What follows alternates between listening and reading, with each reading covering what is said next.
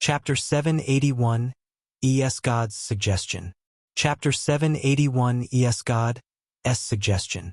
The viewers at the scene and in front of their screens could not calm down for a long time, watching as the Black Star Army's fleet left.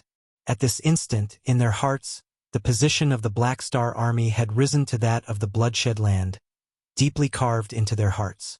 During the return journey, Han Xiao made a detour and stopped by a fixed star in order to test out the effectiveness of Stellar Furnace Cultivation. He told the fleet to pause for a moment whilst he flew over to the surface of the fixed star. Without donning his mechanical suit, the strong infrared radiation and high temperatures directly hit his body.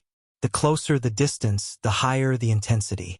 When he had reached a certain distance, the words, Stellar Furnace Cultivation, on his interface lit up, signaling that it was able to be used. After spending millions of experience, Han Xiao began his first cultivation session. The energy in his body boiled up instantly, frantically absorbing the energy that was radiated by the star. His skin turned red, and the brightness continuously rose. That's right. I should activate radiation absorption as well. At this moment, a stream of radiation shot out from the fixed star straight toward Han Xiao, resembling a crimson tsunami. Han Xiao did not avoid nor retreat, but rather allowed the fixed star radiation to engulf him. His HP dropped a notch. Under the high temperature, his HP decreased without stopping, but it very quickly filled up once again using his energy. The effect of the Stellar Furnace Cultivation would depend on the length of his stay on the star. The reason it was classified as a high-level cultivation method was because there were practically no grade as that could survive on a fixed star, but with the current fleshly body of our great mechanic Han, he could live on this fixed star till he died of old age. This is literally taking a bath among the stars. Han Xiao played with a lump of stellar energy from the fixed star, rolling it on his chest like bubbles as he roared in laughter.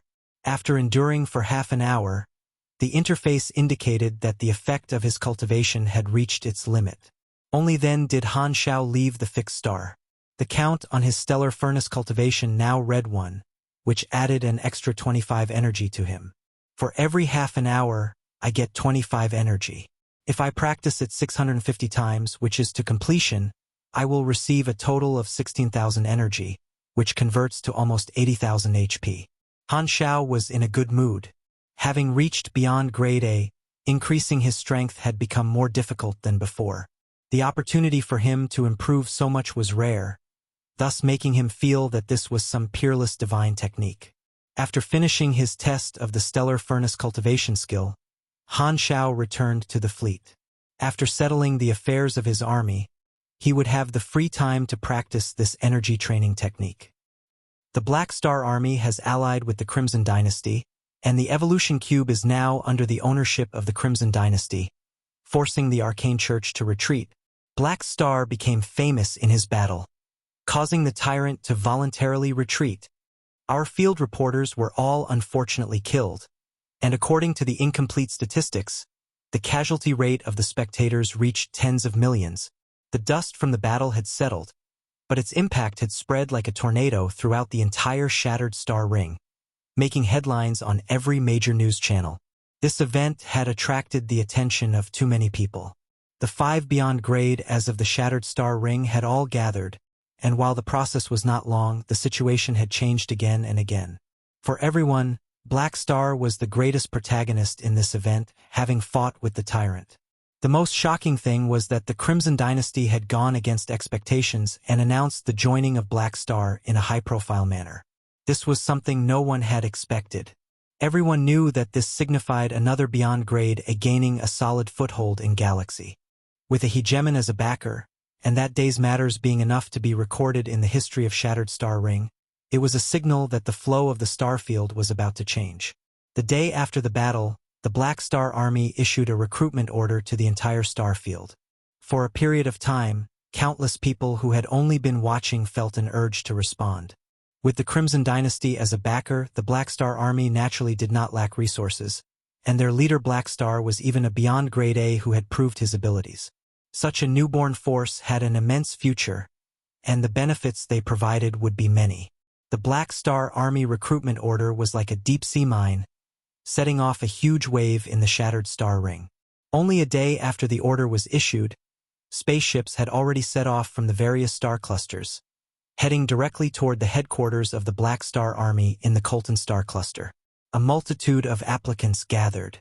This was the largest recruitment in the history of the Army. Philip received tens of millions, or even hundreds of millions of resumes and application forms every day. Many organizations in the Shattered Star Ring also threw out olive branches to the Black Star Army. You want to merge under my name and let me be the chief of the Mercenary League? That's not a problem, but you must continue to be responsible for the daily affairs. Yes, that's roughly what it means. We can do it this way. When the time comes, we'll jointly declare to the star field that the Mercenary League is now anchored under my name. After ending the call with Eurasia, Han Xiao pinched the bridge of his nose. He had already lost count of how many organizations had contacted him over the past few days and proposed such requests. Some of his mercenary allies wanted to take advantage of his renown, but this mainly went for organizations that were closer to him. For example, Serbia the 5th of Godora had called the day before, explaining that he wanted to organize another political visit. He hoped that the Black Star Army would not relocate its headquarters as well and stay near Planet Golden Gate. Because of the existence of the Black Star Army, Planet Golden Gate had ushered in a period of explosive development in its recent years. With its original purpose as a transportation hub as well, the economy had become extremely prosperous. Serbia the 5th also wanted to invite Han Xiao to become an honorary officer of Godora. But the intention behind this was too obvious, and he was directly rejected by Han Xiao. A Golden Gal badge was good enough for him, and the position of honorary officer would affect the position of the Black Star Army. A star system-level civilization could not satisfy Han Xiao's appetite. With a godly support tool like the evolution cube in his hands, he had to watch which civilizations he chose to integrate with. Thus, it was not suitable to take such a clear stand with Godora. The many civilizations in the Colton Star Cluster had also contacted him, of which a majority were those whom he had received mining rights from. Now that he had established his position through the battle with the tyrant, those civilizations were trying to deepen the connection they had. In addition to gaining a Beyond Grade A as an ally, it was more because they lusted for the evolution cube. Their alliance contract had a change in terms, which included expanding the mining area of the resource planet, allowing them to establish more branches and so on. To summarize, each civilization basically took out a large slice of their own benefits and distributed it to Han Xiao, accepting him as a high-level power in Galaxy. However, regarding the agreement on the evolution cube, Han Xiao had left the other civilizations on hold and did not lock it down immediately. With something as good as the evolution cube on his hands, he did not intend to rush into obtaining benefits immediately. Since he had the seller's advantage, he might as well take his time to decide. Another issue was that many small organizations were requesting to merge with the Black Star Army. There was no shortage of organizations that were helmed by calamity grades.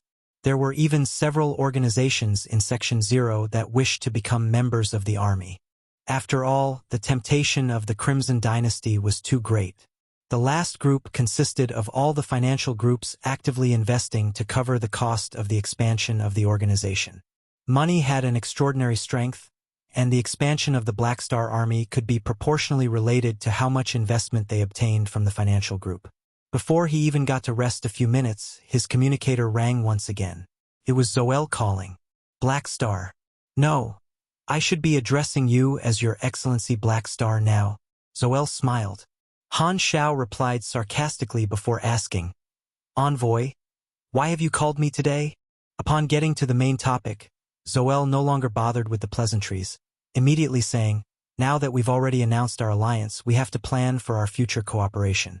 As for your alliance, the dynasty has decided to first settle the matters of the Shattered Star Ring, which is your secret war. Interesting. Han Xiao raised his eyebrows.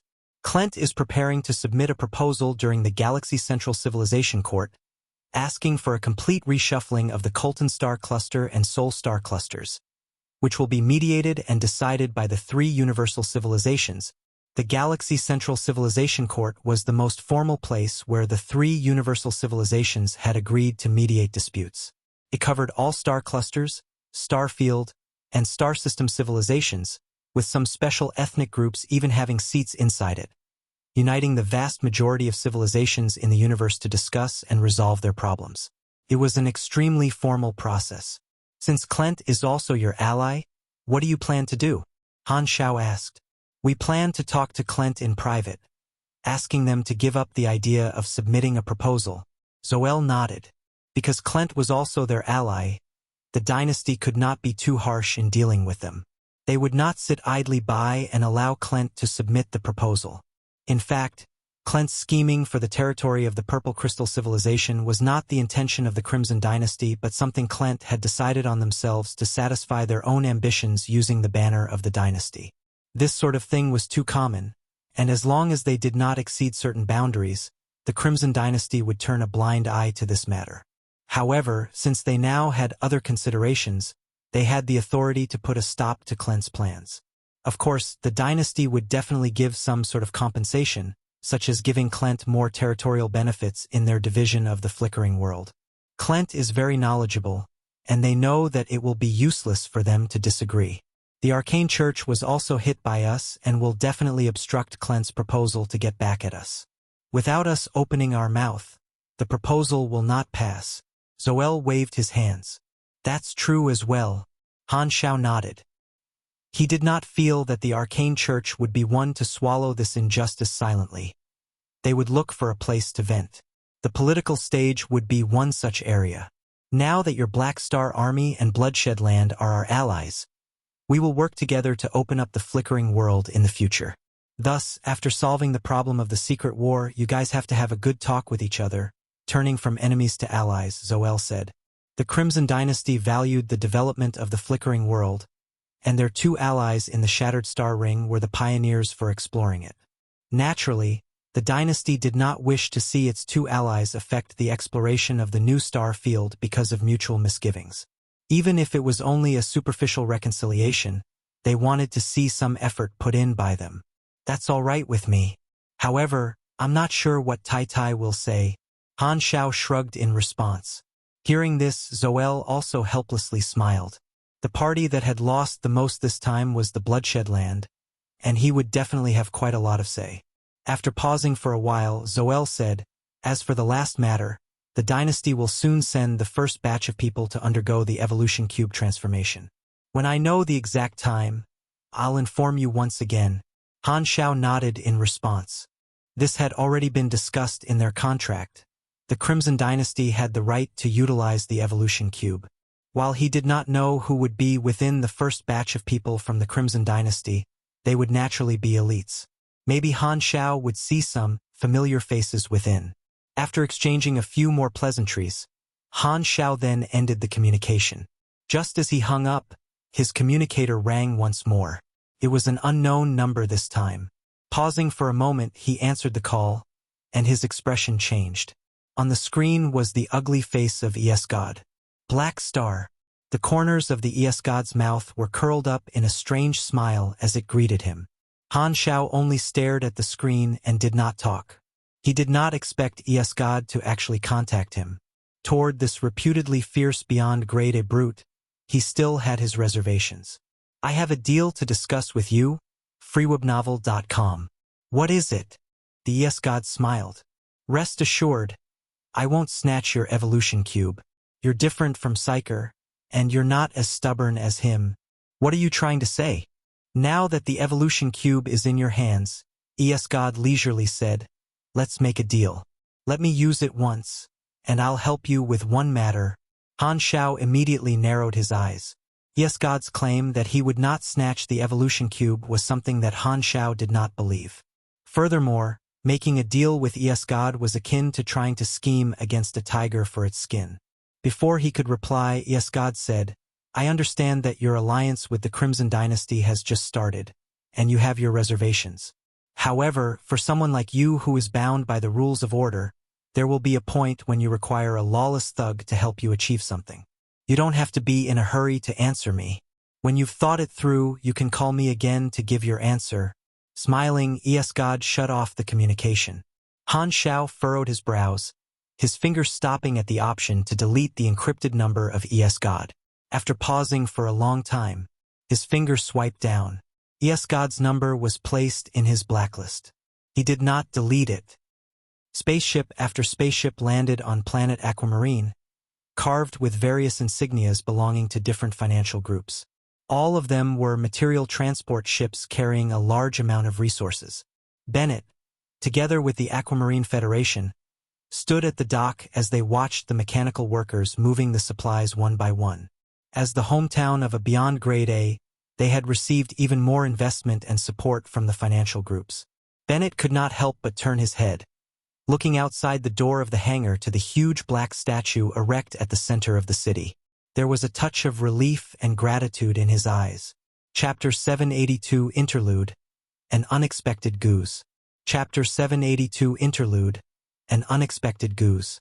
The headquarters of the Black Star Army started to get lively. In the following half a month after the recruitment order was issued, countless spaceships flew into the headquarters to pay them a visit. All of them were candidates that had been vetted by Philip and the Alliance, and they went to the headquarters to meet Black Star and await the final review of the Army commander. While the fleet that had gone for the battle had yet to return to the headquarters, all the new members were orderly lined up in the satellite base's outer layer, awaiting Black Star's arrival. If one looked up from the surface of planet Golden Gate, they would be able to see another ring somehow materializing around the Black Star Army's headquarters. The headquarters seemed to have a ring of stars that consisted of spaceships shining like bright mist. Yet another batch of new recruits is coming in. Within one of the metal strongholds in the headquarters, the drill sergeant, Brock, who was supervising the training of the reserve members, looked out at the spectacular sight outside the porthole and could not help thinking back. Brock had joined the Black Star Army more than a decade ago. He had witnessed the history of the Black Star Army, how it had grown from an ordinary mercenary group into the behemoth that was allied with a universal civilization. With Darkstar having long been annihilated, the problem with discrimination in Godora was also beginning to settle down. The mixed Godorans were gradually returning to the embrace of the Godoran civilization. With no goal to fight for, Brock thus buried his past and decided to conceal his identity as a Darkstar spy, completely devoting himself to the Black Star Army. Brock, however, was unaware that Han Xiao had known of his identity since the beginning. However, with Darkstar having vanished, there was no need to settle debts with this obedient spy, so he had left him to his work. While working in the Black Star Army was tough, after abandoning his identity as a Darkstar member, Brock's attitude became more relaxed. He began to fall in love with the process of grooming batch after batch of warriors and soldiers. Under the care of Han Xiao, he had served for a decade as a drill sergeant and had long become accustomed to his role. He could be considered a veteran in the army and was also the top person in the Godoran faction within the army. Due to the popularity of the Black Star Army in Godora, many of the Godorans chose to work in the army and formed a Godoran faction, which was just one of the many factions in the army. With the current size of the Black Star Army, there were naturally many smaller factions within. Just as he raised his head to observe the spaceships hovering in the air, there were also 3 passengers in a ship staring intently at the headquarters of the Black Star Army within the huge group of spaceships outside the headquarters. This was a small, standard spaceship commonly found in Galaxy, completely unassuming. Can we really blend in with them? The Black Star Army personnel won't be so negligent, right? A man with thick eyebrows and big eyes had a hesitant tone as he spoke. He was a humanoid species, with smooth and bright silver skin, wearing a black cloak. Inside the black cloak, his exposed skin could be seen, covered in complicated and delicate magic lines. Other than that, there's no other way about it. If we want to see that person, we can only enter the Black Star Army headquarters, another person said. This person was a mixed race with red, dragon-like scales on both his cheeks. He was a burly man about 4 meters tall, wearing a simple metal vest that exposed the knotted muscles on his arms. Relax, even if we really get exposed, we can masquerade as people trying our luck to join the Black Star Army. They'll at most chase us away. There won't be any danger. The last person leaned against the wall as he spoke. He wore a tight combat suit, with 2 pairs of arms extending from his shoulders. One of his upper arms was placed behind his head like a pillow, while the other played around with a silver alloy dagger. The lower arms were placed akimbo on his waist, giving him a lackadaisical air. These three were not new members of the Black Star Army like the others. They had different objectives, and they seemed to be led by the silver-skinned guy who had spoken first. At this moment, in the starry sky outside the porthole shone a sudden stream of light approaching them and stopping over planet Golden Gate. It was the Black Star Army that had returned to the headquarters. Wow! So many new members. Seeing the ring of spaceships, Han Xiao's eyes sparkled. This is only the first batch of recruits. They're all waiting here for you, Master. In Han Xiao's neural-connected quantum network, Philip started to bubble. His small body was lying at the extremes of Han Xiao's field of vision, with only his head popping out in his vision. I suggest sending a mechanical army to test the actual combat capabilities of these new members. Unqualified people will not be eligible to join the troops of my master. On the other side, the usually quiet and solemn artificial intelligence Sparta also revealed his body. He was wrapped in heavy armor, and his face could not be clearly seen. Only a single cold-looking eye was revealed, and his voice was husky and powerful. With Han Xiao's virtual technology skill tree having been completed, he had studied the data structure of Rista and given his artificial intelligence the ability to think for themselves, as well as unique personalities. This would be used to improve his computing power, as his brain would be connected to them through the quantum network at any time.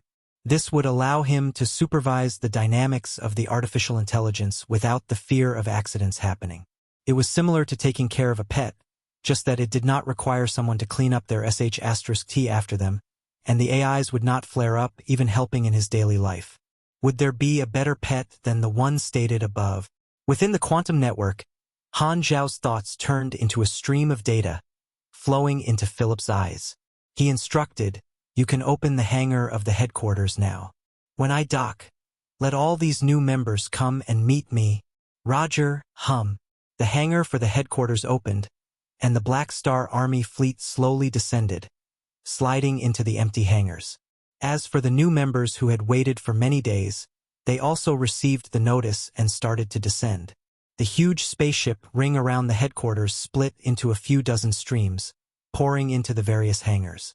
Numerous mechanical assistants were activated to receive all the new members.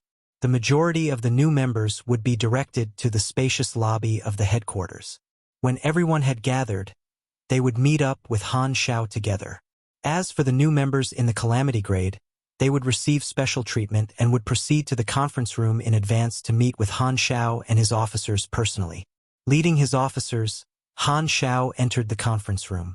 Within were more than 10 people, and their gazes all shot toward him the moment he entered. All of them stood up immediately. "Your Excellency Black Star, Army Commander." They all saluted, excitement filling their faces. They were the first batch of Calamity grades to be admitted, coming from different star systems. This was the first time they had personally laid eyes on their new Beyond Grade A leader, which made them extremely emotional. In the eyes of the ordinary, reaching the Calamity grade was already something unbelievable, but when faced with a Beyond Grade A, the majority of the Calamity grades had the same feeling as when an ordinary person faced them. Furthermore, there was also another layer of yearning and longing. Han Xiao smiled. "Hello, everyone." After becoming a Beyond Grade A super, not only had he advanced in strength, his horizons had also widened.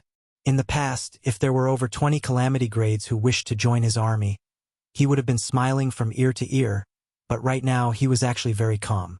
He could at least endure till there was no one around before he burst into laughter. While the fame of a Beyond Grade A was appealing, a Calamity grade could also be considered a high-end combat power. Many of the Calamity grades were unwilling to join under other forces. Even though he was a Beyond Grade A, Han Xiao would never look down on Calamity grades. Recruiting more than a dozen high-end combat personnel this time was the highest record ever for the Black Star Army. Han Xiao chatted with the dozen or so Calamity grades, motivating them. These recruits were the top combat force and would be his officers in the future. Because the size of the army was too huge, Han Xiao did not have the time to check the attributes of every single new member. Thus, he only focused on the stronger newcomers, which were precisely these Calamity grades.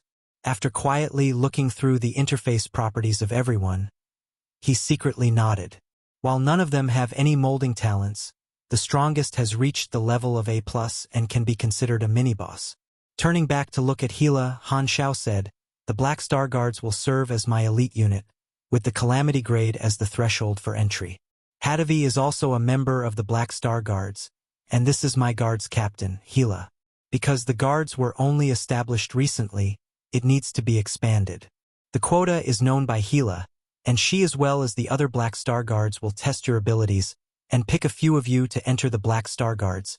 The eyes of the Calamity grades lit up. The Black Star Guards were obviously the bodyguards of Black Star and would follow him around. The temptation of this position was not little at all, and compared to the benefits they would obtain as ordinary officers, they looked forward more to learning from the experience of a beyond grade A, allowing themselves to be stronger. After all, earning money at their level was pretty easy, and the attraction of material enjoyment was quite limited. What they pursued was more of a promotion in realms. The Black Star Guards took the 10 or so Calamity grades away, and Han Xiao led the rest of his officers to welcome the new members. However, Philip suddenly started emitting bubbles again. "Master Hum, I discovered a spaceship with no verification. There are 3 people on board the spaceship who do not have an invitation. They're not new members joining our army, nor is their data present in the database. Their identities are unknown, and they are situated in hangar number 6. Do you want to look through their information? Oh, they might be here to fish in murky waters and try to be accepted into the army. You can just chase them." Before Han Xiao could finish, the image of the trio was transferred to his mind, and he suddenly paused, his eyes growing wider. Seeing that Han Xiao did not reply, Philip tilted his tiny head to the side, prompting him. "Master!" "Who?" Han Xiao let out a long breath, his eyes flashing as he changed his order. "Don't stop them. Let them enter and pretend you are unaware of their identities. Just activate the surveillance within the army and constantly lock onto their positions." Roger that. After disconnecting from the quantum network, Han Xiao stroked his chin, his eyes narrowed. "To think that these 3 thugs dared to show up in my territory at this moment. It seems that the butterfly effect I'm causing is spreading. There's an 80% chance that they're here for her." The spaceship entered and stopped at the dock. The trio, Silverskin, Dragonscale, and the 4-handed man set foot on the crowded dock, looking around. Freebnol.com. There were none of the anticipated alarms, no mechanical assistants waiting to confirm their identities, and no one coming over to escort them. They had entered so easily. The Black Star Army's security measures are too lousy, as good as non-existent. The 4-handed man pouted. "Even my mother star that is about to be destroyed by the crazy scientists is safer." Silverskin was a little uneasy, softly saying, "We'll blend in first before looking for a chance to split off and act. Don't get caught." "Okay." Dragonscale nodded. Silverskin then squeezed his fingers as he murmured, "Hopefully, we can find the rumored Rosalind here." Chapter 783 Celebrities of the Future. Chapter 783 Celebrities of the Future. All the new non-Calamity grade members gathered in the main hall of the headquarters. It was filled with people. The roof of the hall suddenly opened. The army officers descended from the sky and landed on the most conspicuous stage in the hall. They stood in a row and looked around at the millions of new members below. "That's the Army's chief administrative official, Sylvia. Beside her is the fleet chief commander, Herluz. They're both seniors under Black Star's command. That's the Army's vice captain, Logie. They say he's the strongest person under Black Star's command. Hadavi became one of Black Star's guards some time ago. He should be the strongest. Why aren't the Black Star Guards here?" In the many years of fighting the secret war, the various officers of the Black Star had earned a name for themselves. The new members in the hall all recognized these officers. This time, a flash of light appeared on the stage. Han Xiao walked out of the void dimension and nodded at the millions of new members. The people under the stage focused. Facing a beyond grade A, most people were both excited and nervous. "Welcome to the Black Star Army." Han Xiao scanned through the hall filled with people and started his speech while his thoughts drifted to the 3 unwelcome guests. While presenting his welcome speech, He watched the images on the surveillance cameras and focused on the whereabouts of those three people at the same time. They had already found Rosalind. Rosalind was special among the army officers. She was the cultural instructor. Due to her unique ability, she rarely appeared in public and usually gave people lessons in the army training camp. After returning with the fleet, she did not follow Han Xiao to show herself in front of the new members but directly returned to her room in the training camp in the headquarters. However, on her way, she was stopped by three people. "What do you want?" Rosalind slightly raised her brow. Rosalind sized up the silver-skinned man, the man covered in dragon scales, and the four-armed man. "Let me introduce myself. My name is Edmund, and these two are my friends. The buff one is Cade, and the four-armed one is Haywall," the silver-skinned Edmund said. The man covered in dragon scales, Cade, nodded as a greeting. The four-armed Haywall waved his hands. Rosalind narrowed her eyes and suddenly said, "You're not members of the army, are you?" "Yes, but we mean no harm. We just hope to have a talk with you." Edmund lowered his voice. "You'll definitely be interested." After a period of silence, when Edmund felt a little anxious, Rosalind slowly nodded. "Okay, follow me." Then, she turned around and led the way. Delighted, Edmund took his two friends and followed behind. When they came to a corner with no one around, Rosalind stopped and turned around. "Tell me, what do you want to talk to me about?" "The three of us are from the Sea of Star Spirits. We're planning to build a career, and we hope to invite you to join us." Edmund got straight to the point. "Interesting. You came to the Black Star Army's headquarters and tried to recruit a beyond grade A's officer. You have some guts," Rosalind mocked. "Tell me about your so-called career." "Don't disappoint me." Edmund licked his lips, lowered his voice, and said, "We want to overthrow the three universal civilizations." Rosalind's smile stiffened. "Allow me to confirm something." Rosalind's lips twitched. "You're not mental, are you? I know this sounds unbelievable, but this is indeed my aspiration." Edmund's tone started to get a little elevated. "The three universal civilizations have ruled the galaxy for way too long. In order to maintain their ruling position, they toy with the rules that they set under the name of maintaining order, eliminating the future of countless races." Rosalind frowned. "But it's also thanks to those rules made by the three universal civilizations that the universe is as peaceful as it is today. If they disappear, countless civilizations will start a war to become the ruler that will spread across the entire universe. Quintillions of lives will be lost in the flames of war, only for new rulers similar to the three universal civilizations to be born in the end. What's even worse is that maybe all civilizations will be destroyed. Don't you know that?" "I do. This is the price for overthrowing the current rules, but..." Edmund took a deep breath. "That's what a revolution is. A revolution is to create a better era, but the era now is peaceful, lives are decent. Since people can still live well, why do you want to revolutionize? If you really overthrow the three civilizations, can you promise the future will be better than now?" "No one can promise what will happen in the future. Whether a revolution will create a better era or not, I don't know. But I'm not willing to deliberately ignore the problems of today because I can't let go of the peace and watch the wrong things continue to exist without doing anything." Edmund shook his head. "In this era, resources are rich. More than enough to feed everyone even if they choose to do nothing in life, have no motivation, act like walking bags of meat. The basic resources are no longer our reason to start a revolution." Rosalind narrowed his eyes. "Then what do you fight for? For those races you said are oppressed? Or for your own ambition?" Edmund shook his head. "Neither.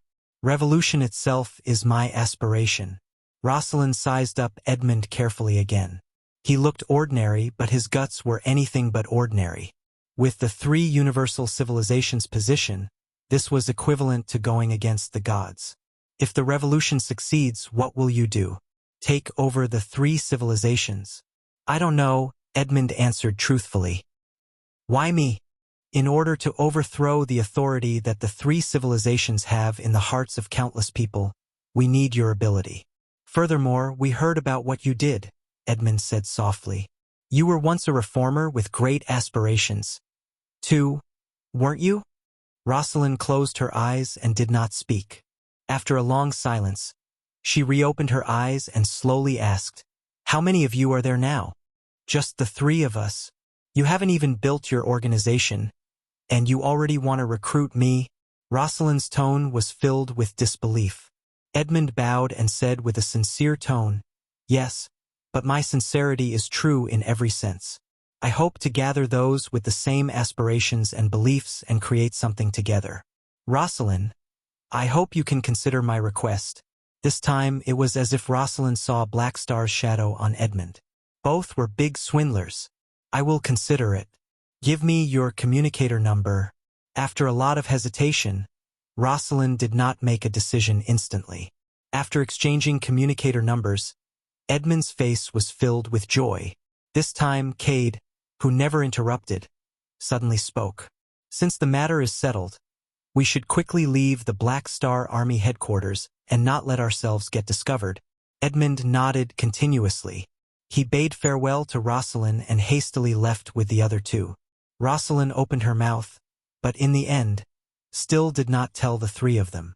They thought that they had snuck in here, but Black Star Army's surveillance system had undoubtedly discovered the three of them long ago. In the headquarters, nothing could be hidden from Black Star. She just did not know why no one had gone to catch these three all along. This was why Rosalind had been curious since the start. Did Black Star purposely let the three of them in? Beep. At this time, Rosalind's communicator suddenly rang, and Philip's voice sounded. "Master wants to see you, hum."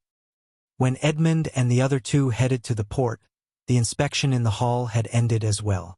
All the paths were filled with people, and it became boisterous. The three of them were relieved. With the crowd as a disguise, they felt that the chance of them being discovered was much lower. When they passed by the hall, Han Xiao had yet to leave. The three of them gave him a quick glance and immediately looked away, not daring to attract Han Xiao's attention. They then left along with the crowd. They came to the dock, retrieved their spaceship, and left the Black Star Army. Only then did Edmund finally relax. "This doesn't feel right," Cade suddenly said with a frown. "Our infiltration was too easy." Even Haywall, who complained at the start, felt that it was strange. The Black Star Army's headquarters defenses can't possibly be this easy to penetrate, can they? If we were killers, we might have already killed a few officers. The three of them could not figure it out at all. There was no way they would ever think that Han Xiao had deliberately let them in. From their perspective, they were just a few ordinary people.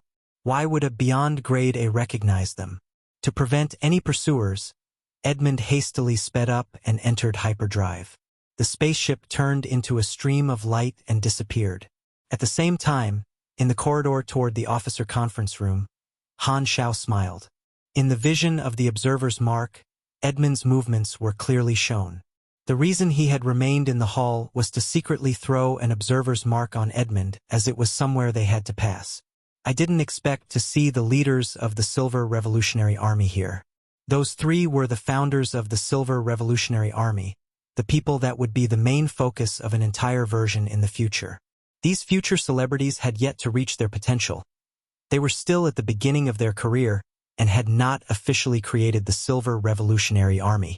Edmund was a restless revolutionary, a challenger of the authority of the three universal civilizations. The him now might have no idea how much he would achieve in his career. Taking Rosalind in was one of Han Xiao's bets. But to his surprise, this really turned out to attract the Silver Revolutionary Army, the core members even. Han Xiao decided to watch things unfold and not eliminate Edmund and the others. He had no conflict of interests with the Silver Revolutionary Army. Plus, they might even become one of his chess pieces. Edmund and his friends were very weak. Killing them was a piece of cake for Han Xiao. However, eliminating the Silver Revolutionary Army storyline in advance would not benefit him in any way. If he went to tell the Crimson Dynasty that he had killed a group of people that would one day shake their authority, the Crimson Dynasty's response would just be one word: okay. Hence, Han Xiao did not chase Edmund away. He planned to establish a positive relationship with the future Silver Revolutionary Army.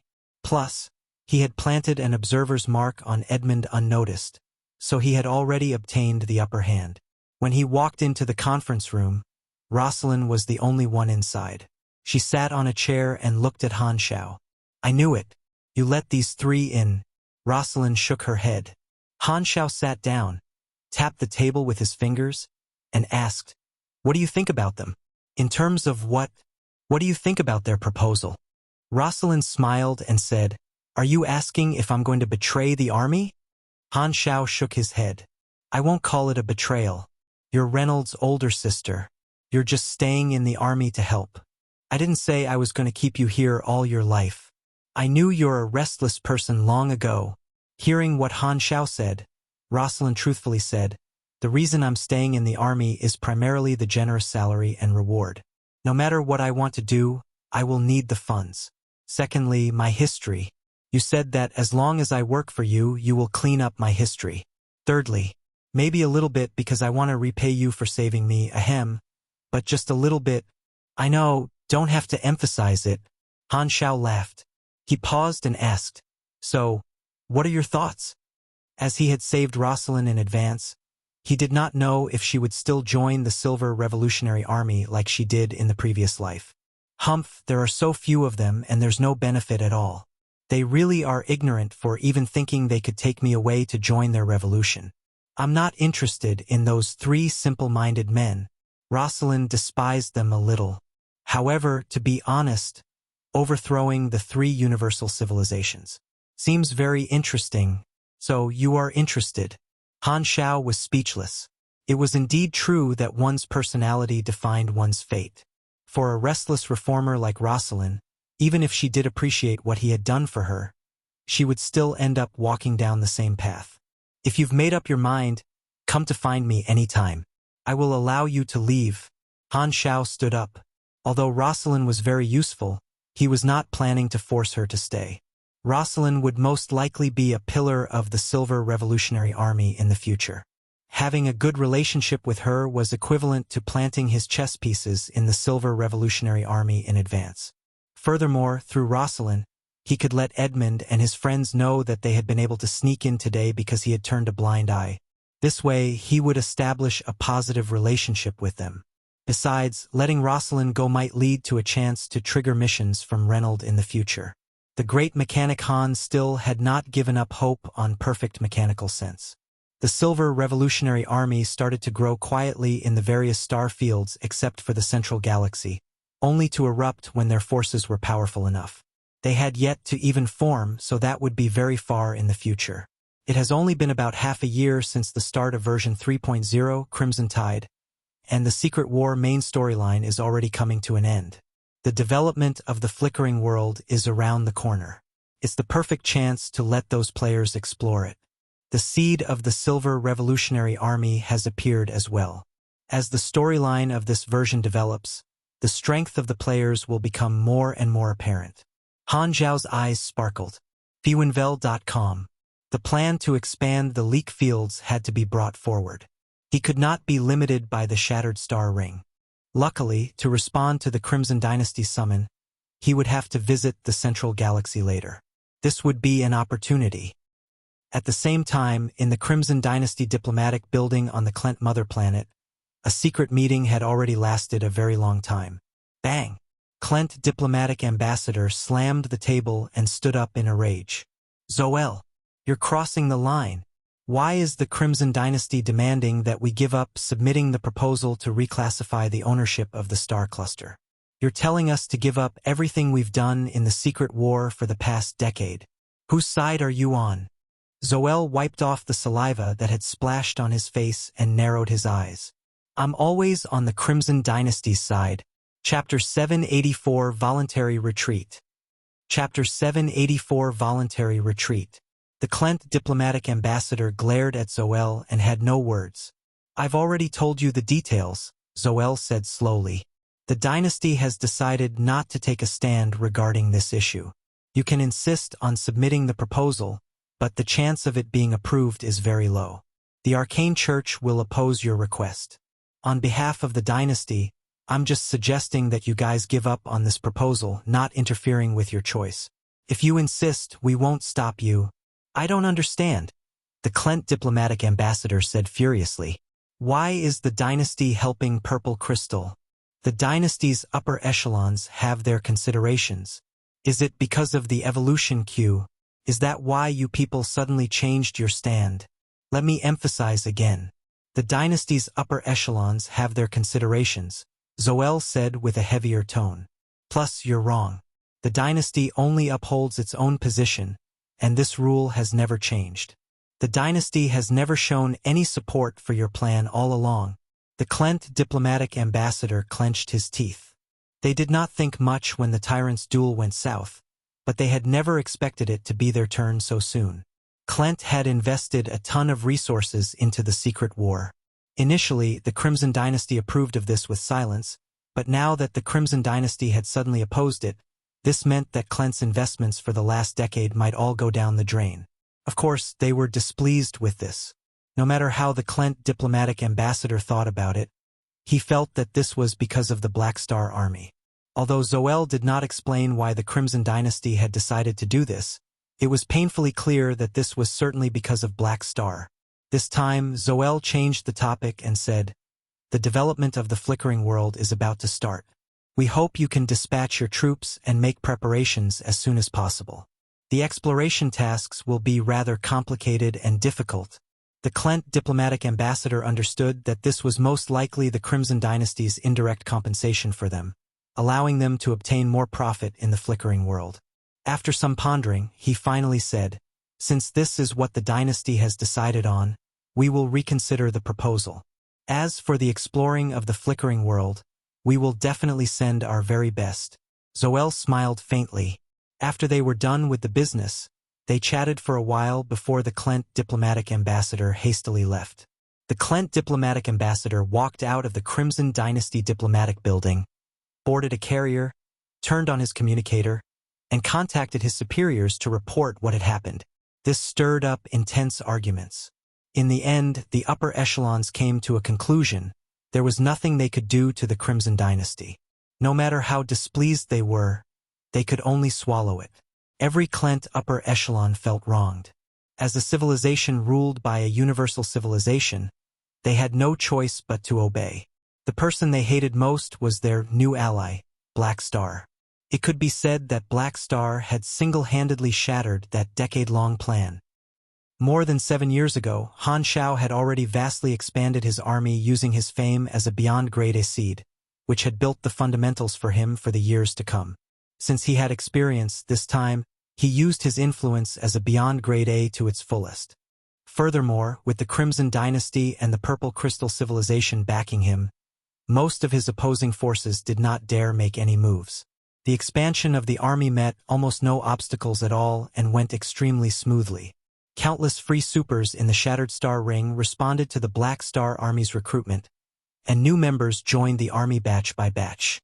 In just a short time, the size of the Black Star Army skyrocketed. Now there were more than 300 million members of the Black Star Army across the various star systems in the Colton Star Cluster. There were tens of millions of Grade BS and more than 40 Grade A supers.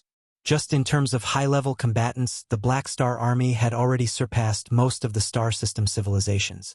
With Han Xiao's influence as a beyond Grade A, the Black Star Army expanded extremely quickly. With the investments from the many financial groups and the support from the Purple Crystal Civilization, Han Xiao had more than enough funds to support this quick expansion. He threw an outrageous amount of money into the logistics department to build more battleships as well as new satellite bases so that he could have more divisions within the Colton Star Cluster. While the Black Star Army was expanding at an astonishing speed, the galactic residents of the Shattered Star Ring were all paying attention to the aftermath of the duel. What they were interested in was what impact the Black Star Army becoming a Crimson Dynasty ally would have on the Secret War. The Secret War had recently entered a ceasefire. After the duel, be it the Bloodshed Land or Section 0, neither started any conflict. It was oddly quiet. Countless galactic residents were paying attention to the Secret War and saw it as a sign. According to the current situation, the next turn of events in the Secret War would indirectly represent the result of the battle. At this crucial time when everyone was expecting something to happen, a piece of news exploded from the Secret War that caused a sensation in the entire star field. Without any battle, without any announcement, out of nowhere, the Bloodshed Land gave up all their strongholds in West Wind, Kaya, Chaida, and the border star systems, voluntarily retreating out of the Colton star cluster. When the information spread, all the people that were paying attention to the secret war were shocked. The bloodshed land represented Clent's stand. Retreating voluntarily meant that Clent had given up their invasion plan, given up the results of the past decade. This meant that Purple Crystal had won this war effortlessly. The secret war, which had lasted an entire decade, had ended just like that. No one knew what agreement the two sides had made in secret. In the eyes of an outsider, the Black Star Army becoming the Crimson Dynasty's ally definitely had something to do with this.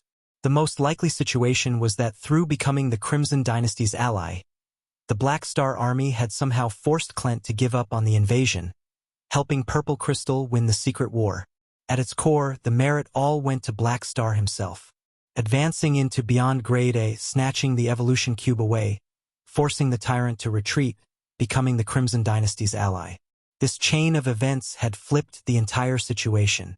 This meant that Black Star had ended the secret war single-handedly.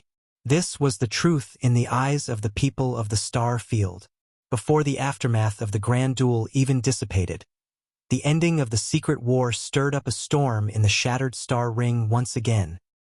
Grade S Faction Mission Secret War. Section 0 completed. Mission rating: unbelievable. You have received 6 billion experience, random reward *5, plus 40,000 purple crystal contribution points, and plus 1 legendary point. Star Cluster Legendary Point, Colton Star Cluster Star of the Secret War. You have contributed tremendously to the Secret War. The people of the Purple Crystal Star Cluster will remember you for what you have done. You have received 2 political assets. Political asset, 2 Purple Crystal Civilization. You are loved and admired by the people of the Purple Crystal Civilization. When trading with Purple Crystal Civilization citizens, you can buy at lower prices and sell at higher prices. The Purple Crystal Civilization is willing to listen to your requests. You can make suggestions to the Purple Crystal Civilization's government directly. According to the rationality of the request, there's a slight chance that the Purple Crystal Civilization will fulfill your request. This is a symbol of political influence. Your achievements are praised in the universe. When interacting with certain organizations or characters, plus 45% favorability gain rate. You have valuable experiences, plus 45% experience gained from all sources. Remarks: your relationship with the Purple Crystal Civilization has to be at reverence for the above effects to take place. Dungeon creation. Secret War. The Secret War main storyline mission finally ended. On the closest fixed star from planet Golden Gate, the burning fixed star energy surrounded a man. In the free time he had during the army's expansion, Han Xiao had been training Stellar Furnace Cultivation. He was just taking a bath in the fixed star. Only when the chain of notifications popped up from the interface did he finally discover that the secret war had ended. His mind connected to the quantum network and found the news about the bloodshed land retreating in an instant. Smiling, Han Xiao's eyes sparkled. Looks like Zoel carried out the terms and convinced Clent. It's much quicker than I expected. Clent was rather decisive in directly letting the bloodshed land retreat, but Han Xiao knew that Clent was certainly resentful.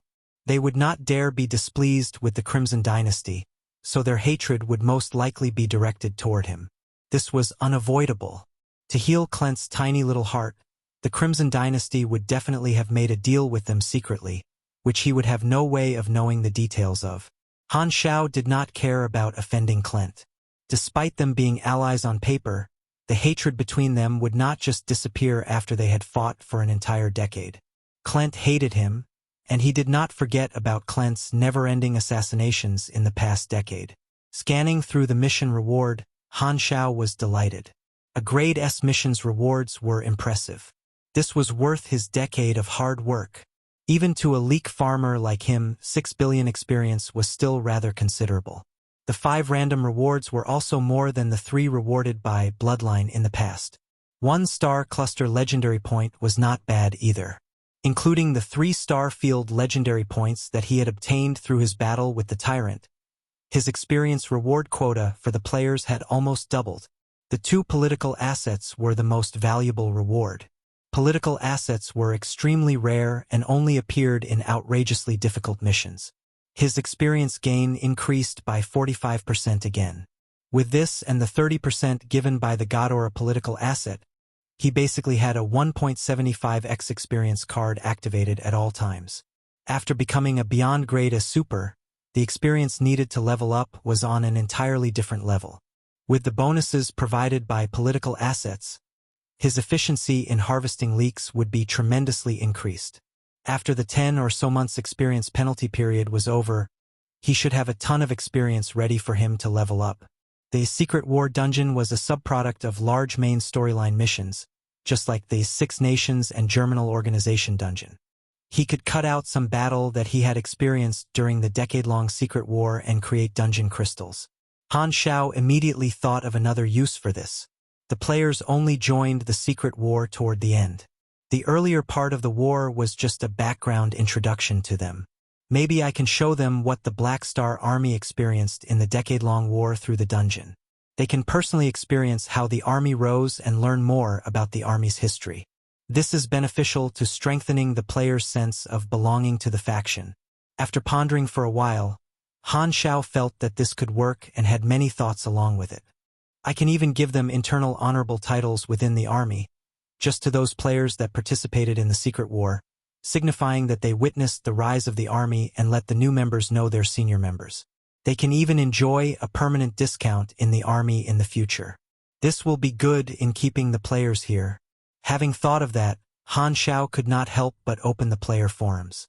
He had obtained the Secret War main storyline 10 years in advance, so his rating being high was certain. Furthermore, winning the Secret War increased the mission rating, not just for him but for all the Black Star Army players. Han Xiao wanted to see how the players on the forums would react to this. Chapter 785 Forums, Response and Themed Episode. Chapter 785 Forums, Response and Themed Episode. As soon as he opened the player forums, 2 top posts marked Hot entered his sights. The new Galaxy Times episode and Bun Hit Dog's video. Both of those mentioned him, and the Galaxy Times even used his name as the subtitle of this episode. The name of this episode was Galaxy Times, Legendary Leader, Black Star. Yo, the Times made an episode about me. Han Xiao was delighted. The Galaxy Times often introduced large events experienced by the players in the various star fields. Sometimes, they would have an episode focused entirely on some grand event or important person. For example, when version 3.0 started, the Galaxy Times dedicated an episode to analyze the different storylines the Crimson Tide brought to the players in the various star fields. The Shattered Star Ring Secret War was just one of them. If he remembered correctly, although the Galaxy Times had mentioned him many times, this was the first time they had used his name as the subtitle of an episode. It made sense. He was a renowned character that had existed through many versions, and he was also the first person to advance into Beyond Grade A in the eyes of the players. He deserved to have an episode dedicated to him. Han Xiao looked at Bun Hit Dog's video. Its title was Black Star Army Specials, Rising in the Star Field. These 2 videos were the most popular posts at the moment. Han Xiao did not open them immediately. He had a habit of browsing through the other ordinary posts first to see what the other players were talking about. He looked down and countless new posts appeared, almost all about the Secret War main storyline mission.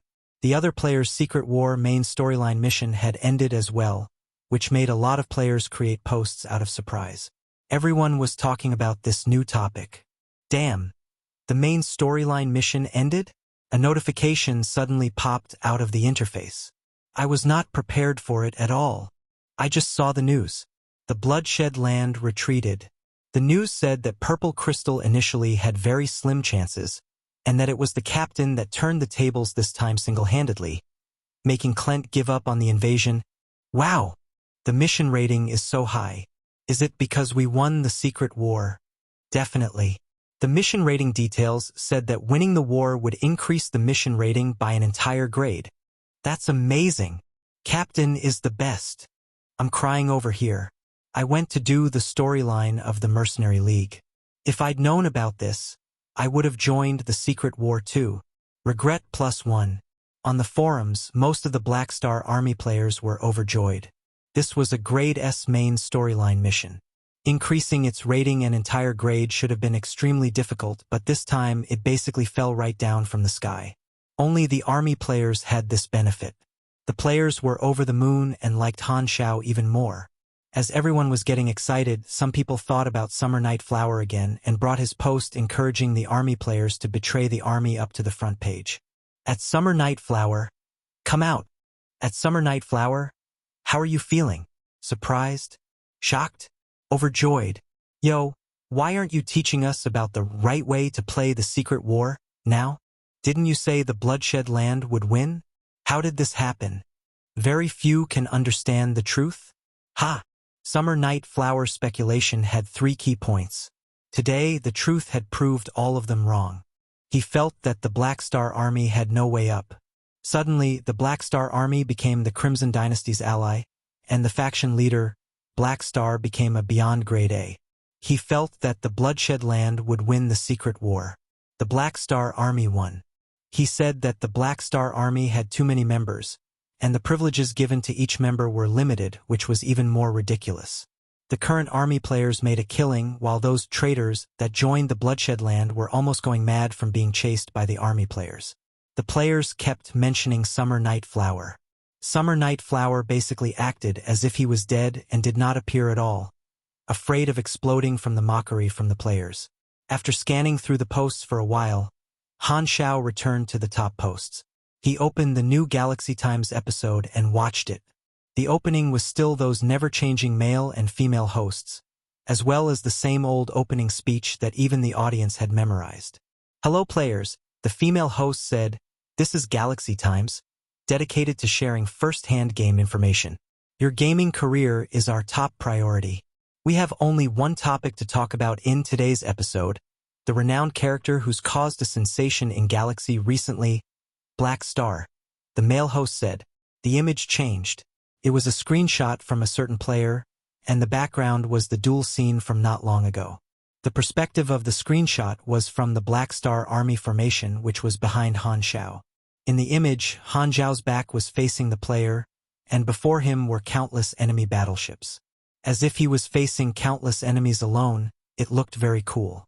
Then, the episode sorted out Han Xiao's life story, introducing the rise of the Black Star Army and the large events experienced by the players. In the Black Phantom era, he stirred up the planet Aquamarine structure behind the curtains, starting a war single-handedly, getting his revenge, and eliminating the Germinal organization.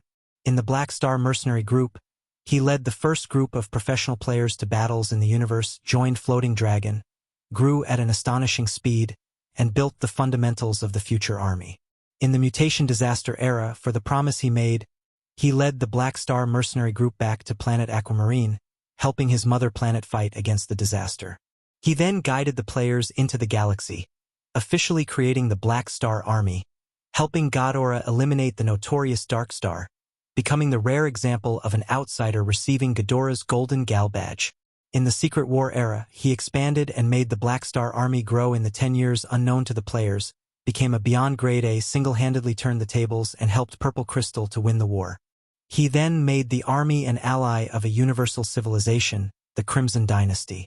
The episode narrated Han Xiao's life story from the player's perspective in a rather official tone, accompanied by some Black Star Army sub-storylines recorded in the Galaxy Chronicles. It even played some players' daily life experience in the army and added some interactive factors to the episode, showing how the players grew together with the army. This episode ended with a conclusive remark. In just more than 20 years, Black Star left his mother planet and created an enormous and astonishing base in the Shattered Star Ring. From the once Black Phantom to the Black Star today, we witnessed his growth.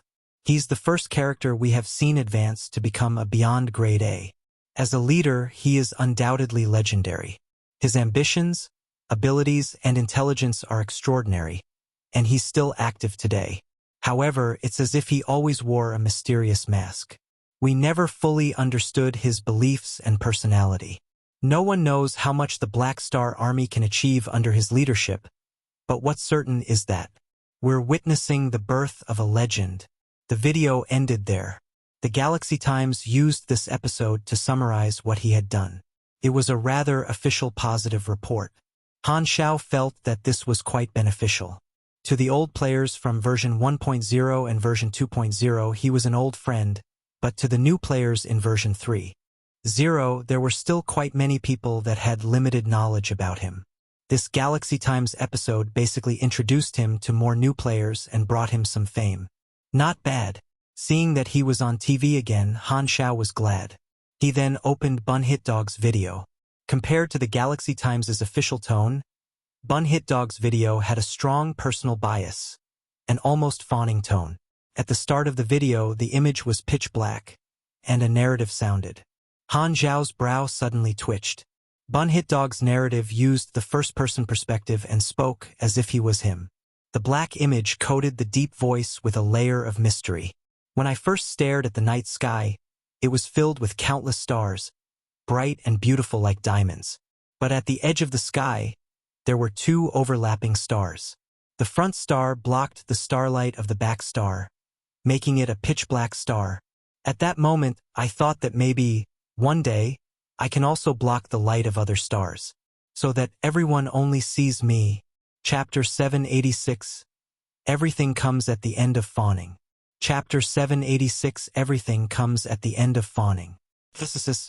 Han Xiao felt a sense of numbness on his scalp. This guy was still remarkable at fawning, and he had learned new tricks.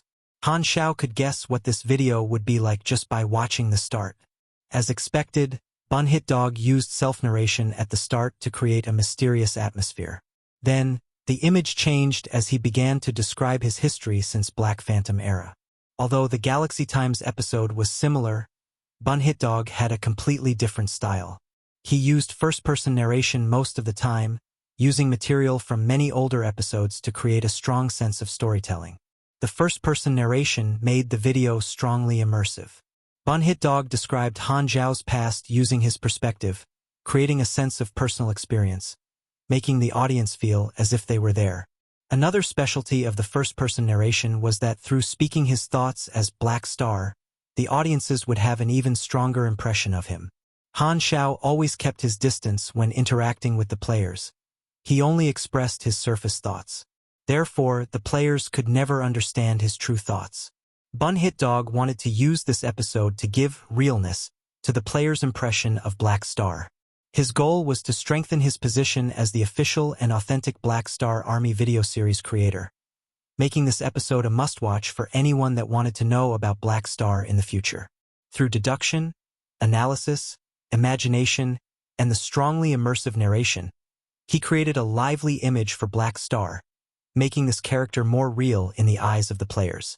To the players, a character-focused episode like this was not a new concept. They loved giving NPCs more direct personalities.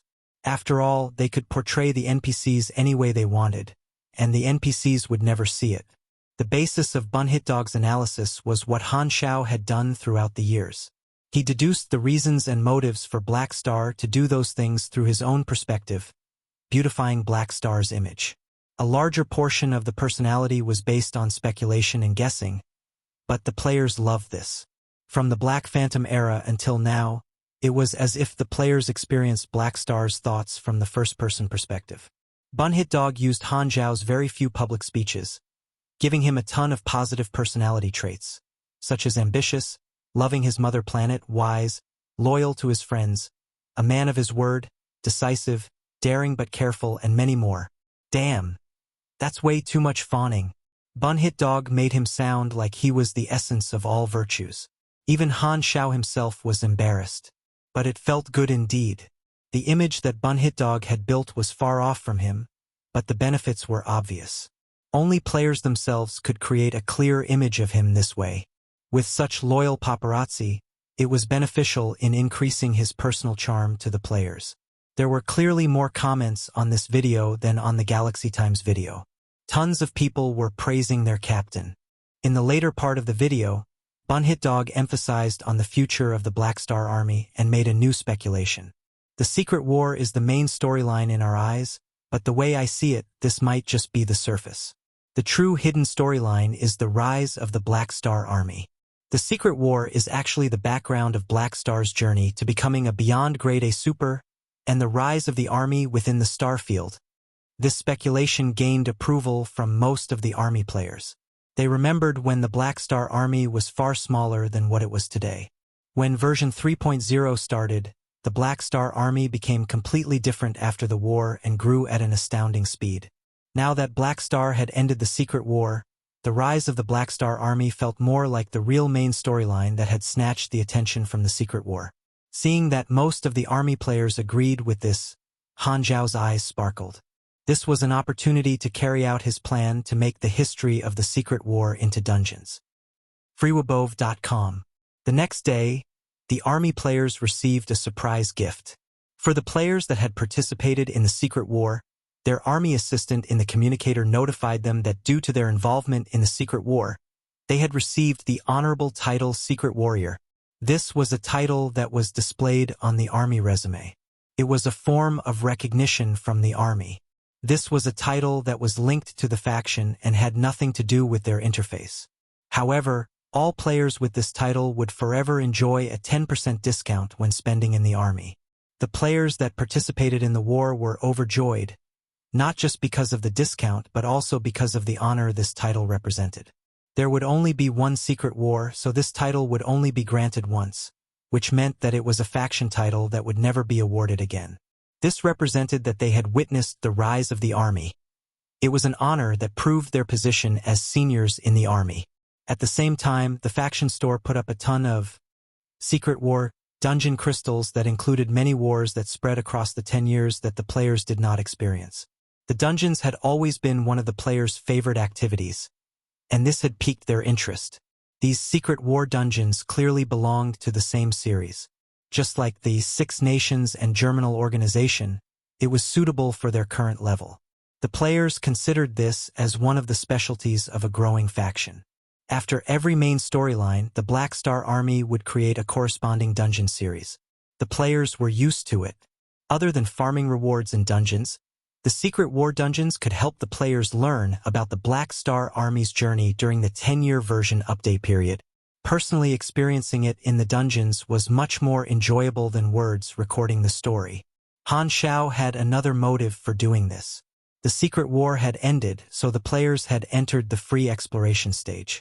By giving out a ton of dungeons at this time, it would give them new things to do to fill the time between the main storylines.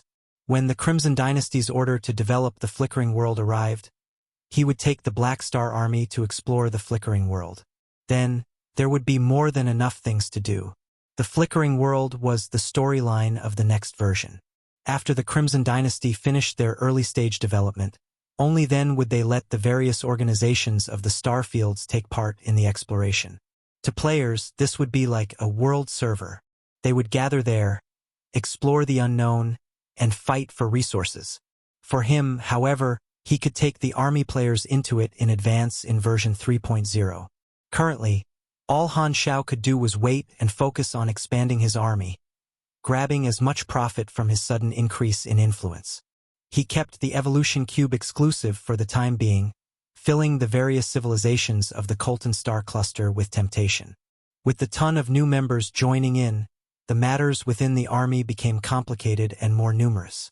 These matters were dealt with by Philip and Sylvia, so he did not have to worry. As half a month passed, most of the members that were willing to join were recruited. The expansion of the Black Star Army gradually started to slow down. All the departments of the Bloodshed Land returned to the Sol Star Cluster through stargates. Your Excellency Tyrant, what are you going to do? Hearing Jord's careful and cautious question, Heber turned around. After what had happened to the duel, he had been keeping a low profile, quietly watching the Black Star Army's expansion. His tyrant name became Han Xiao's stepping stone, and his reputation had been reduced tremendously. This result was too far from his expectations. However, Black Star had become his ally on paper, so it would be impossible to make him a target for building his reputation. The Crimson Dynasty had ordered them to make peace. Heber stayed silent for a while before saying, "On my behalf, send an invitation to the various organizations of the Shattered Star Ring. I'm going to host a new party." Then, Black Star. Jord's heart beat quickly. Since he's the 5th beyond Grade A of the Shattered Star Ring, of course, He deserves to be invited. Heber did not look at Jord's expression and turned around. Chapter 787 Showing One's Face for the Mission. Chapter 787 Showing 1-inch face for the mission. Heber invited me to his party? In the Black Star Army headquarters, Han Xiao glanced with interest at Malekith, who had a strained expression. That's right. His Excellency Tyrant mentioned it. Malekith's hands already had a layer of sweat on them. It was only because both sides had given face to the Crimson Dynasty that they had become allies on paper. However, their relationship remained delicate, as the confrontation of both sides over the decade was hard to resolve. Now that Malekith had come with an invitation letter, this resulted in tension within the enemy camp. Looking at Han Xiao, who was seated on his mechanical throne, Malekith had mixed feelings. He had once tried to recruit Han Xiao, but after more than a decade, he was still the chief vanguard official under the tyrant, whereas Black Star had leapt toward the sky and become a beyond grade A, the same realm as the tyrant. Han Xiao tapped the armrest of his throne with his fingers, deep in thought. He had once attended a party of the tyrants when he was following Ames. This was a party for the upper echelons of the Shattered Star Ring created by Heber, and all the major characters would participate in the show. However, due to his defeat in the war, the tyrant's reputation had taken a hit, and the Bloodshed Land as well as Klent had been silent for a while. Heber was eager to convene a new round of meetings as he had intended to stabilize his position. Since the tyrant wished to maintain his current influence, he would definitely take the chance to invite this new beyond grade A. Or, it could be because Heber was grudgingly agreeing to the request of the Crimson Dynasty, enduring and trying to be nice. Then again, this could also be a Hongmen feast one, but the chances of that were not high. Because the secret war had not ended too long ago, there were still many conflicts of interest. Perhaps this meeting was also to clarify such matters. As his thoughts spun, Han Xiao nodded. Return and tell the tyrant that I'll attend. Malekith breathed a sigh of relief and hurriedly bid farewell. Standing in front of Han Xiao gave him great psychological pressure. The date of the meeting was set a month later. Because the secret war had just ended, Klent also had no choice but to endure their anger to negotiate with Purple Crystal to open the stargates at the borders of the star cluster, allowing both of their star clusters to be reconnected once more. Based on the news that he had heard from those in the Purple Crystal civilization, due to the intervention of the Crimson Dynasty, the negotiations between the two star cluster civilizations had gone pretty well, and they were expected to officially reopen the channels in the next 10 days. In 1 month's time, well, by then, the expansion of the Black Star Army will be almost complete. The Crimson Dynasty will also send in their first batch of elites to accept the blessing from the Evolution Cube after this meeting, so the time is just right. During the expansion, other than practicing Heber's Stellar Furnace Cultivation and reforming his organization, he did not have too many things to do. Thus, he had time to drop by the Tyrant's party to discuss things with the other organizations. At this moment, Harmon suddenly pushed open the door, entering the room. Black Star, I'm leaving, Harmon loudly said. Oh, Han Xiao recalled now. That's right, you're returning to fight for the position of chief, right? Harmon was a main character template for the Luhan Beastman tribe. The Luhan Beastmen were an interstellar civilization, and their brutal tradition was governed by a tribal system where each tribe would control several planets. Their system had a special origin to it. The Luhan Beastmen were not indigenous people but nomads who had been exiled from other star systems a long time ago. They were scattered on different planets in the same area and had developed independently to form different tribes. All of them had the same origin tradition, but due to the long evolution, each tribe now had a different culture. When they finally united as one, they chose to retain each respective tribe's independence, resulting in this system. Their method to select the chief was to randomly throw all their candidates to different planets in the universe, letting them hone themselves in the interstellar area, forming their own war league. When the stipulated deadline arrived, each candidate would take their own war league back to battle for contention of the chief's position. Since the campaign date for Harmon's Rockfall tribe was arriving, his mercenary career was about to come to an end, and he was ready to return to inherit his interstellar tribe. In order to recruit Harmon more than a decade ago, Han Xiao had also joined his war league, and thus this mission was still hanging on his interface. Black Star, You're part of my war league, and you need to come over to help me." Harmon snorted. The Luhan Beastman civilization is located in the Sol Star Cluster. Han Xiao stroked his chin. "It's on the way to the Tyrant's party." "That's good. When the time comes, I'll bring you along." This was an age-old tradition of the Luhan Beastman, and since he had promised it earlier on, Han Xiao was not prepared to go back on his words. When Harmon left, Han Xiao took out his communicator and sent the news to the Dragon Emperor. "Ames, the Tyrant has organized another meeting. Have you received the invite? Come over, we can set off together." Very soon, he received the reply from Ames. "Okay." A few days later, Ames took a spaceship to the headquarters of the Black Star Army. They were now allies, tied to the same thread, and already old friends. There was no need for formalities when meeting each other, and they were very easygoing. Han Xiao only took his Black Star Guards along this time as he left the headquarters. Harmon and his War League were included within, as well as a few players who had accepted the mission of the War League. All of them traveled toward the battlefield together. Since there were two beyond grade as inside the spaceship, alongside a group of high-leveled calamity grades, the lineup could be described only as luxurious. When they arrived at the border of the star cluster, because the stargates that had been closed due to the secret war had reopened, there were countless spaceships present, lining up to bypass the desolate universe belt.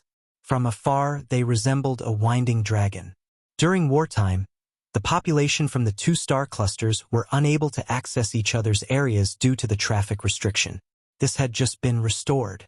Upon entering the Sol Star Cluster, Han Xiao adjusted the direction and shot toward the territory of the Luhan Beastmen tribes. At the same time, on Luhan's blood planet. This was a desolate planet almost totally covered in gray. It had a special place in the tradition of the Luhan Beastmen. Every tribe's candidate for chief would use this planet as a battle platform. Luhan's blood planet had a broken stone coliseum present. Each new tribal election would result in a new coliseum being built, leaving behind many wrecks and relics. In a certain area of the planet, a fierce-looking Luhan Beastman spaceship rested on the surface, and surrounding it was a newly built coliseum, which would be the battlefield of the current chief candidates that the Rockfall tribe would use to compete for the inheritance. The current chief of the Rockfall tribe, Felita, was a burly beastman. Based on the beastman aesthetics, the number of hairs one had on their body indicated their age, and Felita was almost completely covered in hair, showing his old age. He was the father of Harmon, who was the second heir to the right of chief. Mogo, Gataw, Thaler. Of the 25 chief candidates, only 6 have returned. The rest should have died in the universe. Looking over where the rest of the candidates were together in their respective war leagues, he shook his head. Viewabnovel.com. Most of the candidates were descendants of the superior tribes. The Luhan Beastmen were tribes that leaned toward the martial, and only the strong had the capability to rule over the tribe. After all the candidates were expelled from their home planet, they could not accept any kind of help from their tribes except the war league that they brought with them. This was to examine the candidates' comprehensive survivability, if they could live on and return. Such candidates would then be eligible to compete for the chief position. This was a screening in itself. The candidates could not actively contact anyone in the tribe as well, otherwise they would be disqualified and mocked. Candidates could only passively accept their tribal notifications. So Felita was not sure of Harmon's current situation as well. He only knew that he had joined the Black Star Army and was still alive. Don't even know if his war league is strong enough. Felita secretly worried. The fight for the position of chief was a battle of life and death. There was no tradition of the Luhan Beastmen showing mercy to their own enemies. The 6 candidates had returned after more than a decade, bringing with them strong war leagues, of which Mogo and Gataw's were the strongest. Mogo had joined the Bloodshed Land and brought many good warriors back with him, including many grade B supers. As for Gataw, he seemed to have become an important partner of some financial group, with a group of mercenaries behind him, but far less compared to Mogo's. The two of them stared at each other across the distance, regarding each other as the greatest competitor this time round. Relax, Mogo. We're the elites from Bloodshed Land, and the enemy is only a bunch of ragtag warriors that have no fame. Their numbers are also fewer than ours. They are not our opponents. One of the Bloodshed Land officers patted Mogo on his shoulder. They had fought side by side for many years and had a deep relationship. Mogo grinned, waving his war hammer twice as he replied, "Among all the candidates, I'm only afraid of Harmon. Pity he didn't come back. Probably died in the universe. Other than him, the rest cannot defeat me. For someone like Gataw, I can settle him in a few blows." On the other side, Gataw secretly whispered to one of the mercenaries, "Boss, I'll be counting on you later. Relax. With me around, you'll definitely get the position of chief." That man coldly laughed. He was called Riel, and his real identity was the leader of one of the rogue organizations around Solstar Cluster. He had a notorious reputation. Gataw had entered this particular rogue organization. However, there was a rule in the chief selection that a candidate could not choose the path of an outlaw. Doing so would forfeit their right as a candidate, since a chief could not be a wanted person in the universe. However, Gataw was not willing to give up the position of chief and thus tried to disguise the identity of his group as wandering mercenaries. His reliance was on Riel, who was the only grade A super among all the candidates' war leagues. Riel had promised to help Gataw become chief, and in exchange, Gataw would provide them with supplies and logistics. Although the Rockfall tribe was only one of the various tribes in the Luhan Beastman civilization, they had a few planets under their control, which meant that they were rich in resources. The time passed while waiting, and dozens of other chiefs of the Luhan Beastman took their seats. All had come to witness the election of the Rockfall tribe chief. When the time was almost up, Felida loudly spoke. "The time is almost up. Mogo, Gataw. Everyone is to take their war leagues onto the battlefield and select a position. Prepare for battle." Everyone snaked onto the battlefield like fish swimming before taking up a certain area, confronting the others. Felida was anxious as he looked at the time. Candidates who returned after the official start of the war were considered late and directly disqualified, but Harmon had not yet arrived. At this moment, Riel stepped out under the command of Gataw, releasing his grade A energy fluctuations. His momentum rose into the sky. Calamity grade. The other candidates' faces changed dramatically. Felida was also shocked. As a star system civilization, the Luhan Beastman also had a dozen Calamity grade supers, of which 3 were in the stands. Gataw had brought a Calamity grade into his own war league, and his strength immediately overwhelmed the other candidates. At this time, 2 of the candidates on the battlefield suddenly threw down their weapons and raised their hands. This move represented surrender, and before they started fighting, the 2 men gave up their qualifications for the chieftain. While it might be shameful, they at least need not fight with a Calamity grade and could keep the lives of themselves and their war leagues. There was a commotion in the stands as this happened. Are we really going to fight against a Calamity grade? Seeing the situation, the Bloodshed Lands officer also started thinking of retreat. He threw his originally eloquent words into the clouds and beyond. "Fight!" Mogo's expression changed several times, but he gritted his teeth and held on tight to his war hammer. Can I still give up now?" One of the Bloodshed Land warriors threw away his weapon, slowly retreating. They were willing to help Mogo by being part of his war league due to their relationship, but they were not willing to throw their lives away. Mogo's expression was also extremely ugly. On the other side, Gataw raised his eyebrows and exhaled, a proud expression on his face as he arrogantly surveyed the audience.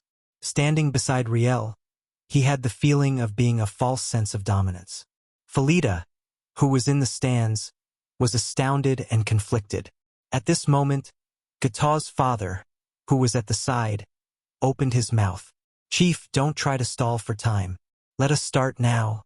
Gataw's father was also an upper echelon of the tribe, and while he was usually quite low-key, he was different this time. It's also good that Harmon is not back yet. Felida sighed, and just as he was about to speak, a spaceship descended from the air, attracting the attention of the audience. Whoosh! The spacecraft landed in a corner of the battlefield. The hatch opened, and Harmon walked out with a group of people. Harmon is back. Many of the members from the Rockfall tribe felt their spirits get refreshed. Harmon was very prestigious in the tribe, and his bravery was recognized by the tribe members. There was a flash of panic in Gata's eyes. Having been pummeled by Harmon all his life, he had a deep shadow in his heart. However, the moment he remembered Riel beside him, he regained his confidence and stared at Harmon with gritted teeth. "It's useless even if you come back. Whoever fights me today will die." Hearing the cheers from the stands, Riel knew that Harmon should be a competitor with some fame. He coldly snorted and revolved his strength, viciously pressuring Harmon and his group in an attempt to deter this group and force them to retreat. At this moment, a voice sounded. "Yo, little brother, you are a bit arrogant." From Harmon's back, out walked several people. Han Xiao was at the very front, and he stared at Riel with a funny expression, as though watching a peacock challenge. His black star guards that had expanded to 9 people followed directly behind him. Hila raised her brows and reversed the pressure in a flash. "The other party also has a calamity gray." Riel felt his chest tighten. He rubbed his eyes, and after taking a good look at Han Xiao and his entourage, he froze for a few seconds before suddenly turning pale and taking a few steps back, tumbling into Gata's chest. "Black, black, black. Black Star." He uncontrollably screamed out the name, and everyone's gazes landed on Han Xiao and his group.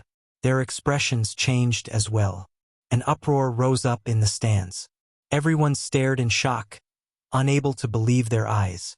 That was Black Star? Beyond Grade A. Harmon had actually invited a Beyond Grade A over. Felida was dumbfounded. Ding ding dang dang. At this moment all the competitors threw away their weapons. Even Gata quietly chose to forfeit, his heart extremely unwilling. He had originally thought that being backed by a calamity grade would allow him to win the tribe chief status. To think that Harmon would actually invite a Beyond Grade A over. Who would be able to win against him? Mogo said in a tiny voice, "If only His Excellency Tyrant was willing to help me." "Are you dreaming?" The Bloodshed Land officer looked at him with an expression as though he was looking at an idiot. "What kind of status does the Tyrant have? Would he even notice you?" Mogo pointed at Han Xiao in return, causing the Bloodshed Land officer to be rendered speechless. Seeing this, the spectators of the various tribes in the stands went crazy. This is the only time in the history of the Luhan Beastman that all candidates had abstained, and it is also the first time that a Beyond Grade A has become part of the candidates' war league. Harmon had a look of confusion. He scratched his head, still puzzled. Why did all of them stop fighting? Is that it? Hearing this, everyone gritted their teeth, wishing nothing but to beat him to death. A Beyond Grade A has arrived, and the gap in power is so huge. Why should we fight? Do you want all of us to die? Just like that, the interface showed the completion of the mission, and the players who followed almost fell over in disbelief. They did not even do anything and only came here to see a cutscene. Their mission was completed like that? We thought there would be a bitter battle. The whole audience stared at him, causing Han Xiao to helplessly shake his head. With his current status, many low-level tasks could be completed directly by just showing his face. It was good that he had gone to help Harmon get the chief's position. One Hongmen Feast is a figure of speech used to refer to a trap or a situation that looks joyous but is in fact treacherous. Chapter 788 Migration and Negotiation. Chapter 788 Migration and Negotiation. Boom! 2 huge wooden barrels clashed together, and amber-colored liquid splashed out from the edge. Harmon raised his head, gobbled it down, and exhaled with satisfaction. Han Xiao shook his head with a smile and drank some too. The spicy alcohol flew down his throat. The ethanol was broken down as soon as it entered his body. To him, this was no different from water. They were sitting in the Rockfall tribe's flagship on the way back. Harmon had invited Han Xiao and the others to visit his home. Usually, battles were unavoidable in the process of fighting to become the chief.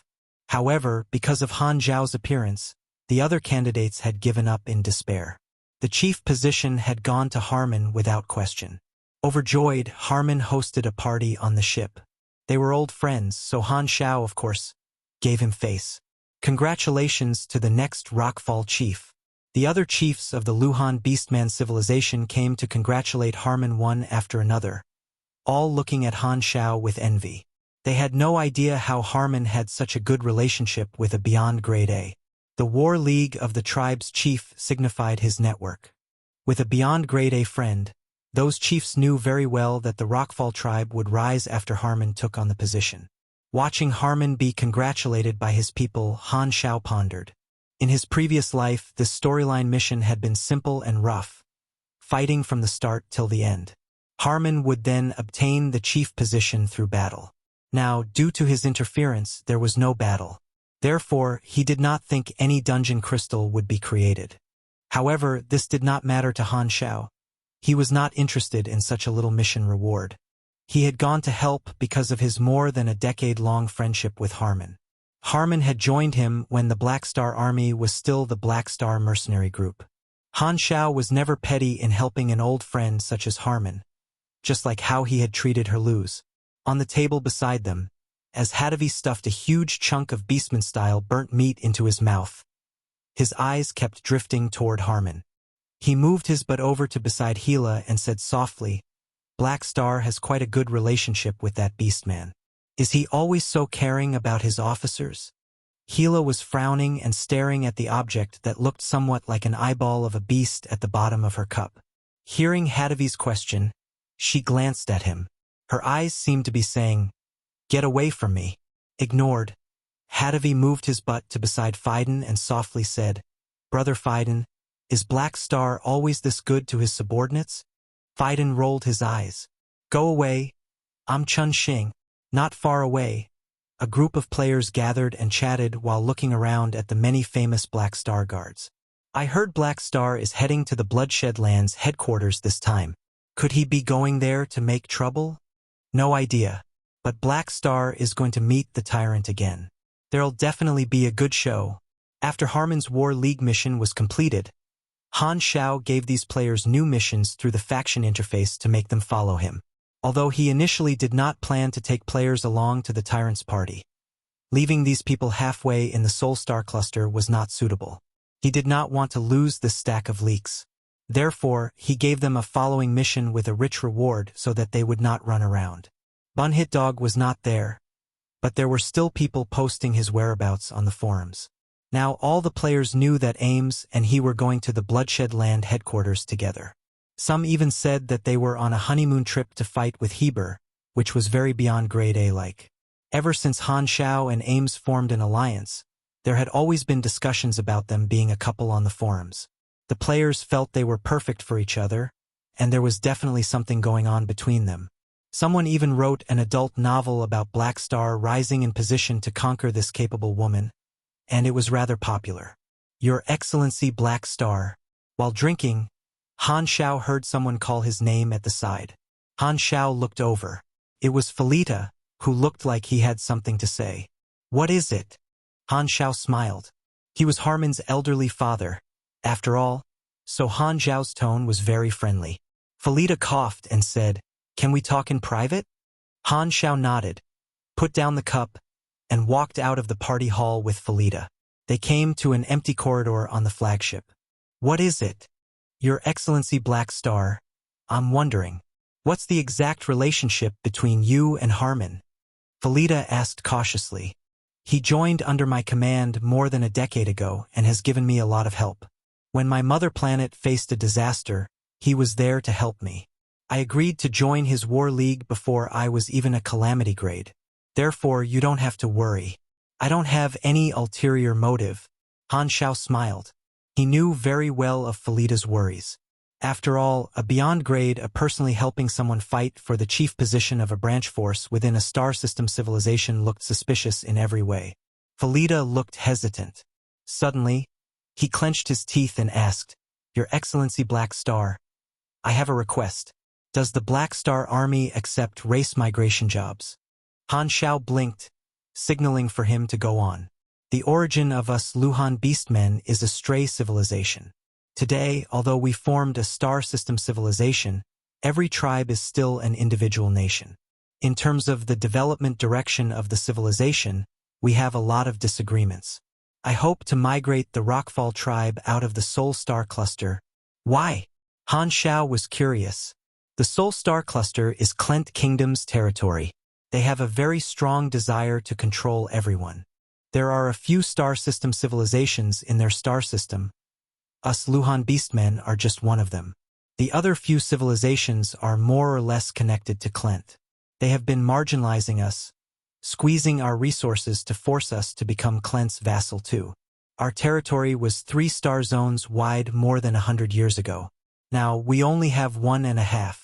The Luhan Beastmen are brave and capable in combat. The faction of supers in our people is very high. Klent has always had an interest in us. Our Rockfall tribe hopes to maintain independence, and we are unwilling to become a vassal. But the majority of the tribes want to compromise with Klent. Our people who prefer independence are the minority, and we are all looking for a way out. Han Xiao rubbed his chin and pondered. This was common in the universe. When a civilization had more than one government, there would always be disagreements when it came to the overall future direction of the entire race. Such a political structure was not suitable for star system civilizations. In Galaxy, where there were organizations everywhere, the decision of a civilization had to be made with the entire race in mind.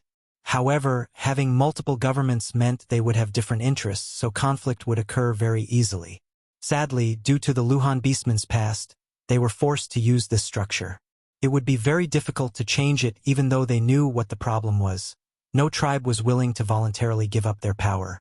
The Luhan Beastmen civilization was considered a comparatively weak star system civilization. Every tribe ruled a few colonial planets, and they only had around 100 planets in total spread about different places. A star system usually had more than 10 star zones. For example, a powerful star system civilization like Ghidorah would be able to rule an entire star system and all the star zones. On the other hand, multiple star system civilizations existed in some star systems. They all ruled some star zones and fought for resources. Of course, those star systems were weaker in comparison. You want to make the Rockfall tribe independent, leave the Alliance civilization, and develop in another star cluster as a branch of the Luhan Beastmen? Han Xiao nodded. That's right. Felida quickly agreed. Do you know the consequences of that?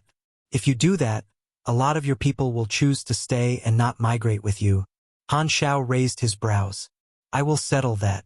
There are quite many who are displeased with Klent in the other tribes, Felida replied with a deep voice.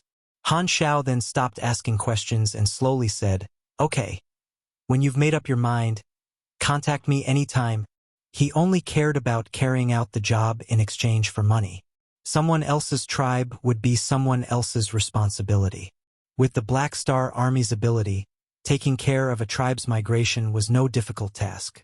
In the universe, it was not rare for a civilization's government to seek independence, so he was not surprised by this. Felida nodded continuously.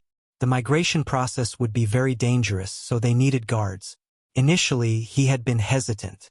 Once he saw Harmon and Black Star's relationship, he felt that the Black Star Army might be able to make this plan work. The migration matter had to be discussed with the next chief, Harmon.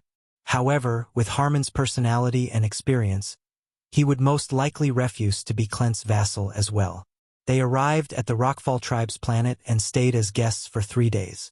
Then, Han Xiao bade farewell to Harmon and continued to head to the Bloodshed Land. Harmon went to be a chief, but if the Rockfall tribe decided to migrate, they would still have the chance to meet in the future. 10 days later, a thick blue stream of light dashed across the universe. Planet Heber appeared in their sights. The blue stream of light stopped, and a spaceship appeared, slowly flying toward Planet Heber. At this time, there were already many spaceships landing on and leaving Planet Heber. It's been more than 10 years since I last came. Looking at Planet Heber, it still had the same old look. Han Xiao turned to look at Ames and said, I came with you last time too. You were much cuter back then. Ames smiled. Time sure passes fast. Han Xiao sighed and told Philip to land the spaceship. This was his second time stepping onto the Bloodshed Land's headquarters. More than 10 years ago, he had been Ames' follower. Today, he had received an official invitation as someone that stood at the top of the Shattered Star Ring. The spaceship had already reported their identity and flew into the port following instructions. As the ship landed, Gila and the Black Star Guards led the way at the front and disembarked from the spaceship first. Han Xiao and Ames then stepped onto the dock.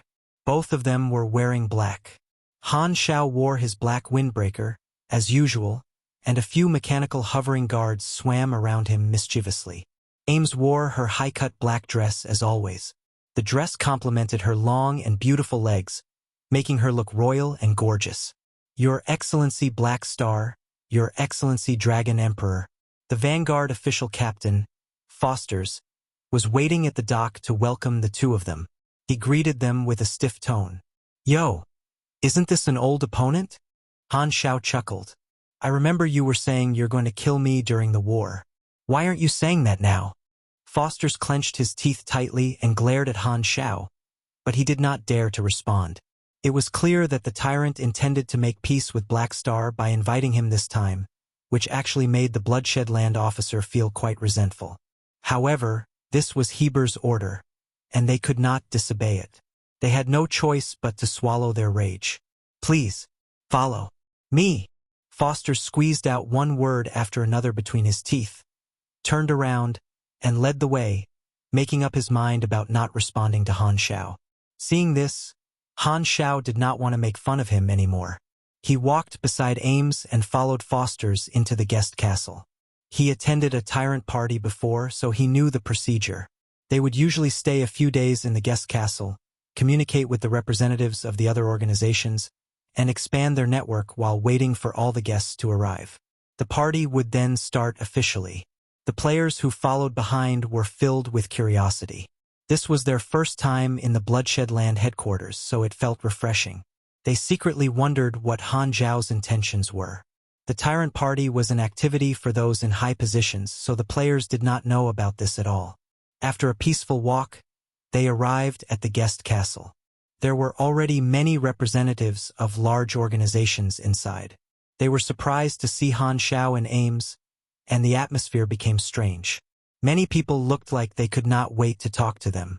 With the evolution cube in his hands, everyone wanted to get close to Han Xiao. Han Xiao did not walk in immediately and asked, "Is the tyrant not planning to see us now?" "Don't know, don't ask me," Fosters replied with a stiff tone.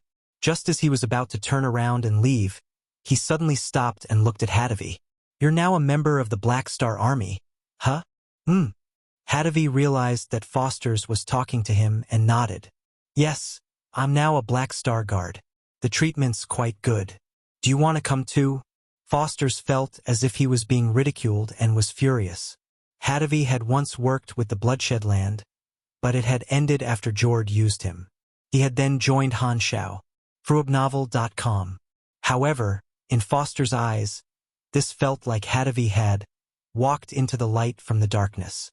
He was already enraged, and now he was furious and needed to vent it. As a Bloodshed Land Vanguard official, I challenged the Black Star Army's Black Star Guards. Who dares fight me? Hearing what Foster said, Ames and Han Xiao's expressions became strange. They looked at each other's eyes and realized that they thought of the same thing as if they had communicated with their eyes. "Haven't we seen this before? Isn't this similar to when you challenged that traitor, Carol?" Han Xiao smiled with resignation. In the past, he had taught Floating Dragon's traitor a lesson for Ames. Now, the Bloodshed Land's officers had become the side that were displeased and wanting to challenge his guards. How the tables had turned. Fosters was loyal to the tyrant. Heber had failed in establishing power, so Fosters wanted to try to earn some pride back. Hence, he targeted Han Xiao's officers. Although Han Xiao was an invited guest, the relationship between the two sides was odd. He was not willing to show friendliness to an enemy that had killed more than 3 digits of Bloodshed Land high-level combatants. It was a just challenge, so it would be difficult even for a beyond grade A to stop it. Furthermore, the Bloodshed Land did not stop Han Xiao from challenging Carol more than 10 years ago. Like thunder, his voice attracted the attention of the various representatives in the hall. Gila narrowed her eyes and stepped forward. "Where are we going to fight? Who are you?" "Captain of the Black Star Guards, Gila." A murderous intent flashed through Foster's eyes. Just as he was about to speak, a shadow suddenly shrouded him. A deep voice came from behind him. "Get back. The crowd looked up and their expression changed. It was the tyrant, Heber.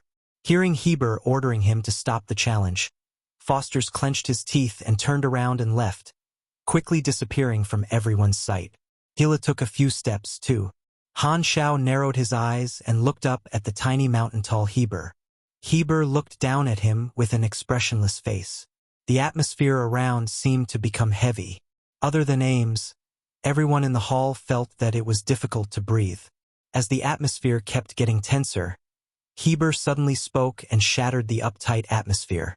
"Black Star, Dragon Emperor, follow me. Let's have a chat between us 5 beyond grade as..." Then he turned around and walked into his palace. It seemed like how the two of them treated each other in the future would be decided this time.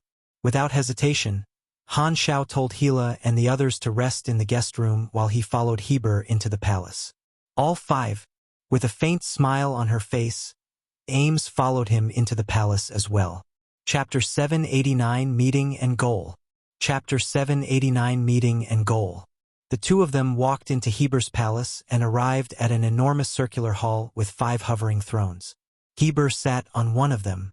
2 of the other 4 thrones were already occupied. It was Austin and Psyker. "Hee, we meet again so soon." Austin greeted them with a smile. "This old man." Han Xiao thought in his mind and looked at Psyker on the other side. Psyker almost never attended the tyrant party, but he had come. Han Xiao was quite surprised. Maybe because he no longer has the evolution cube, he doesn't have to stay at home anymore? Black Star. Psyker nodded with a calm expression, as if Han Xiao was not an enemy that had taken the evolution cube away from him. Han Xiao could not guess Psyker's intentions. He nodded in response and did not speak. Although they had a conflict of interests and personal hatred against each other, they were all beyond grade as of the Shattered Star Ring, so they would not start fighting as soon as they saw each other. Ames floated up and sat on the throne. The eyes of the other 4 all focused on Han Xiao. Han Xiao smiled, floated up, and landed on the last empty seat, the newly added 5th throne. At this moment, he had officially entered this circle. The 5 of them sat on the thrones. This was the new peak power structure of the Shattered Star Ring. "Everyone is here. Let's have a proper talk," Heber said with a deep voice and turned to look at Han Xiao. "First, our problem. There are 2 choices in front of us. One is to continue to oppose each other, and the other is temporary peace." I'm listening." Han Xiao did not make a stand. "Since you are now an ally of the Crimson Dynasty as well, we have no choice but to become allies on paper, and we must stand on the same side," Heber said slowly. "During the decade-long secret war, you killed many of my subordinates. Many of your warriors died at the hands of my men. 2. The hatred between us is too strong. You definitely won't be willing to take a step back, and neither am I. How about we put our conflict aside for the time being and get back to it in the future?" "What you mean is, we shall slowly settle this after the Flickering World's exploration ends?" Han Xiao raised his brows. Too many of their comrades had died at each other's hands in the past decade, so things would not be settled easily. This was already beyond what just the leaders wanted. If they forced an alliance, their subordinates would not be able to accept it. This would not be beneficial in the unity of their faction. Heber nodded before shaking his head. "We don't have to work together. The Flickering World is very broad. We can cease fire and do our own exploring, not interfering with each other. This way, the Crimson Dynasty's request will be fulfilled, and there is no need to compromise." Han Xiao rubbed his chin. This proposal was quite sensible.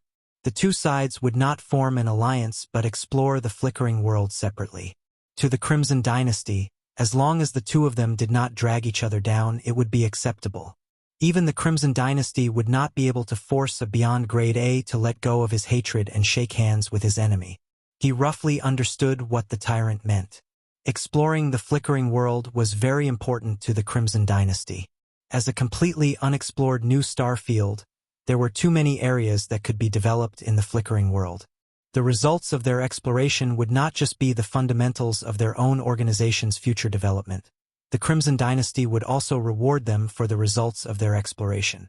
This meant that although they were allies on paper, they were also competitors, They were competing in their exploring ability in the flickering world. No, the Bloodshed Land is not the only competitor. The Crimson Dynasty will gather their allies from the various star fields to explore this together. By then, I will have to fight with more organizations for resources. Han Xiao was overjoyed. His advantage in this respect was way too huge. To just about every explorer, the flickering world was an unfamiliar area, and they had to depend on luck to explore it.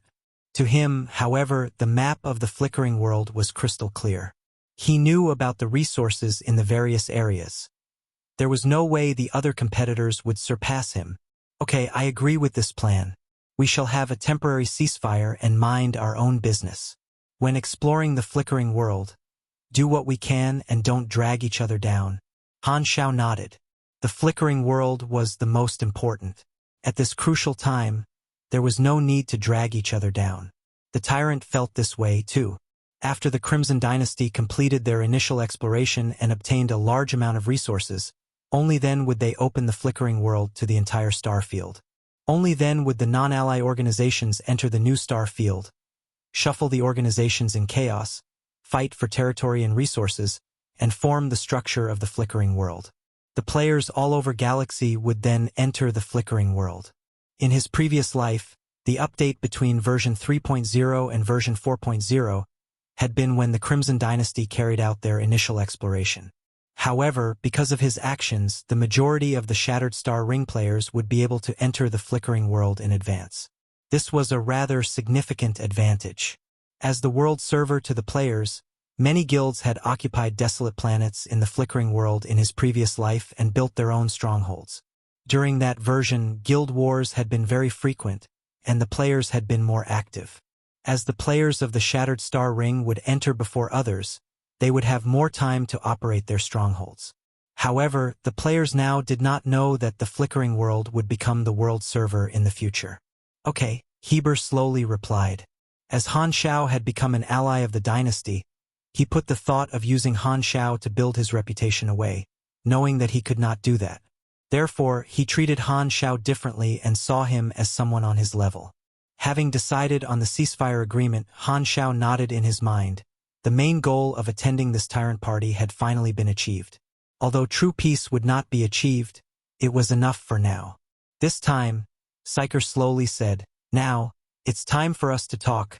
Han Xiao looked over at Psyker and said, "The evolution cube is in my hands. If you're not planning to give it up, are you planning to continue to be my enemy? The Crimson Dynasty has its eyes on the evolution cube and is willing to back you up. I know it's impossible for you to return it to me, so the only way is to snatch it back from you." Psyker did not hide his intention of the evolution cube at all. However, can the Crimson Dynasty protect you at all times? Even if they can protect you, can they protect your Black Star army? You don't have to stare at me like that. I'm not threatening you, just telling you the truth. Even if I'm willing to give up, the Arcane Church won't give up, and even the Federation of Light will act. Han Xiao raised his brows. You don't have to threaten me. The evolution cube is the relic of a certain sub-universal civilization from the exploration era. It's indeed an amazing item, but you managed to hold on to it for so long. Didn't you?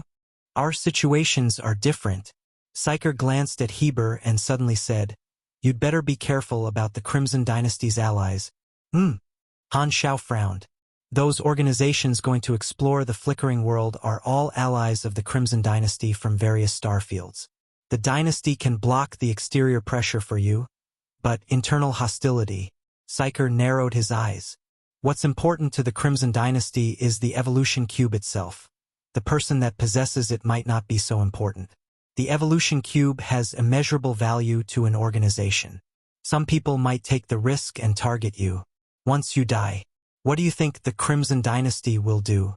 I get what you mean. Save the boring provocation. Han Xiao shook his head. What Psyker meant was that the Crimson Dynasty's allies all had their own interests. There might be another Beyond Grade A from another star field interested in the evolution cube and would find the opportunity to kill him for it. As long as it did not get discovered before it was done, the dynasty would not do anything for a dead man. However, Han Xiao had once stayed in the Crimson Dynasty for many years and knew very well of the dynasty's way of doing things. The possibility of that happening was very low. The Federation of Light might do something like this, but the Crimson Dynasty would not. The dynasty would only use this as an excuse to acquire the evolution cube themselves. Even for a beyond grade A ally, as long as anyone broke the rules, they would still uphold their standards. It could be seen from the Crimson Tide event that the dynasty was very firm and stern. Psyker's expression remained the same. His plan was not to threaten Han Xiao. This was just casual talk. He then said coldly, "Don't forget, yes, God also has his eyes on the evolution cube. If he finds you, you'd better pray you run fast enough. Es God." Han Xiao thought of Es God's number in the blacklist of his communicator, and his expression became odd. "About the evolution cube, I will handle it. No need to trouble you." Han Xiao sized Psyker up. "I'm curious. What are you really doing here today? Just trying to scare me? Who said I'm here for you?" Psyker shook his head. He did indeed not come for Han Xiao. As he had needed to guard the evolution cube in the past, he had rarely left the Star Pupil Holy Race's territory. Furthermore, with the evolution cube in his hands, the support from the Arcane Church had come non-stop. He had a superior position and had no need to attend this kind of gathering. Now, however, his evolution cube had been taken away. Like he had broken off his chains, he had decided to become active in the star field. This was not just because he wanted to, but also because he would not be as important to the Arcane Church now that he no longer possessed the evolution cube. He planned to get out and move around, do some networking by attending the Tyrant Party, and work toward making his race a star cluster civilization. Then, Psyker closed his eyes and did not want to speak to Han Xiao anymore. Han Xiao then turned to look at Austin. Seeing that the old man was staring at him with bright eyes, he sighed and said, "Do you also have something to say to me?"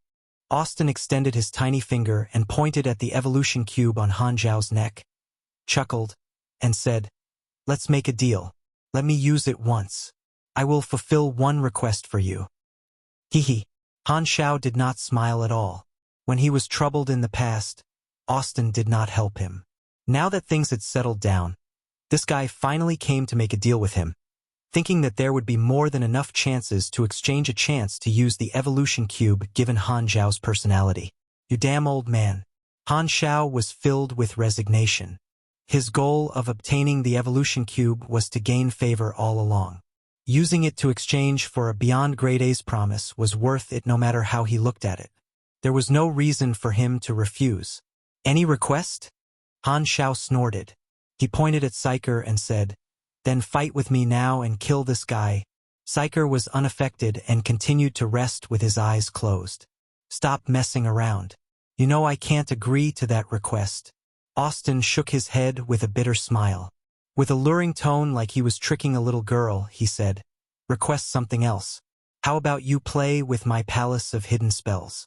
I can lend it to you for a few months." "Lend it to me? How about you give it to me? Come on. We've known each other for quite some time. Don't be so greedy." "This is a no. That's a no. What can you do for me?"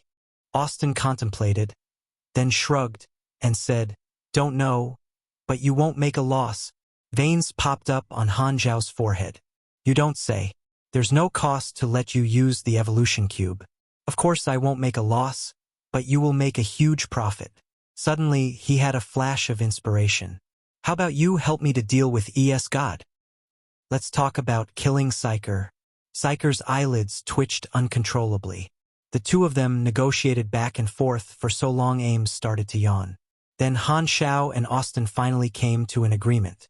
First, a beyond grade A mage could cross multiple dimensions and would frequently acquire some extremely rare materials.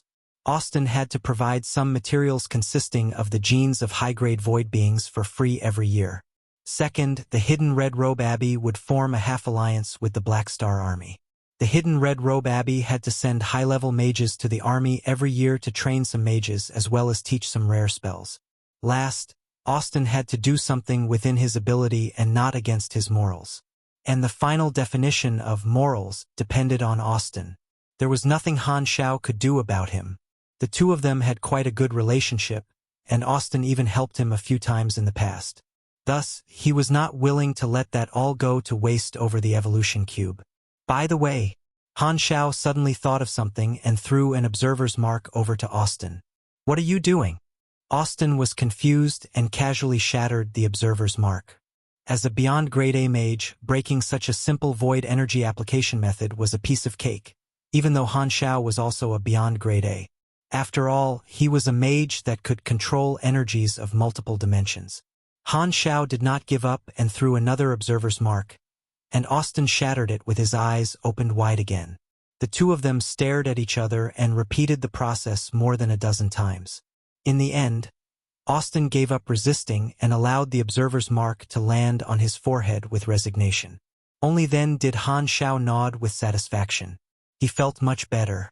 Heber felt a little bit of headache and regretted putting the two of them together. The atmosphere had been so intense, but it was suddenly not serious at all. Seeing that Austin had made a deal with Han Xiao, it suddenly occurred to Heber. Among the 5 people present, it seemed like he was the only one that had no chance to use the evolution cube. Heber looked at the evolution cube, then Han Xiao's face, and his eyelids twitched slightly. Without even thinking, he knew that Black Star would definitely not agree to let him use the evolution cube. Suppressing the desire inside, Heber adjusted his emotions and slowly said, "Black Star and I will stay here. The 3 of you can leave. Looks like you guys had quite a good chat." "Black Star, I shall leave first." Ames stood up and stretched. She was not interested in the matters discussed there. It looked like she had just attended to show her face, but as Han Xiao's ally, showing up meant making her stand clear. Among the 5 people present, she and Han Xiao were the only ones that were firm allies. Although the other 3 did not mention this, they knew it clearly. In terms of strength, given that Han Xiao and Ames were on the same side, they surpassed the other 3 completely. The 3 of them left, and the gate of the hall closed again, leaving only Han Xiao and Heber in the room. This time, the side door opened, and Zoel walked out with a smile. "I'm glad the 2 of you have come to an agreement, Envoy." The 2 of them nodded slightly as a greeting. Zoel was followed by a Klent representative. Everyone in the room was on the same side on paper, so it was clear that they were going to discuss official business. As expected, Zoel pressed on his waist. A 3D star map projection appeared in midair, drawing out a new shining area in the wide universe map. It was marked as the Flickering World. Using this opportunity, let me explain the current situation in the Flickering World, so you guys can understand the rough process of the exploration, Zoel said loudly. Carefully prepare for your exploration plan. When the developments start officially, we're all going to have missions, freewebnovel.com. It seemed like this was for them to consider the areas they were going to explore. Han Xiao's eyes sparkled. Chapter 790 Main Storyline. Flickering World. Chapter 790 Main Storyline. Flickering World. freewebnov.co. The 3D star map showed the Flickering World area. In the black, unexplored universe, there was an area that was shining. This was the rich star cluster the 3 universal civilizations discovered outside the shattered star ring using their radar. It was named the Dawn Star Cluster. The Dawn Star Cluster was the area first detected by the radar and, currently, the only star cluster officially belonging to the Flickering World. As the starting point of the exploration of a new star field, it was marked in green. Outside it were the extremely wide, unexplored areas marked in gray. Being the only one that was lighted up, the Dawn Star Cluster was like an island in the middle of a wide sea. Developing a new star field was a huge task, and the expected date of it completing was unpredictable. After all, the actual exploration was different from astronomical observation. The Crimson Dynasty had spent more than a decade obtaining the Dawn Star Cluster from the Federation of Light and defined it as the starting point of the new star field. Due to the 2 of them restraining each other, the development of it had always been on hold. However, the astronomical observation of the 3 civilizations had never stopped. After observing it for more than 10 years, the rough area included in the Flickering World was already defined. In the star map given by the Crimson Dynasty, the Flickering World was divided into roughly 19 star clusters with various sizes. The size of the Dawn Star Cluster made up only 3% of the entire star field. Everything else was unexplored. The size of desolate universe belts varied, and there would usually be many small to medium desolate universe belts inside star fields. Only the extremely large desolate universe belts would be considered as the border of a star field. The flickering world was no exception. It was estimated that there were more than 7,000 small to medium desolate universe belts within it, some between star zones and some between star systems, spread across the entire flickering world. Therefore, to the Dynasty's exploration team, selecting areas was very important. If the area they were going to explore was filled with desolate universe belts, the profit they made would be very low. The Dynasty has decided to first explore the 3 star clusters around the Dawn Star Cluster for the first stage of the exploration, Zoel said while pointing them out on the map. They're the Renault, Geru, and Crown Star Clusters. Han Xiao, Heber, and the Klent representative paid careful attention to the star map. This was the initial star map created by astronomical observation. Due to the complicated universe environment, it would be somewhat inaccurate, but the rough distribution of planets was usually correct. Among the 3 star clusters, the Geru star cluster was the largest. It had a number of obvious desolate universe belts, and the other 2 were ordinary. There were 2 types of desolate universe belts. One had very sparse planets that were very far from each other or lacked fixed stars or some high-energy astronomical bodies. Those were areas discoverable by astronomical observation. The other type of desolate universe belt were the ones that had generally poor planets with little resources. This type of desolate universe belt was more difficult to find compared to the former, as it would look like a normal area until field exploration proved otherwise. Although there was already a rough sketch of the star map, basically every planet's information was unknown. The aim of the Crimson Dynasty's exploration of it was to compile detailed information on every planet in it and adjust the astronomical observation errors, as well as occupy the rich planets within it in advance. This was the task of the exploration team. Even obvious desolate universe belts had to be explored. There were a ton of planets in every star field. Even though the Dynasty only planned to explore 3 star clusters first, it was still a vast project. Heber looked at it for a while and made his decision. Renault Star Cluster, the Bloodshed Land and the Klent Kingdom would be developing the same area. Black Star, what about you? Zoel turned around. Han Xiao rubbed his chin and said, I shall choose the Geru then. I see, Geru, the number of people that have chosen this area is the smallest. All right, Zoel nodded. Han Xiao smiled in his mind. He knew that among these 3 star clusters, the Geru star cluster had the highest potential profit. It seemed like the Geru star cluster had more desolate universe belts compared to the other 2, but the other 2 star clusters had quite a number of hidden desolate universe belts, so the difference was not really that large. Furthermore, in the desolate universe belts of the Geru star cluster, there were some galactic civilization ruins that possessed archaeological value. In terms of resources, the Geru star cluster was slightly larger. It had many fixed stars, habitable planets, and slightly more resource planets. In terms of species, the Geru star cluster had more intelligent species that had formed civilizations, and the majority of them were still in the surface civilization stage. This meant that exploring would be easier. In his previous life, the Geru star cluster had been one of the most prosperous star clusters in the flickering world. Therefore, after thorough consideration, Han Xiao decided to develop the Geru star cluster. Another important reason was that in Han Xiao's memories, that universal treasure in the flickering world with no owner was located in a desolate universe belt near the Geru star cluster and not included in the areas for the Dynasty's first stage exploration. He would only be able to head there if he was close by. For now, no one other than me even knows the existence of this universal treasure. Han Xiao's eyes sparkled. He had to obtain it. This time, a notification popped up on the interface. You have triggered grade S+ chain mission. Flickering World. Mission Introduction. The Flickering World. A new star field represents a new structure. It's your job to explore this star field, so it is your opportunity. Hint. Mission requirements, mission rewards, exploration points, and the mission rating depend on your faction. You belong to the Crimson Dynasty and the Black Star Army. Mission requirements. According to the area selected, explore the flickering world for the Crimson Dynasty as a member of the Black Star Army. You have received the first round of exploration goals. Current exploration area, Geru Star Cluster. Personal exploration points, 0. Total exploration points, 0. Current rating, E. Remarks. Your mission reward depends on the mission rating. The mission rating depends on the total exploration points.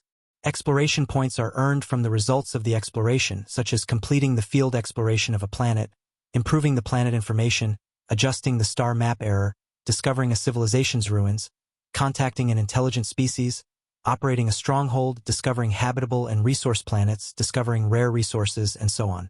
The main storyline mission of the Flickering World. Han Xiao was thrilled. The scale of this main storyline was huge, and it was very complicated. It was considered a combination of a chain mission and faction series mission. The main reason for it to be grade S+ was because of how complicated and time-consuming it was.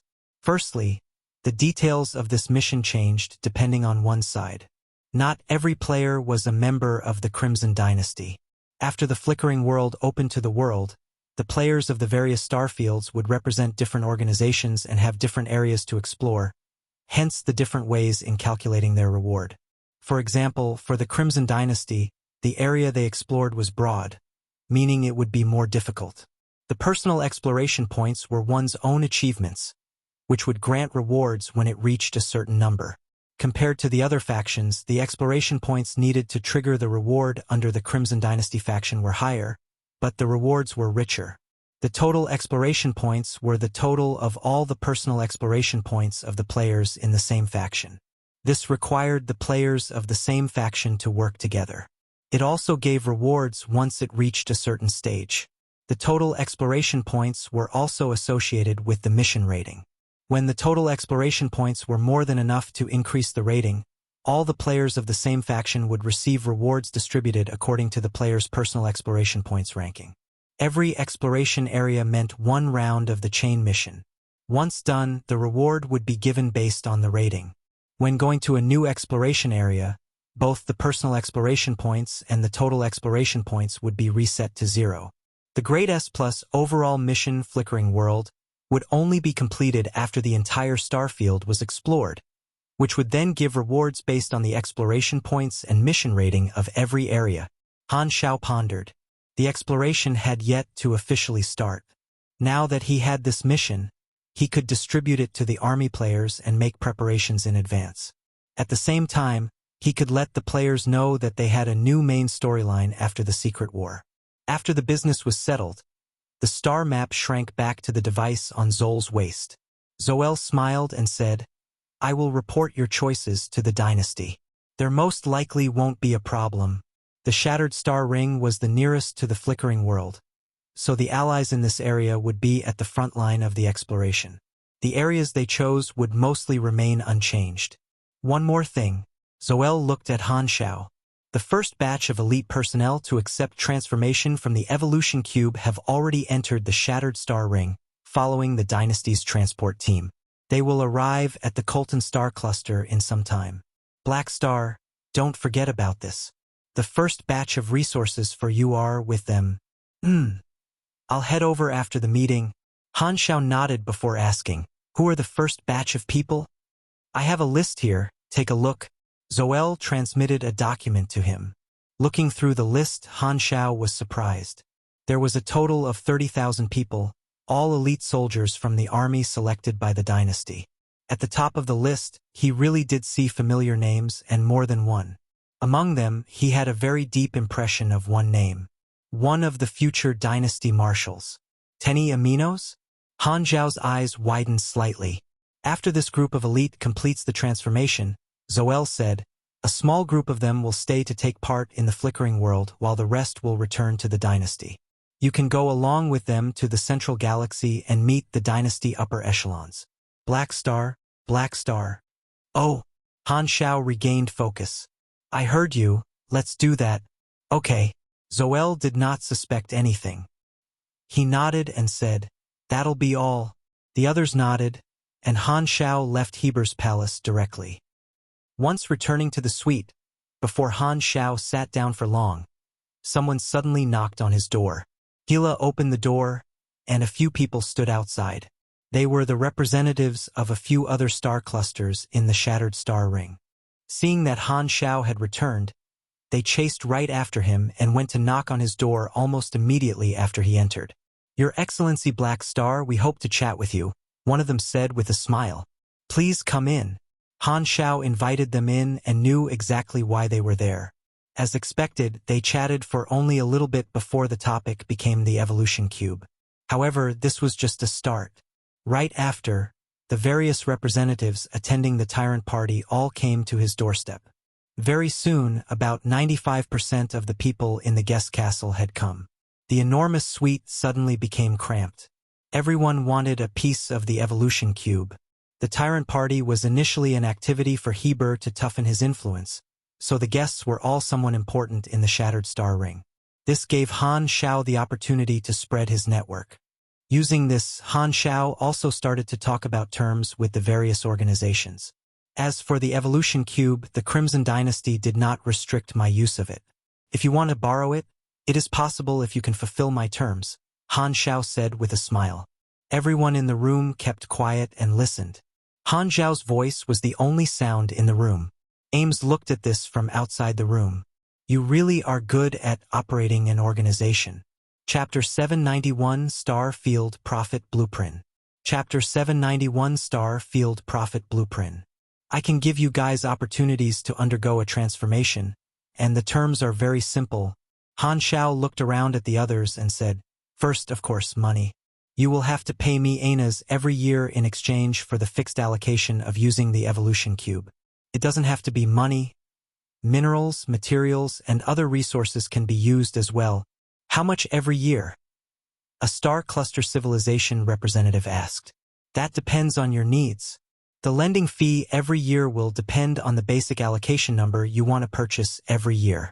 Report it to me in advance and I will arrange the schedule. Every organization can purchase up to 1 million allocations every year. I'm quite busy after all." Han Xiao's time was limited, so it was impossible for him to spend all his time using the evolution cube for the others. Furthermore, multiple uses of the evolution cube for an individual would weaken its effects. Someone could not help asking, "What if we hope to have the entire race evolved?" "Good question." Han Xiao raised his brows. "Other than basic allocations, you can purchase extra allocations, which doesn't have an upper limit. However, the price for that will be much higher than the basic allocations. I'm not underestimating your purchasing power, but given the large population of your civilizations, that will most likely be very costly." Some civilization representatives felt a little regret. To them, having their entire race use the evolution cube at once would be best. Sadly, Han Xiao was clearly not willing to do that. A star system civilization would have a population of billions at the very least. The fee would be over the roof. However, after thinking about it, having the entire race evolve was indeed unnecessary. Every high-level civilization had a ton of people that never contributed to society and were just waiting for days to pass. Purchasing evolution allocations for them was obviously a waste. To have some of the elite's genes improved every year with the 1 million slots was acceptable for the representatives of the civilizations. Han Xiao then said, "Secondly, business partnership. This depends on the nature of your organization.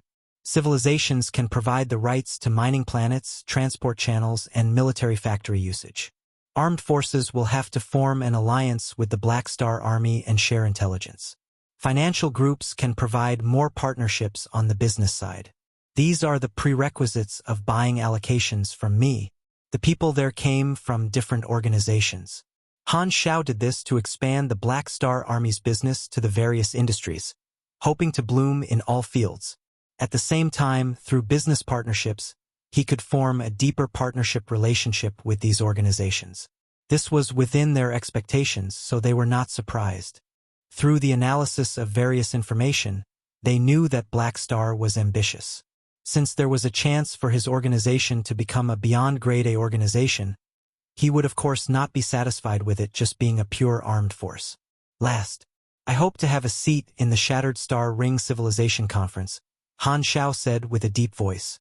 The Shattered Star Ring Civilization Conference was similar to the Galaxy Central Civilization Court, a political civilization alliance. Being a star system civilization was the entry requirement. The civilization representatives exchanged looks. Someone said hesitantly, "Only civilizations can attend the conference." Black Star. Although your forces are powerful, you're not a civilization. Han Xiao smiled. Don't worry, I know the rule. I'm planning to use my mother planet's name. Planet Aquamarine? They exchanged looks.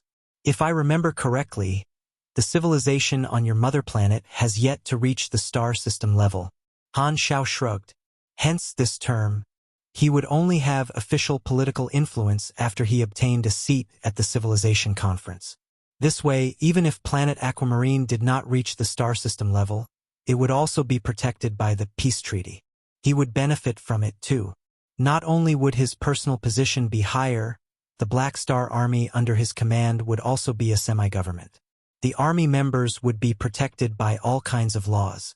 Simply put, if this was agreed, if other players attacked any Black Star Army members, including themselves, and it was discovered, they would all become red names and lose favorability with a lot of organizations. Hearing Han Xiao's terms, the various civilization representatives sighed. This was beyond their authority. They all said that this was not for them to decide and that they had to ask their superiors before getting back to Han Xiao. Han Xiao was not worried. The Shattered Star Ring Civilization Conference was controlled by the star cluster civilizations of this star field. Since these star cluster civilizations wanted to work with him, adding him in as an exception would not be difficult.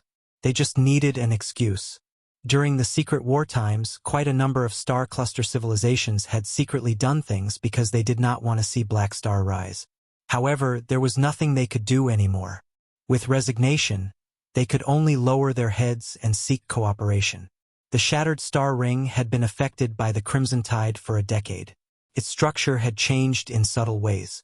This was the time to grasp onto opportunities. After roughly settling on the terms, the guests left one after another. They had only gone to express their intentions. The details had to be discussed by the corresponding departments of both sides. This would be Sylvia and Philip's job. Han Xiao tapped the table and pondered. In his plan, this was a key step in the Black Star Army's expansion. Using the evolution cube, he would form a connected profit network with the Black Star Army at its center. Not only would he benefit from the partnerships, the channels of the various organizations would be linked as well, forming an enormous profit network. In order to achieve this, his organization had to be strong enough.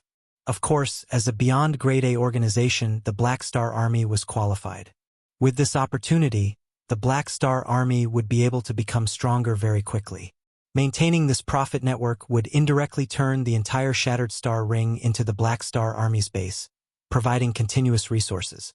Currently, the evolution cube was the key for this to work. As long as he could make the various organizations see that they could benefit from this, even without the evolution cube, they would still continue to maintain the cooperation. Similar to how Heber had made the Tyrant Party into a recognized party for the people at the top of the society, Han Xiao's goal was to make the Black Star Army the core of the Shattered Star Ring's profit network. After 3 days, the guests finally all arrived. In the early morning, Heber invited everyone to the palace and officially started the party. The hall was set up as a banquet, with the musicians playing their instruments in the background. The representatives of the various organizations formed small circles and spoke softly. Han Xiao and the others occupied a corner, and many people gathered around them. The players were taken there as well. They looked left and right curiously and kept throwing reconnaissance at the people around. Everyone they saw was someone important. The few beyond grade as were chatting with people in the hall as well. Over the past few days, the players had asked around about the Tyrant Party. Now that they had seen so many organizations' representatives, this party suddenly felt much more high class. The guests there were basically the rulers of the Shattered Star Ring. It turned out that Black Star was at this level. The players would usually not be able to come into contact with the activities between those high-level people. When these players shared the details of the Tyrant Party on the forums, only then did the players know that this existed. They all discussed it with excitement. So, this is the level of people that Black Star has been in contact with now. He's a faction leader, of course. All beyond grade as are there. Haha. Won't they start fighting? Isn't the bloodshed land our enemy? Why did Black Star go? This time, Heber stepped out of the crowd. The people stopped chatting, and they all looked at Heber. In the past decade or so, the Shattered Star Ring has been through many storms. Fortunately, I can still see so many familiar faces here today, Heber said slowly. Before the party starts, I would like to make an announcement.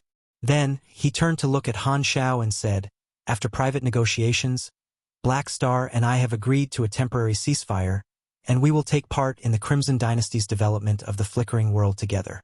Everyone here shall be a witness. The others turned to look at Han Xiao, and Han Xiao nodded in agreement. Flickering world, many players murmured. This piece of information attracted their attention immediately. Han Xiao smiled in his head.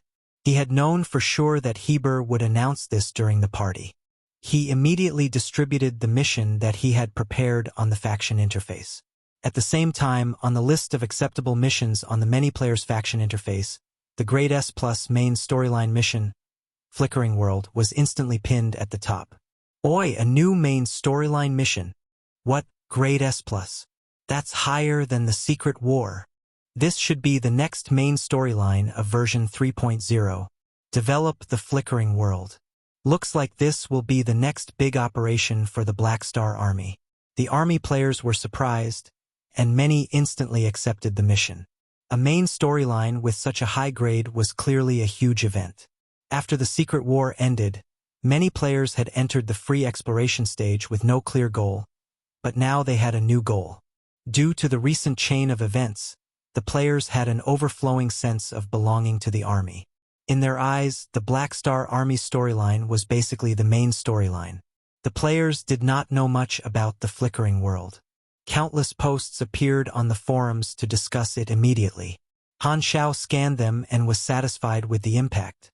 However, the army players did not know that not only was Flickering World, the version 3.0 storyline after the Secret War, it was also a large main storyline that would last the whole of the next version. The business that had to be discussed had already been discussed a few days ago, and the official party was just a routine. Since Heber had announced the ceasefire, of course, he did not allow his subordinates to cause any trouble. With his restrictions, no matter how resentful Foster's was, he did not make any trouble. Han Xiao had basically achieved his targets for attending this tyrant party, so he was quite satisfied. After the party ended, he did not stay for long. After he let Austin use the evolution cube, he headed back with Ames, Gila, and the others. When the spaceship left planet Heber, Han Xiao turned on the communicator and contacted Bennett. Over the past few days, those civilization representatives had relayed his message to their superiors. Those upper echelons had already responded and agreed with his terms. Very soon, the communication was picked up. Han Xiao, how are you free enough to contact me? Bennett's frank laughter sounded. I have to tell you something, Han Xiao explained. Hearing what Han Xiao said, Bennett said with an overjoyed tone, you helped the Aquamarine Federation enter the Shattered Star Ring Civilization Conference? That's great. Planet Aquamarine was just an elementary galactic civilization, way too underqualified to enter the Civilization Conference. Being able to enter the conference as an exception was clearly an opportunity of a lifetime. I'll be the representative of the civilization. Are you okay with that? Han Xiao asked. The seat in the Civilization Conference belonged to the entire civilization. Usually, the representative would be from the government. However, although Han Xiao was close to the Aquamarine Federation, they were still two separate organizations. By doing this, even though this seat belonged to Planet Aquamarine's government, they would only be able to express their opinions in the future through Han Xiao. Bennett did not hesitate at all. You're the one that gave us this chance. Plus, you're Planet Aquamarine's protector. Giving you the position will only be beneficial for us. He had a very clear mindset. Planet Aquamarine would not have been able to achieve what the Black Star Army had achieved today even if they had many years. He did not want to see the Planet Aquamarine civilization making the wrong choices in the future. Therefore, he had been working hard to tie the Planet Aquamarine government and the Black Star Army together. Han Xiao smiled, chatted casually for a while, and then hung up. He decided to let Planet Aquamarine use the evolution cube on a large scale after returning. Since he had obtained a political seat on planet Aquamarine, the better planet Aquamarine grew, the more he would benefit from it. Speaking of which, I shall go and take a look at the Black Spirit race. I can let them use the evolution cube too, Han Xiao thought. This race admired him like a god, so he considered them to be on his side. Chapter 792, Tenny Aminos. 792 Tenny Aminos. Somewhere in the shattered star ring, many streams of light hyperdrive dashed across the silent universe. This was an enormous fleet, formed by metal, beast-like Crimson Dynasty ships. This was a logistics team that the Crimson Dynasty had dispatched to the shattered star ring. Other than transporting resources, they also had the ability to build assembly and military factories. This logistics team had two main goals: provide the shattered star ring garrison with logistics backup and enhance their military power, and head toward the flickering world's Dawn star cluster to build the Dynasty Exploration Team's main base on the spot. As for transporting some resources to the Black Star Army, it was just a small matter. The three universal civilizations had many interstar field quick military passages made of enormous stargates that connected the star fields. They could also build small to medium-sized stargates between the desolate universe belt to carry out continuous teleportation. This logistics team spent quite some time gathering the people, but the time taken to travel was not long in comparison. They arrived at the shattered star ring very soon. On the path of the enormous logistics team, a small recon fleet was leading the way. There were only 12 light recon ships. Under the 3D map on the radar of the main recon ship, a middle-aged man stood firmly with his hands behind his back, looking up at the map. Tenny Aminos, 0014855 term outstanding graduate of the Dynasty's Journey High-Level Military School. Averaged first among all graduates of the same term in all 62 subjects including strategy, tactics, and combat. Joined the Dynasty military after graduation, dispatched into multiple military operations. Galactic wars experienced. More than 1,000. Independent commanding record, 170 times. Promoted multiple times due to exceptional achievements. Now the colonel of the Dynasty's 33rd Army, an important person among the Dynasty's younger generation. He was also one of the elites going to accept modification from the evolution cube. Being in charge of the recon task for the transport team was his own request. Tenny looked energetic and admirable. The air around him was like a burning flame, bright and tough. His back was straight like a flagpole.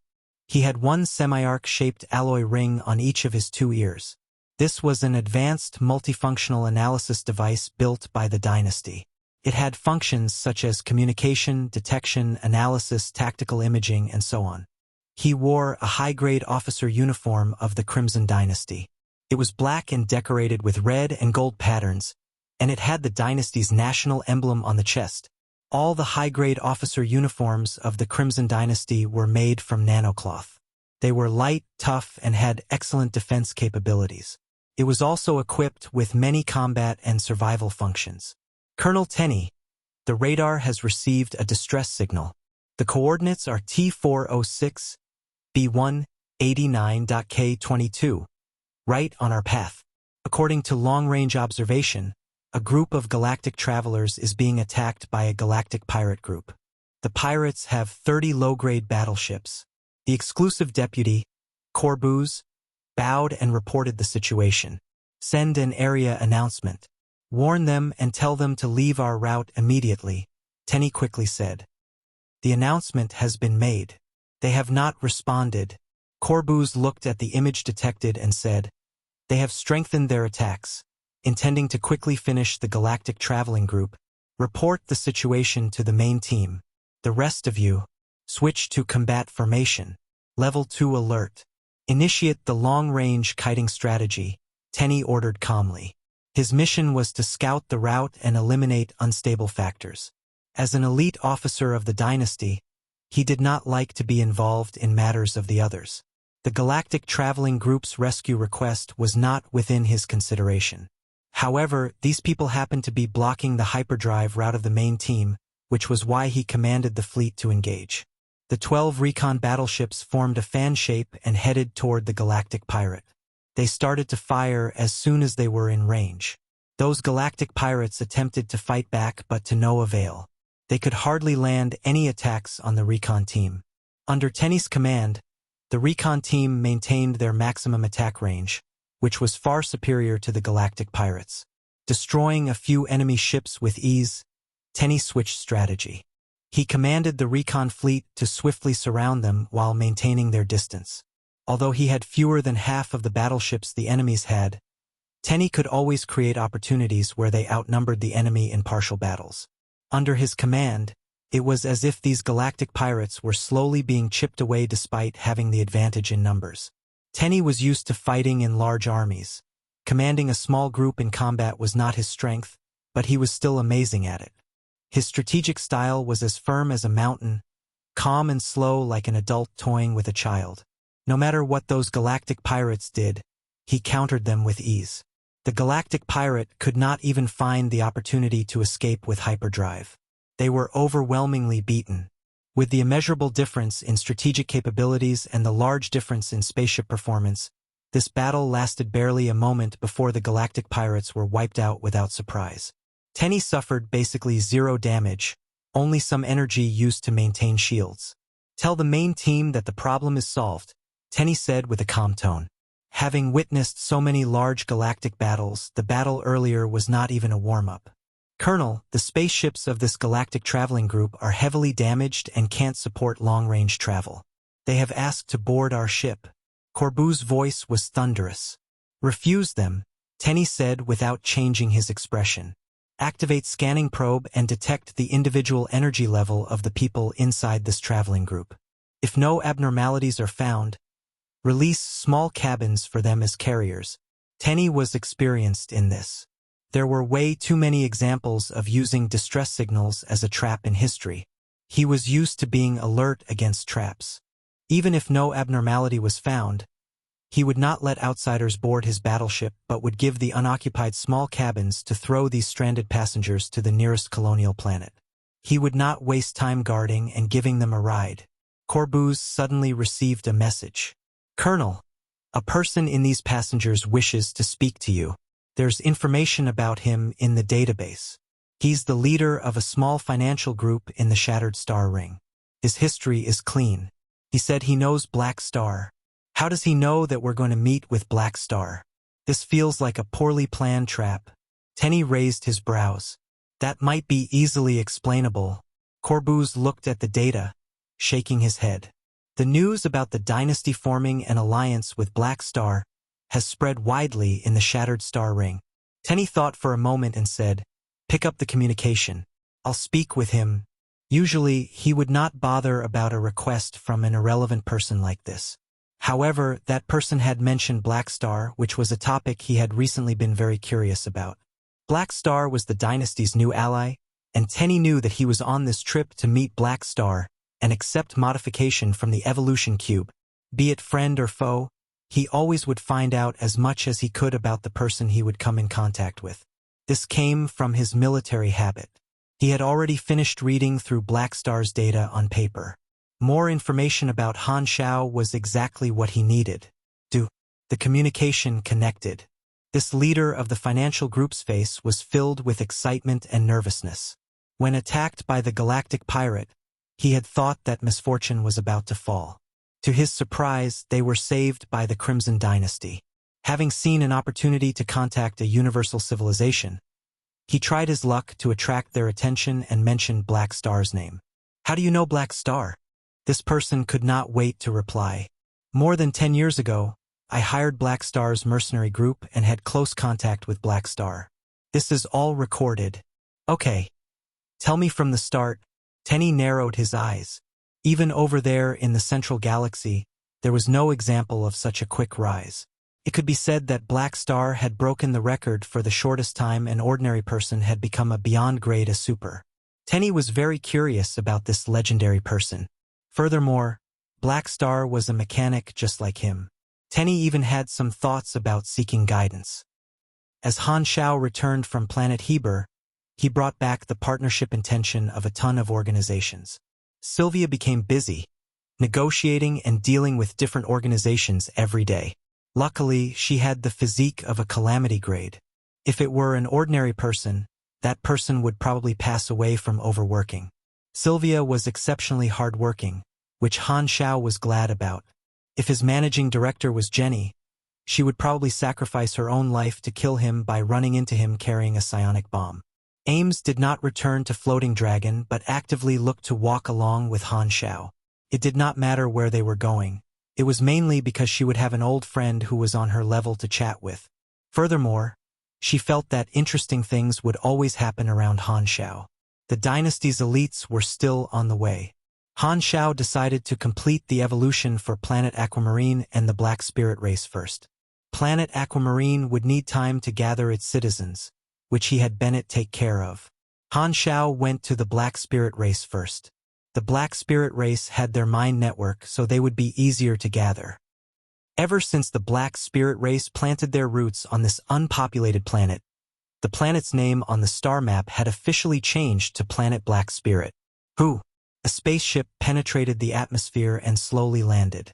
The gray and green surface expanded in his sight. The radar showed the vital signal's source location. Han Xiao piloted the spaceship and headed to the Germinal tribe's territory cave with familiarity. There were no clouds in the sky. Dashing past the surface mainly made of rocks and the sparse forest, an enormous pit appeared before his eyes. This was a large open cave, and densely packed holes filled the cave walls. This was originally an underground cave. The Black Spirit race had taken away the ground above them and exposed it. Han Xiao had once taken a group of Black Spirit race to mine resource planets. Impacted by the various cultures in the galaxy, the Black Spirit race had started to learn about intelligence and civilizations. As their mind network had a highly unified group conscience, knowledge spread extremely efficiently. In the past decade, the Black Spirit race had tried to leave their beast habits behind and started learning to use tools, building caves above the ground. This open cave also had some messy rock piles in it, which were actually prototypes of buildings. The Black Spirit race had gradually come up to the surface from the underground. This place could be considered the basis of a city. An enormous prophecy stone totem stood at the heart of the cave. It had been carved into a strange shape. Han Xiao narrowed his eyes, trying to identify it for quite some time. Only then did he confirm that this statue with pieces of carapace, spikes all over its body, and sharp teeth in its mouth was supposed to be him. Han Xiao did not know whether to laugh or cry. He could somehow recognize who this statue was supposed to represent despite all the add-ons it had. The Black Spirit race's rock carving technique was really unbelievable. But their aesthetic senses. The spaceship hovered above the cave. The Black Spirit race of the Germinal tribe all climbed out from their caves and looked up at the spaceship. Han Xiao walked out of the hatch and slowly descended from the sky. The Black Spirit race below all lowered their bodies as if they were worshipping. Phaidon released Prophecy Stone's energy and let Han Xiao log into the Prophecy Stone group chat server. As soon as Han Xiao entered the Black Spirit race's mind network, countless voices sounded. The internal thoughts of every Black Spirit race member became crystal clear. Such a powerful aura. It's beautiful. Black Star God. You've come to see me again. Countless Black Spirit race members spoke in the mind network, expressing their love and admiration for Han Xiao.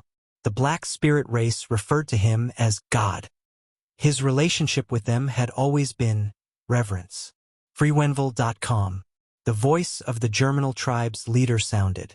Black Star God. What do you need us to do? I came this time to help you people evolve. Han Xiao talked about the use of the evolution cube. The Black Spirit race was thrilled, mumbling strange prayers and feeling like this was a blessing from their god. Through the mind network, all the Black Spirit race members in this cave received the message almost instantly. They all moved and surrounded Han Xiao, kneeling with their front limbs on the ground in a respectful position. Their gathering speed was extremely quick. What a highly efficient race. Han Xiao could not help feeling that way. He had always felt that the civilization potential of the Black Spirit race was extraordinary. Their natural mind network made them extremely unified and in sync. Any group activity would be astonishingly convenient. The mind network could also share their knowledge and intelligence, so spreading knowledge was almost instant. The Black Spirit race's 1-hour-long communication might achieve the effects of what would take some races decades and centuries. Chapter 793, Golden Leak. Chapter 793, Golden Leak. A small silver cube floated above the totem, gushing out black cloud-like energy. Evolution energy spread in the nest, covering the Black Spirit race one after another. In just a short time, the nest was already filled with black cocoons. With a flash of mechanical force on Han Xiao's fingertips, the small silver-white cube obediently returned to his hand, and he wore it back on his neck. Han Xiao nodded. Now I just have to wait. I wonder what the Black Spirit race will evolve into. Advanced civilizations more or less controlled secret technology that others could not replicate.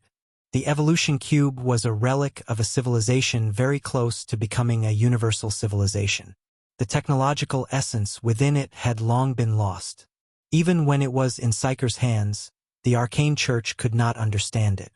Han Xiao had only tested the various parameters of the evolution cube. There were comparatively fewer restrictions on this universal treasure. The evolution cube would absorb multidimensional and dark energy to charge up automatically. The method to use it over a large area was to cover an entire area with the evolution cube. That way, all the creatures within that area would be evolved. This evolution energy was considered in the Rage of Space Wonders safe, no side effects, and exceeded all kinds of gene medicine and gene hormones. It was as if countless years of natural evolution were all concentrated in one individual. After a short wait, a sudden clear and crisp sound appeared. Kacha! One black cocoon cracked open, showing the Black Spirit race member inside. The Black Spirit race were originally black insects with strange appearances. They had hair between the gaps of their carapace, and their mouths were cone-shaped and could penetrate stone. They had no eyes, only 4 antennae that functioned as their sight organs. They had 4 muscular legs and a shovel-shaped tail covered in carapace. Basically, they looked like very vicious beasts. Now, however, the appearance of the Black Spirit race had drastically changed. The proportion of their carapace and their muscle became much more balanced in a streamlined shape, much more aesthetic to the eyes. The hair in between the gaps on their carapace was all gone. They looked much neater. The sharp fangs in their mouths became tidy. 2 of the 4 antennae on their heads became longer and thicker, hanging on the back of their head like hair. The 2 antennae below disappeared and became bean-sized azure eyes. The antennae were previously organs to help them to adapt to living underground, but now the Black Spirit race had started to get used to sunlight and were trying to live above ground. Originally, it would take many years for them to slowly develop and evolve into having eyes. However, the evolution cube had drastically reduced this process. The Black Spirit race still used 4 feet, but their 2 back feet became much more muscular as if they could easily stand up. Catching. With the first Black Spirit race completing its evolution, it seemed to start a chain reaction. Tons of black cocoons started to shatter. The brand new-looking Black Spirit race appeared and looked around with confusion. The surprise of the Black Spirit race spread quickly in the mind network. To Han Xiao, these internal thoughts sounded as young as the voices of a child. Wah! What is this feeling?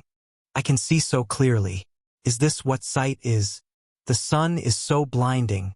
Having gained normal sight for the first time, countless Black Spirit race members felt curious and adapted to their new organ. Han Xiao suddenly realized, the biggest change that the Black Spirit race had undergone was not their appearances but their minds. They were born with connective minds, which meant that the Black Spirit race had a very high talent in that area. Now, that talent was amplified.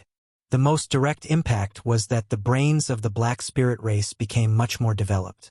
This time, a clear voice appeared in Han Xiao's mind, which shocked him a little. This voice did not come from the Prophecy Stone group chat server but was a voice sent to him through direct psychic communication. Black Star God, we will remember the blessing you've granted upon us forever. Han Xiao looked over and saw that the Germinal tribe leader was noticeably larger than the normal Black Spirit race members and was staring at him with his bean-sized eyes. The voice came from him. You can use psychic power? Han Xiao wondered. The Prophecy Stone was the base station of the Black Spirit race's mind network. Without it, the Black Spirit race could not previously connect their minds. Now, however, the Germinal tribe leader was able to transmit his voice without the help of the prophecy stones. This had exceptional meanings. I don't know. I just felt that I could suddenly do it.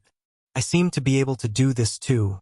The Germinal tribe leader shook his head and suddenly picked up a small prophecy stone, bit it, and swallowed it. Right after, a circle of invisible energy spread from his head. Phaidon was slightly shocked. Such special energy. There are traces of the prophecy stone in it. The next moment, the Germinal tribe leader's psychic energy formed a new mind network and turned him into a chat server. He had undergone some kind of positive mutation during the evolution, which tremendously stimulated his psychic talent. There were dozens more mutants just like him. Han Xiao was surprised. Every complete prophecy stone was equivalent to an individual mind network server. Only the Black Spirit race members in the same server could communicate with each other. Now, however, some mutants had become able to create their own servers, once again increasing the mobility and unity of this race. This had extraordinary meanings to a race. With their race-specific talent enhanced, they would be able to adapt to more environments. With such high potential, maybe this race can really grow into a powerful civilization in the future. That was how Han Xiao sincerely felt. He was truly glad that he had kept the Black Spirit race alive back then. Han Xiao had a feeling that this insignificant investment of his might yield more profit than he had ever expected. After bidding farewell to the Germinal tribe, Han Xiao did the same for the other tribes one after another. As the Black Spirit race had migrated as an entire race back then, although the various tribes lived separately throughout the years, they were still relatively close in terms of distance. So it did not take too much time. Han Xiao had gifted them the evolution opportunity, so the Black Spirit race felt gratitude toward this god of theirs from the depths of their hearts. Their belief became more deeply rooted, and they believed that they were a race blessed by God. After Han Xiao left in the spaceship, all the tribes started to sculpt new wall paintings of a small man representing Han Xiao floating above the ground, worshipped by the Black Spirit race under him. This day was forever recorded in the Black Spirit race's history. Completing the Black Spirit race's evolution had taken less time than Han Xiao expected. He took his time looking for fixed stars to train Heber's energy training technique on the way and finally arrived at planet Aquamarine. Welcome home. At the dock, Bennett looked at Han Xiao as he walked down the spaceship, smiling with the joy of reuniting with an old friend. Home. Han Xiao's thoughts drifted away for an instant before he suppressed the sudden surge of some kind of emotion and sized Bennett up. Bennett still stood as straight as he always had, and his white hair was neatly combed. Behind Bennett were a ton of officers that looked like they were filled with nervousness and panic. When facing Black Star, their protector, only Bennett could remain casual. Everyone else was overwhelmed by the pressure. Black Stars, wiping away nations with a few words deed, had only been a few years ago. The example of the 6 nations was still crystal clear in the minds of these people. They could not control their anxiety when facing someone who could decide the life or death of their entire government with a few words. However, the impact of what Black Star had done back then had already shown throughout the past years. From the perspective of an entire civilization, uniting the government was indeed beneficial. It drastically reduced internal conflict, and making decisions was much more efficient. Had they entered the Galactic Society with multiple governments, they would have ended up like the Luhan Beastmen. You look well. Han Xiao nodded. He then looked at the small boy beside Bennett. Nero looked up and stared at Han Xiao with curiosity. He had seen Han Xiao countless times in textbooks. He even memorized his deeds before. However, this was the first time that he had seen him in person. Godfather, Nero stuttered with a shy tone. Good boy. Han Xiao smiled. He then lowered his waist and picked Nero up, firmly holding him in his arms and tapping Nero's forehead. Nero was Bennett's child. Bennett had decided to stay and guard planet Aquamarine and given his child to Han Xiao to take care of. Of course, he was willing to take care of an old friend's child. Nero had initially been a little nervous because of how high Han Xiao's position was, but Han Xiao was very friendly and warm to him, so he became relaxed in no time and laughed joyfully. This toy is for you. Han Xiao casually waved. Nanoparticles flew out from his shirt and quickly turned into a black and gold hovering guard flying around Nero. This was high-level orange equipment. Its energy core was a stable dark energy reaction furnace. It had both offensive and defensive abilities and multiple other functions. A bright blue and gold electric spark lit up on Han Xiao's palm and flew into the floating guard.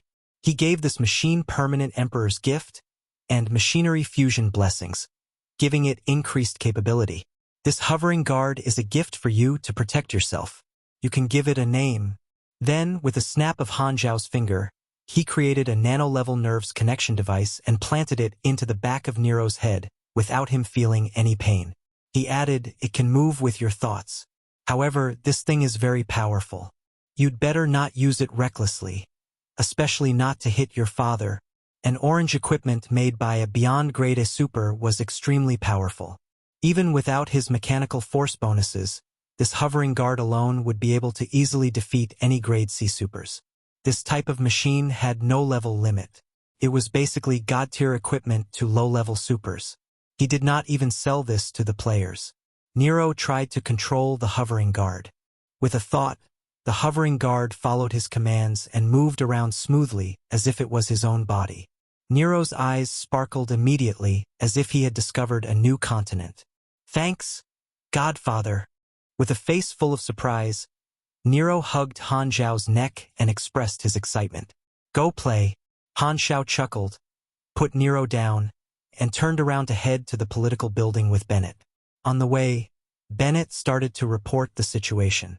"I've announced gathering orders in the various cities. It's almost done. There's nothing I can do to those we've missed." He had explained the situation about the evolution cube to the people of planet Aquamarine.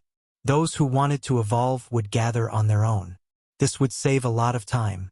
However, some people were unwilling to gather due to various reasons. Let them be. I'm not forcing everyone to accept the evolution. Han Xiao shook his head. "By the way, I'll let you use it first." Bennett smiled bitterly and said, "I don't actually want to use it. You're different." Han Xiao waved his hands. "This is an evolution involving an entire civilization. Don't you want to experience it for your people beforehand so that you have nothing to worry about?" Bennett shook his head with resignation and did not oppose it. "By the way, Nero too." Han Xiao paused. "Let me take him into the galaxy. I'll help him become a super." "Isn't he too young?" Bennett hesitated. "The earlier he becomes a super, the better. Since you're planning to let Nero live his life in the universe in the future, it's best to let him get used to that life as early as possible. Plus, there's me. What do you have to worry about? He's my godson. I'll take him to travel for a few months in the universe before bringing him back." All right then." Bennett was initially hesitant, but he nodded in the end. He decided to stay and guard his mother planet, but he did not want to limit Nero's future because of his own reasons. This time, Han Xiao suddenly thought of something. He thought about seeing Nero's attributes. He turned and looked behind. Nero was following behind them and playing with his new toy. Han Xiao secretly released a tiny bit of mechanical force, turning nanoparticles into a metal needle invisible to the naked eye. He remotely controlled it and stabbed Nero's butt. "Ow!" Nero felt a pain on his butt and yelled with shock. He looked around hastily but did not notice anything. As this dealt 1 damage to Nero, combat information appeared on the interface, and Nero's attributes were fully listed in Han Xiao's eyes. Han Xiao scanned through. Suddenly, a tint of shock flashed past his eyes. Nero was still an ordinary child, so his attributes were basically empty. However, under the list of talents, there was a bright and shining list that shocked even Han Xiao. The molding talent, Advanced Luck Glow. This is Fiden's level of Luck Glow. This kid is a high-level protagonist character. Han Xiao was so in disbelief he almost wanted to rub his eyes. In his previous life, Bennett's life had been completely different, and Nero did not even exist. Bennett had basic luck glow, and his son had advanced luck glow. What are the chances of that? Did this thing run in their blood? This time, a daring speculation appeared in his mind. Could it be that Nero's advanced luck glow has something to do with me? Come to think about it, Nero's dad is the Aquamarine Federation's leader, His godfather is Black Star, who's known across the entire galaxy, and he will receive personal mentorship from a beyond grade A at a young age. Isn't that exactly extraordinary luck? Han Xiao had no idea that such a high-quality leak would come to grow in his own leak field. He was so surprised that even the way he looked at Nero changed. Although Nero was just a kid, in Han Xiao's eyes, this kid had become a treasure overflowing with luck. If he had decided to take care of Nero because of personal reasons before, he now truly wanted to train this potential stock. For a high-level protagonist-type character, he would at least become a calamity grade in the future. What a pleasant surprise. Han Xiao was thrilled. Chapter 794. The True Protagonist. Chapter 794. The True Protagonist. The first group to accept the evolution from the evolution cube the next day were the residents of the capital, Black Star City. The spaceship with Han Xiao and Bennett and the others in it slowly passed from above the city. The energy released from the evolution cube covered the people below. Maybe this will be a new chapter for the planet Aquamarine civilization. Bennett could not help but feel that way when looking at this. He had already undergone the evolution the previous night and felt the effects of the evolution cube clearly. It was as if he had returned to his peak in his younger years. His body felt energetic, and his mind worked much faster. The enhancement the evolution cube provided to ordinary people was focused on strengthening their mind. Turning to look at Han Xiao's back, Bennett had a lot of thoughts in his mind. Planet Aquamarine had been able to achieve the era it had all thanks to this old friend of his. 20 years ago, who would have thought that a traitor of the germinal organization could ever reach such an unbelievable height? Galactic spaceships would take no time to go around a planet. Very soon, the process was completed. Han Xiao did not pay attention to how overjoyed the people were. Bennett would take care of the aftermath. He would definitely promote what he had done and might even include this in the textbooks. As Han Xiao was done with this task, he did not want to stay much longer on planet Aquamarine and wanted to leave immediately. He got a message from Sylvia that the Crimson Dynasty's team were about to arrive at the Black Star Army headquarters, so he had to return. As the spaceship returned to the dock, a gentle woman waited there, holding Nero's hand. Bennett brought his officers to the dock, shared a few words with the woman, and pushed Nero's back a little, signaling for him to board the ship. Go, your future is in the galaxy. Black Star will take care of you, Bennett said slowly. Nero's eyes were red. He had found out that he would be following his godfather into the universe the night before, and he almost thought that his daddy did not want him anymore. He cried, and only after Bennett talked and explained it to him for very long did he accept this. He had only read about the Galactic Society in textbooks and on the internet. This was his first time entering the galaxy.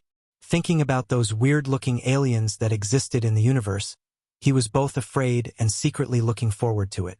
Nero climbed up the gangway tiredly with his tiny legs. Han Xiao stood beside the hatch and pulled him in. Han Xiao exchanged looks with Bennett, and they both nodded at each other. Shut the gate, Han Xiao ordered. Whoosh! The hatch closed slowly. Nero looked around. Through the gradually shrinking gap of the gate, he saw that Bennett and his mother were standing on the docks, waving goodbye to him. Kacha! The last gap disappeared. The hatch shut tightly as if separating the two worlds. Follow me. Han Xiao shook his head and brought Nero to the cockpit of the spaceship. Through the porthole, Nero saw the city quickly shrinking below his feet and the sky above him turning from blue to black. The spaceship trembled slightly and left the planet's atmosphere. The full look of planet Aquamarine appeared in Nero's eyes. He stared at it with his eyes and mouth wide open. This experience was too marvelous for a kid like him. He tightly grabbed Han Xiao's legs. This was the only support his tiny heart currently had. Han Xiao stood beside him with a smile and did not move. After the spaceship entered hyperdrive, he brought Nero out of the cockpit and toured the entire spaceship while teaching him the general knowledge of the galaxy. These are the things you need to remember. Don't worry. With me here, most people in the universe won't be able to hurt you. The two of them came to the hall. Ames, Gila, and the rest of the Black Star Guards were chatting casually. When they saw Nero, they all took turns to tease him with friendly and loving looks on their faces. They all quite liked this cute and obedient kid. Even Gila suppressed her cold aura, and her eyes looked gentler. So this is Uncle Bennett's kid. Aurora hugged Nero in her arms and could not let go. Originally, she was the youngest there, but now there was finally an even younger one. She was overjoyed. Furthermore, this was the kid of someone she knew. Nero's face blushed completely. He stood in place stiffly and did not dare move. Han Xiao could not help but pull Aurora away and say with resignation, "Stop hugging him. Do you want to suffocate him?" Looking down, Aurora slightly blushed. She snorted softly and heavily bashed Han Xiao's waist, which, of course, was just a tickle to him. "By the way, Uncle Han Xiao gave you a gift. I shall give you one too." Aurora's eyes suddenly brightened. She extended her palm, and a clump of golden energy appeared in her hands. She pressed it into Nero's chest. "Wah, what is this?" Nero was shocked. Then, he suddenly felt a sense of warmth and comfort all over his body, as if an infinite amount of strength was suddenly born inside him. He touched his chest confusingly, as if he could not understand how that clump of golden energy entered his body. Aurora blinked and proudly said, "This is my Esper ability. I gave you some concentrated vital energy, which will make you never sick and continuously vitalize your cells. Your body will gradually be enhanced, and you'll be even taller and stronger." Not only could her Esper ability heal people, but it could also give people buffs and stimulate the growth of beings. For example, that fatty white bear who stayed in the Black Star headquarters and did nothing became a powerful individual after absorbing vital energy while being near Aurora for a long time. In more specific terms, Aurora's vital energy could give someone stronger attributes. Seeing this, Gila, who rarely talked, spoke up. "Then I'll give you a present, too." She snapped her fingers and shot out a red energy bullet, hitting Nero's back of his hand. "Ah!" Nero suddenly felt a burning sensation on the back of his hand. He yelled with pain and rubbed his hand with droplets of tears in his eyes. He looked down and saw a bright red pattern on the back of his hand that extended to his wrist, like a tattoo. "This is a dead spirit mark. For every creature you kill, this mark will absorb its remaining soul and enhance your psychic power." Gila's tone was casual and normal. Although it was not really appropriate to mention murder to a kid, the people there were all used to it. Almost everyone there was a calamity grade who had killed hundreds of thousands, so they were not keen on painting the world as a fairy tale image to a kid.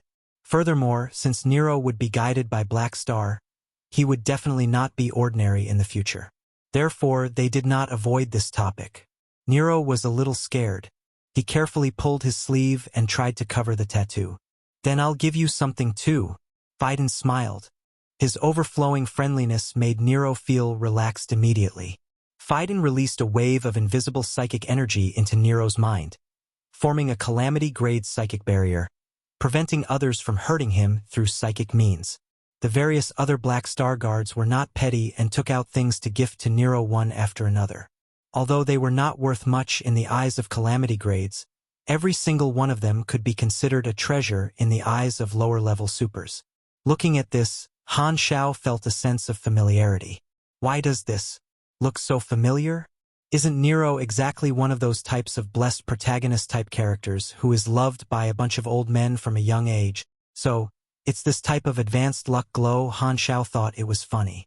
Having received so many treasures, this kid's path ahead is wide and bright. Lastly, it was Hadavi's turn. He searched his body and realized that there was not anything that was worth gifting.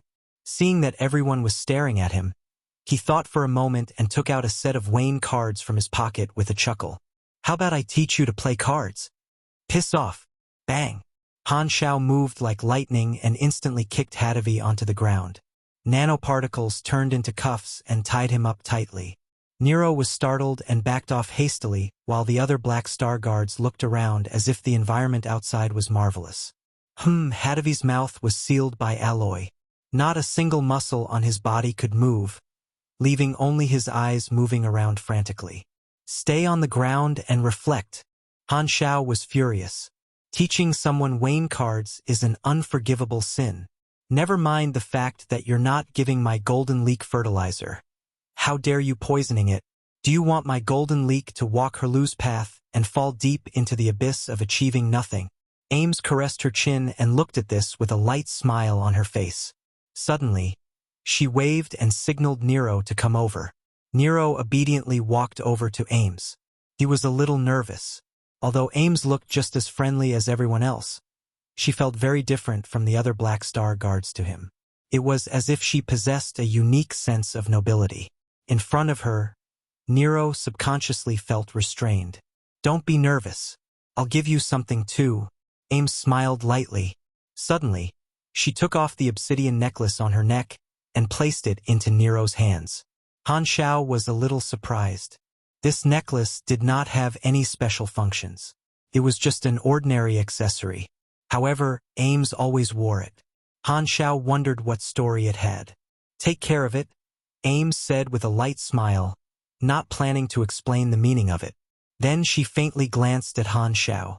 Nero hastily nodded and carefully pocketed the necklace. After all the old men finished sending their gifts, Han Xiao called Nero over and said with a smile, "I promised your father to raise you to be a powerful super. You've definitely learned about supers in school on planet Aquamarine. Do you still remember how many types of supers there are, right?" "Yes." Nero nodded heavily. Then counting with his fingers, he said, "There are 5: psychic, esper, mechanic, mage, and psychic. Now it's your time to choose. What kind of super do you want to be?" Han Xiao asked with a smile. Fuenvel.com. He did not know what kind of super talent Nero had, so he asked him directly. Everyone became quiet. Choosing a super system was the decision of a lifetime. Black Star seemed to want to strongly raise and teach Nero, so his choice was very important. Nero hesitated for a while and looked up at the hovering guard flowing above him. His eyes became firm. "Godfather, I want to be a mechanic." "Haha. Good choice." Han Xiao was overjoyed. Since Nero had chosen the mechanic class, he would rightfully become his student. In the Shattered Star Ring, he was the peak of the mechanic class. No one was more qualified than him to teach others. Hearing that, many Black Star guards secretly sighed. Alas, why did you choose not to live like a human being? Han Xiao activated Nero's mechanical force right on the ship. With his current strength, the method used to activate mechanical force in others was no longer the electric chair that Sylvia had once experienced. It became safer and painless. Planet Aquamarine was very close to the Black Star Army's headquarters. Han Xiao and the others returned not long after. One day after, the Crimson Dynasty's transport team finally arrived. The enormous fleet shrouded the sky.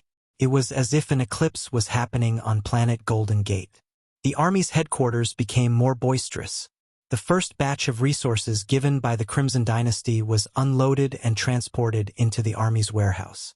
The first batch of Dynasty elites to accept evolution also stepped onto the Black Star Army headquarters docks. There were 4 captains, representing elite members of their own faction respectively. Tenny was one of the captains. He represented the Dynasty military's youngsters faction. These elites followed the Army's receptionist into the hall, looking straight ahead all the way. Upon arriving in the hall, the elites of the Dynasty saw Han Xiao, who was waiting on his throne, immediately. "Your Excellency Black Star." "Pa!" The tens of thousands of Dynasty elites did a Dynasty military greeting simultaneously and instantly. Their boots stomped the metal ground and made a crisp, loud sound. Han Xiao narrowed his eyes. He walked down from the throne. The 4 captains stepped out of their formation and came to shake hands with Han Xiao one after another. These 4 were all renowned NPCs in the previous life, among whom Tenny was the most famous. Almost no one in the Crimson Dynasty faction did not know this renowned Dynasty Marshal. This was also the person whom Han Xiao paid the most attention to. Compared to his appearance in Han Xiao's previous life, Tenny was still very young. He gave off a very sharp, energetic vibe. When it was time to shake Tenny's hand, Han Xiao stared closely at his face and suddenly gave a mysterious smile. "Tenny Aminos, I've heard a lot about you." Tenny was stunned. Black Star did not say anything when shaking the other's hands. Why did he just speak to me? "Heard a lot about me. Has my name already spread to the Shattered Star Ring?" Then, the intelligence he had collected in the past few days flashed through his mind. A few days ago, he had discovered one of Black Star's abilities from this data. This person has some kind of foresight ability. There's definitely a reason for him to only speak with me. This thought flashed through Tenny's mind, but his face did not express any change. He shook Han Xiao's hand firmly and let it go. Chapter 795 Goal. Chapter 795 Goal. The dynasty's elite soldiers were always quick and direct. The four of them briefly explained themselves. They did not request to rest and immediately asked to accept the evolution cube modification. Han Xiao agreed. He would have more than enough time to communicate with them after that. Buzz. With a flash of blue and gold mechanical force, a small silver cube hovered above his head. He activated it with the password. The evolution energy flew out instantly and spread in the hall like a tsunami, shrouding the tens of thousands of dynasty elites. Han Xiao deactivated the evolution cube, looked at the black cocoons all over the hall, and nodded with satisfaction. He then looked at Tenny's cocoon, smiled slightly, and thought, "Since you came to my doorsteps, how can I not invest in you?" It could be said that he was extremely familiar with this future dynasty marshal. He was one of the renowned NPCs of the dynasty that existed through multiple versions. In the later days, he led many large fleets of the dynasty alone and called them the dynasty's Iron Hoofs, which fought many legendary battles. His performance was exceptional throughout many versions. The players under the dynasty faction could choose to join under his command and become his soldiers or officers, where they would receive plenty of war missions. There were two things that Tenny was best known for. One was during the Calamity of the Supers, where he led the fleet under his command and killed a notorious Beyond Grade A without any help. The other was during the World Tree Civilization invasion event. For the sake of the entire war, he put his own life on the line and led his troops to charge into hundreds of star systems, restraining the enemy's overwhelming invasion. He penetrated countless lines of defenses and entered the heartland of the World Tree Civilization, earning a ton of time. In the end, his troops were wiped out by the enemies. Dragging alongside countless strong enemies, he was killed in battle and met a tragic end. Tenny was just a calamity grade. He was an extremely strong commander, strategist, and leader of fleets. The dynasty's fleets could achieve astonishing strength in his hands. To the dynasty, such a military talent like him was even more important than beyond grade as, according to his life's direction, in the future, Tenny Aminos would obtain a very high position in the dynasty and have masses of soldiers under his command. Since an opportunity to build a relationship with the dynasty's future military boss was right before him, Han Xiao was not going to let it go. There were many factions in the dynasty. The first group of dynasty elites was selected from the various factions. The military youngsters faction, which Tenny represented, was a very strong faction, and he would become one of the faction's representatives in the future. He was worth Han Xiao wooing. Han Xiao knew his place. Although he had become the Crimson Dynasty's ally, it was just the beginning and far from being carefree. Even as an ally, he had to think of ways to increase his influence within the dynasty. After all, he was not the only Beyond Grade A in the dynasty. I've operated in more than 20 years in the Shattered Star Ring, so I'm considered quite important. In the Central Galaxy, however, there are more Beyond Grade as. Plus, many of them are seniors that have lived many years. I have limited influence over there, Han Xiao thought. Universal civilizations had many powerful individuals and allies. Their profit network was complicated and broad. Although he had some power within the dynasty, it was pathetically little, and this included the bonus from the evolution cube. The other three captains beside Tenny were also known characters whom Han Xiao was familiar with. They did not achieve as much as Tenny would eventually, but since they were all leaks right at his doorstep, he decided to not let any of them go. The evolution lasted about half a day. The tens of thousands of dynasty elites came out of their cocoons one after another. Tenny was the last to complete the evolution. He extended his hand and clenched his fists, familiarizing himself with the changes in his body. "This feels amazing." His deputy, Corbouz, was overjoyed. He was not initially qualified enough to be selected, but because he was Tenny's deputy, he was able to obtain this opportunity. "It's indeed magical. It feels even better than the Federation of Light's gene adjustment. Tenny nodded firmly. All the newborns of the universal civilizations would usually experience free gene adjustment right after their birth to increase their potential. Federation of Light's gene adjustment technology far exceeded the other two universal civilizations as it was one of their specialties. Federation of Light's super ratio was the highest in the entire galaxy. The army's officer who had been waiting at the side walked over and said, "Friends from the Crimson Dynasty, the army commander told me to wait here for you to complete your evolution. I will now take you to the army's guest area to rest." The people nodded. Some of them would be following the dynasty's main logistics team to go to the flickering world and explore, which planned to rest for some time in the Black Star Army headquarters. Therefore, they would be waiting there. The rest of the dynasty elites were there purely for the evolution and would return to the central galaxy after it was done. Tenny was one of them. Han Xiao would be traveling with them as well, and Zoel had already told them about it. Therefore, they would be staying in the army's headquarters and waiting for Han Xiao to head to the central galaxy together. They came to the guest room area and settled down. Not long after Han Xiao came, Tenny and the other captains went to welcome him. The first thing Han Xiao asked about was how they felt after the evolution. He then moved the topic onto the situation within the dynasty and started to chat casually.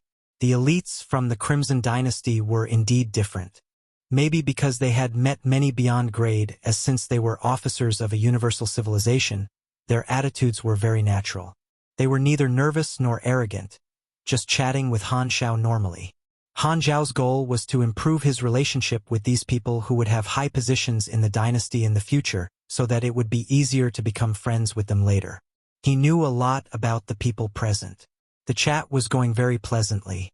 However, Han Xiao noticed that Tenny was the calmest and kept observing him. It seemed he was a little wary against him. Han Xiao did not speak too much in their first conversation. He stood up and left after briefly familiarizing himself with the others. Making non-profit focused friends took time. It would only achieve the opposite effect if he was too hasty. After sending Black Star away, Tenny looked at his back and pondered. "What's with this guy? Tenny seems wary of me. This doesn't seem easy." After returning to his office, Han Xiao tapped the table and contemplated it. It was indeed not easy to bond with someone so talented. He had to focus on Tenny's likings. Han Xiao nodded. This was his advantage. He knew about Tenny's likings. This was all hidden intelligence dug out by the players in his previous life after countless wrong attempts. He wondered how many strange and weird gifts Tenny had received throughout those years.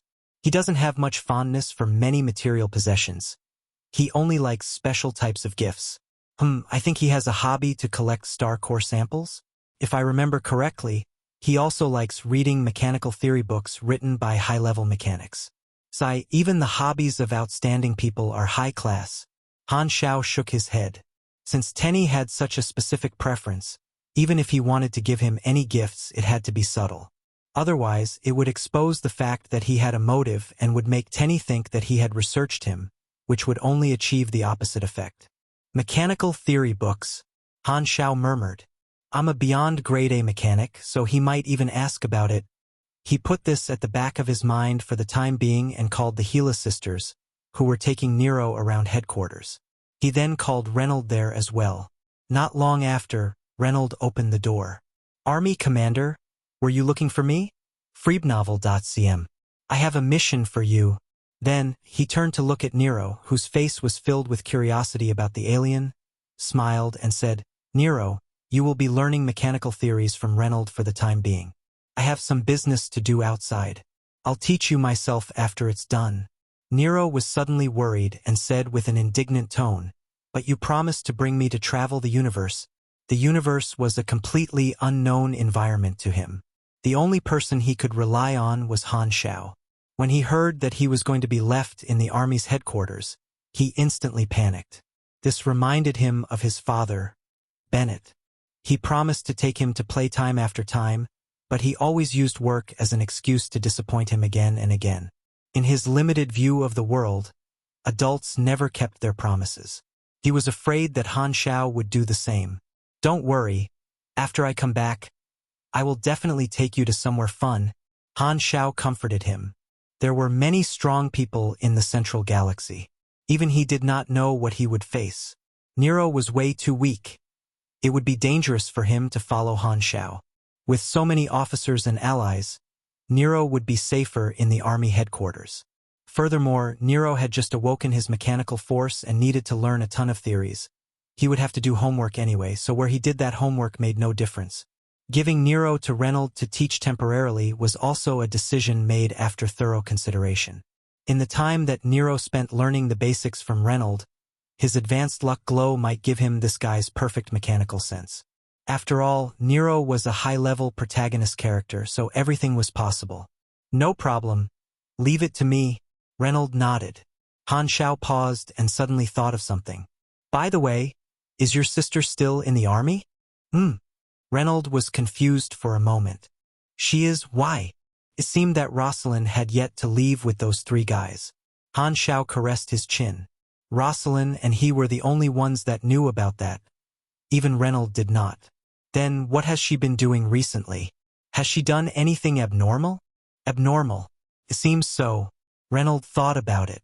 I realized that she hasn't been going out much recently and has been spending a lot of time in her room doing who knows what. She hasn't been coming to chat with me recently. I've asked her a few times. She said that she's writing something, but I don't know what that is. Do you need me to ask her for you? No need. Han Xiao waved his hands. He could roughly guess what Rosalind was writing, probably the plan for the Silver Revolutionary Army. Although the goal of these founders was to overthrow the three universal civilizations, give other civilizations a chance, and help one ruler overthrow another, there was no way they could use these words to convince ordinary people, and they knew that full well. Rosalind was the spiritual leader.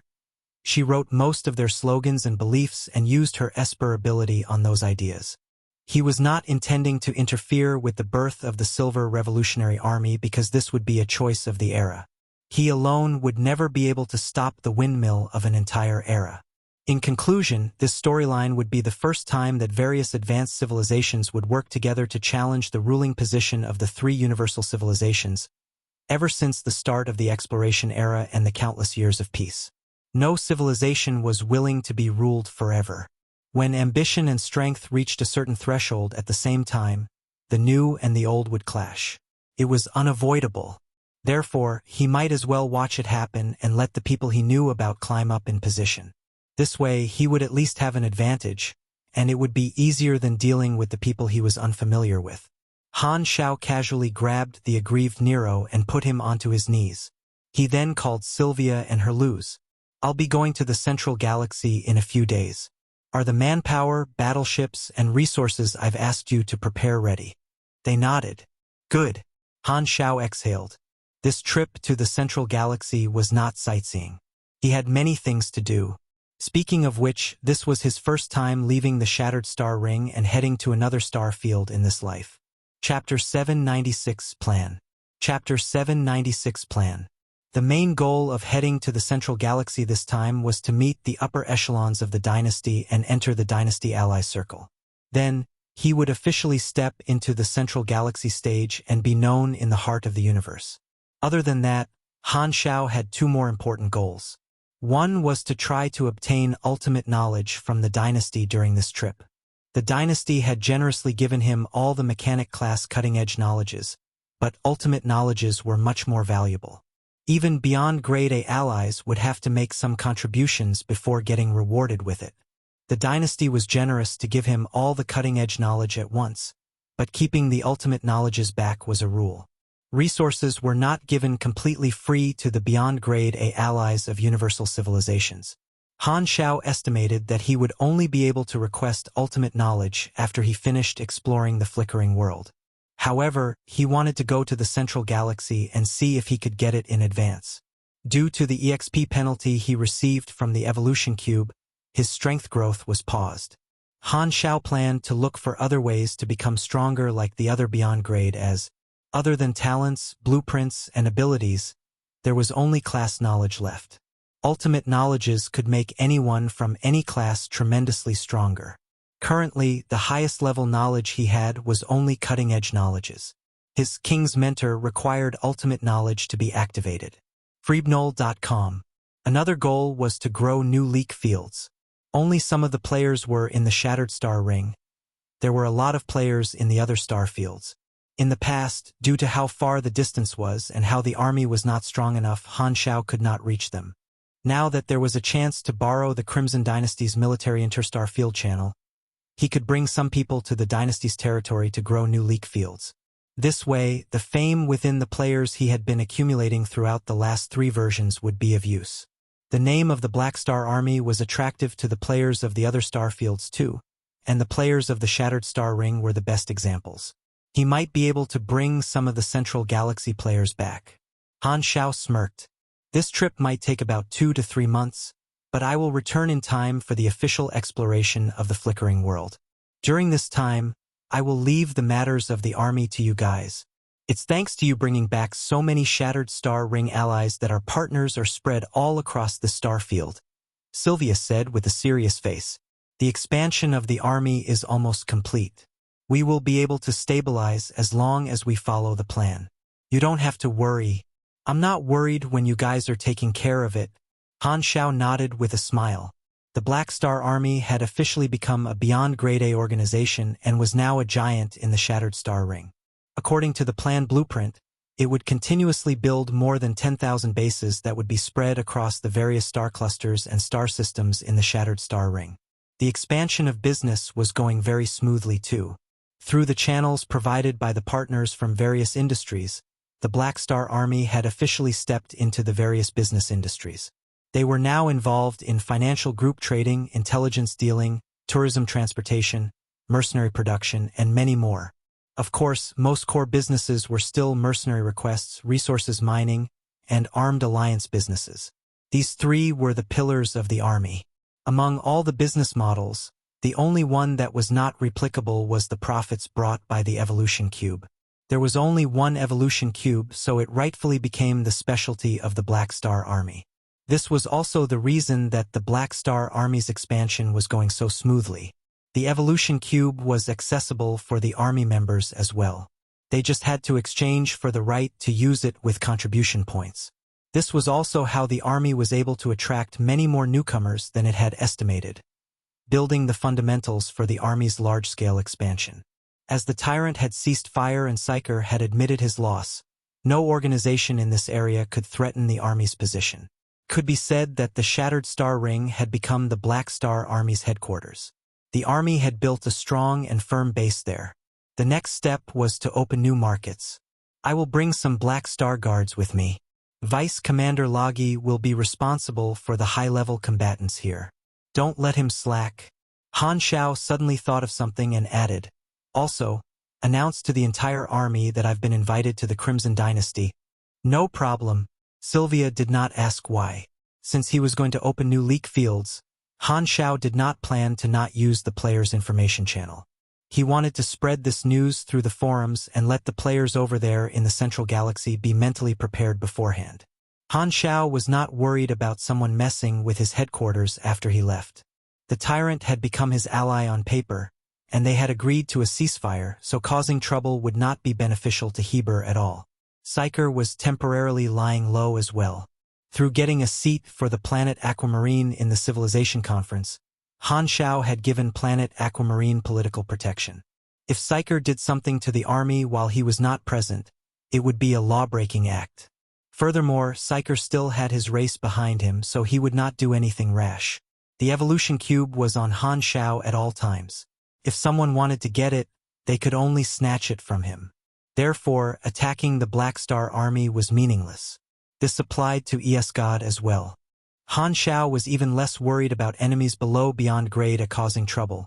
With so many calamity grade officers in the army, anyone who dared look for trouble would be asking to die. After resting for 2 days, the long-distance fleet heading toward the Central Galaxy officially gathered. It was the day of their departure. The fleet was formed of 3,500 battleships, and the main ships were 3 mobile satellite bases. Although they were rather bulky, they were also equipped with hyperdrive devices, just not very high-speed ones. Han Xiao did not produce Eternal Light flagships on a large scale. It would be too flamboyant for him, a Crimson Dynasty ally, to use the Federation of Light's flagship. Han Xiao took it as a secret weapon and built it discreetly, storing it in the hangar. He did not plan to use it publicly for the time being. Tenny and the other dynasty elites had been invited by Han Xiao to take the same battleship. In the command room, the people at all posts readied and stared at Han Xiao's back, waiting for his order. Before the enormous porthole, Han Xiao stood side by side with Ames and looked at the sea of stars outside. The light from the thrusters of the battleships around illuminated their faces. "Are you sure you want to come with me? It's not like I've never been to the central galaxy." Ames smiled. "I'll treat it as sightseeing." Aesop, who was beside them, caressed the beard on his chin and said, "I can visit my old friends." Han Xiao nodded. His deep voice then appeared in the communication channel, sounding in every battleship. "Depart." Rumble. The ship shivered slightly and started accelerating, leaving the Black Star Army headquarters. The fleet had left. Very soon, the spaceships turned into streams of light and disappeared in the black universe. When the fleet departed, countless army members were watching from the headquarters satellite. Following Han Xiao's orders, Sylvia publicized Han Xiao's whereabouts to the entire army. Everyone knew that their army commander had been invited to the Crimson Dynasty and was going to the dynasty's capital to meet its leader. That's the head of one of the 3 universal civilizations, the most powerful person in this entire universe. Countless army members were excited and honored. The army players expressed their shock actively on the forums. Black Star was the first person they knew about to cross servers. This news piqued the interest of the players of the various star fields. In the past, the Shattered Star Ring had always enjoyed the Black Star Army's benefits alone, causing a lot of envy in the players of the other star fields. Tons of the Black Star Army's deeds were already circulating on the forums. Along with the sensational news that Han Xiao had become a Beyond Grade A, the benefits of the army had already spread to the players of all the star fields. Comparatively, the players of the other star field realized that the privileges and benefits their own factions gave was not even worth mentioning. No one would refuse to enjoy the army's benefits. Now, the opportunity to come into contact with the Black Star Army had arrived. The players of the Central Galaxy were overjoyed. This topic exploded on their forums. Is the Black Star Army finally growing beyond its star field? Haha! Fantastic! We finally have a chance to join the Black Star Army. Alas, only if they're coming to the Primeval Star River too. The Shattered Star Ring players did not think much of it. The stronger the Black Star Army grew, the prouder they would feel. They also felt curious. After the army commander expanded into other star fields, would he bring back players from the other star fields? To the current players, crossing star fields was way too difficult. They had no right to borrow the Interstar Field Stargate and could not afford spaceships that were fast enough. No player had crossed star fields for the time being. Furthermore, they had yet to even finish exploring the star field they were born in. The players in the various star fields all played on their own and would only meet others on the professional stages and never in any other way. What if, since the Black Star Army guided us into the galaxy in version 2.0, it will also be the faction to guide us to cross star fields in the future too? That's actually highly likely. The army has now become an ally of a universal civilization, and its next step will be to explore the flickering world. It feels like it's opening an interstar field era for us. There was a lot of speculation on the forums. At the same time in the Bloodshed Land, Black Star has departed? Yes, just. Heber sat on his throne. His fist supported his face, and he looked straight forward blankly at the palace gate. As an ally of the Crimson Dynasty, he had been to the Crimson Dynasty long ago, exactly as Han Xiao had been invited. As if his vision crossed the wide universe, an odd emotion appeared in Heber's eyes as if some of his memories had resurfaced. Those guys in the Central Galaxy are not the friendliest. On the Crimson Dynasty's mother planet was Turunimir Palace, the office space for the government affairs of the dynasty. Including the leader of the dynasty, all the core upper echelons dealt with their official duties inside. It was extremely large and could be considered a city on the mother planet. This was the center of power of the dynasty. It was solemn, serious, and tightly guarded. The government officials that passed each other almost never spoke to each other.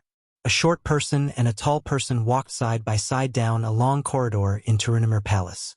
Warm light shone from the windows on the left and painted their shadows on the wall.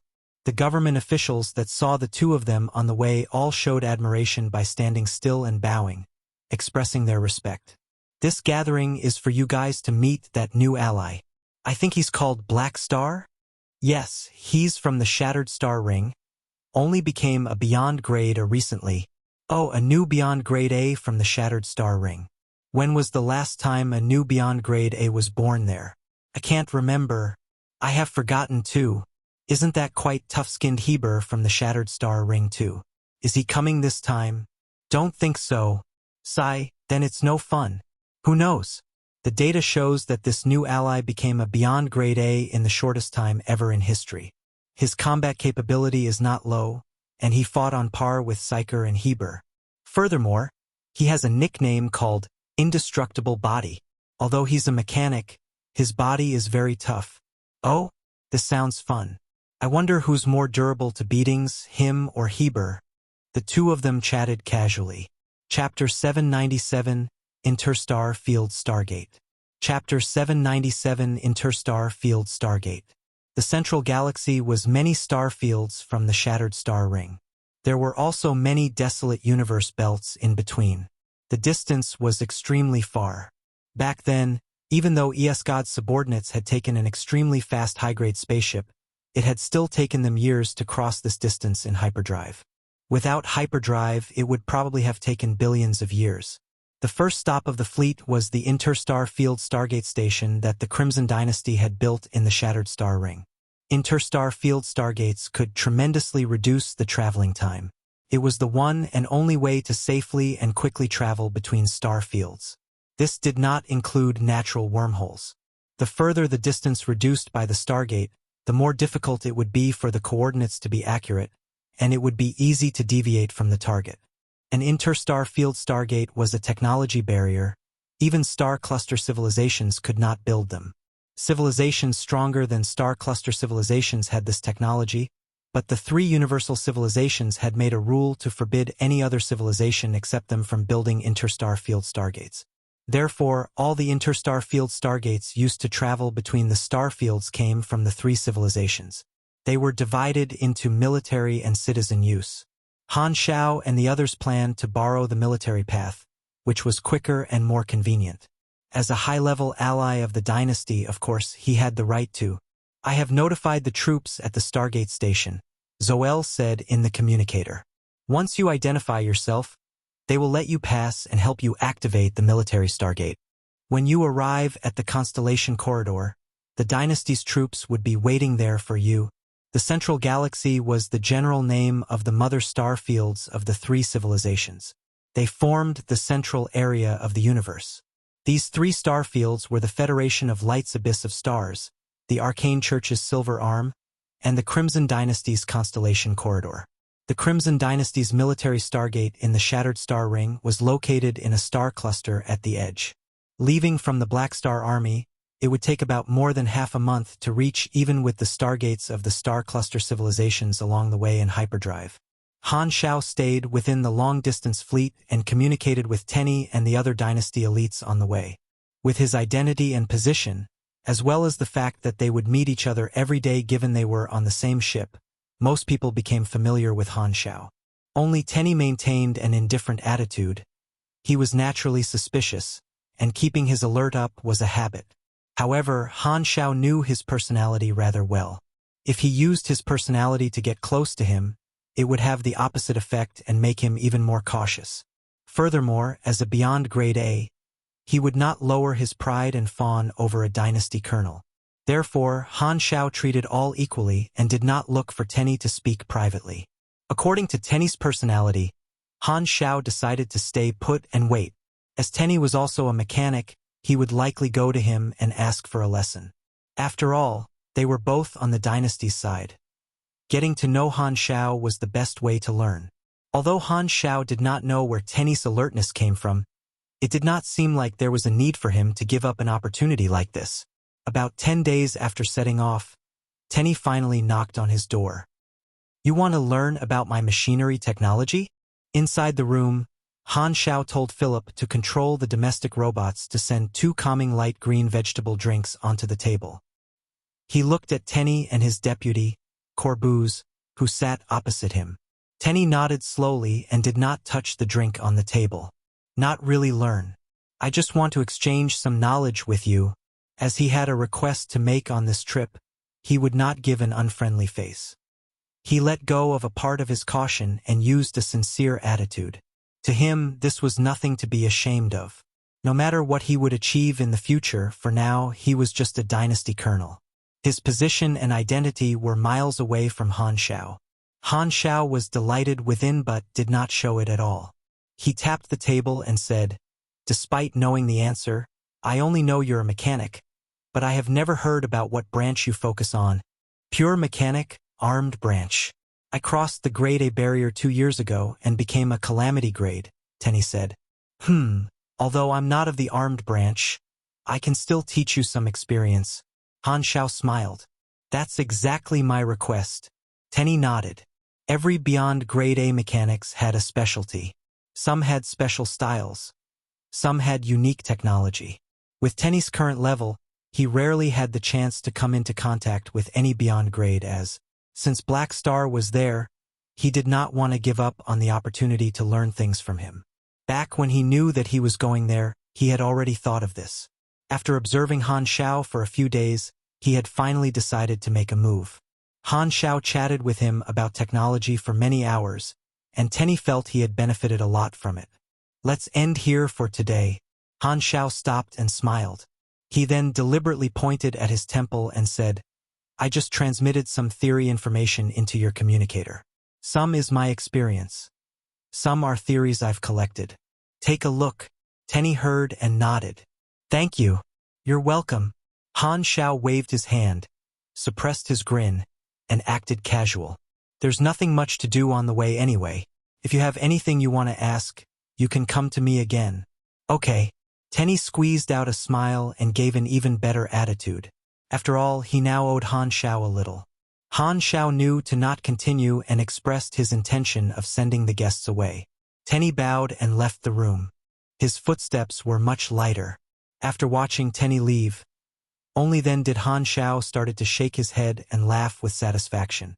With this opportunity, their relationship would have chance to grow. Tenny's favorability was close to friendly. With this identity of mine, making friends with high-class people is much easier than before.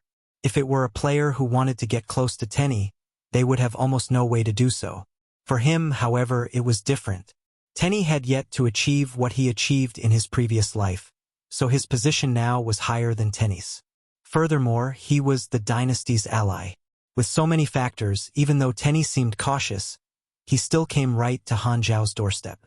With Han Xiao's current position and identity, farming character favorability was much easier for him compared to the players. In the next 10 or so days, Tenny went to consult Han Xiao every 2 days. Their relationship gradually improved, and they slowly turned into friends. This future marshal of the dynasty was treating himself as the student when he was with Han Xiao.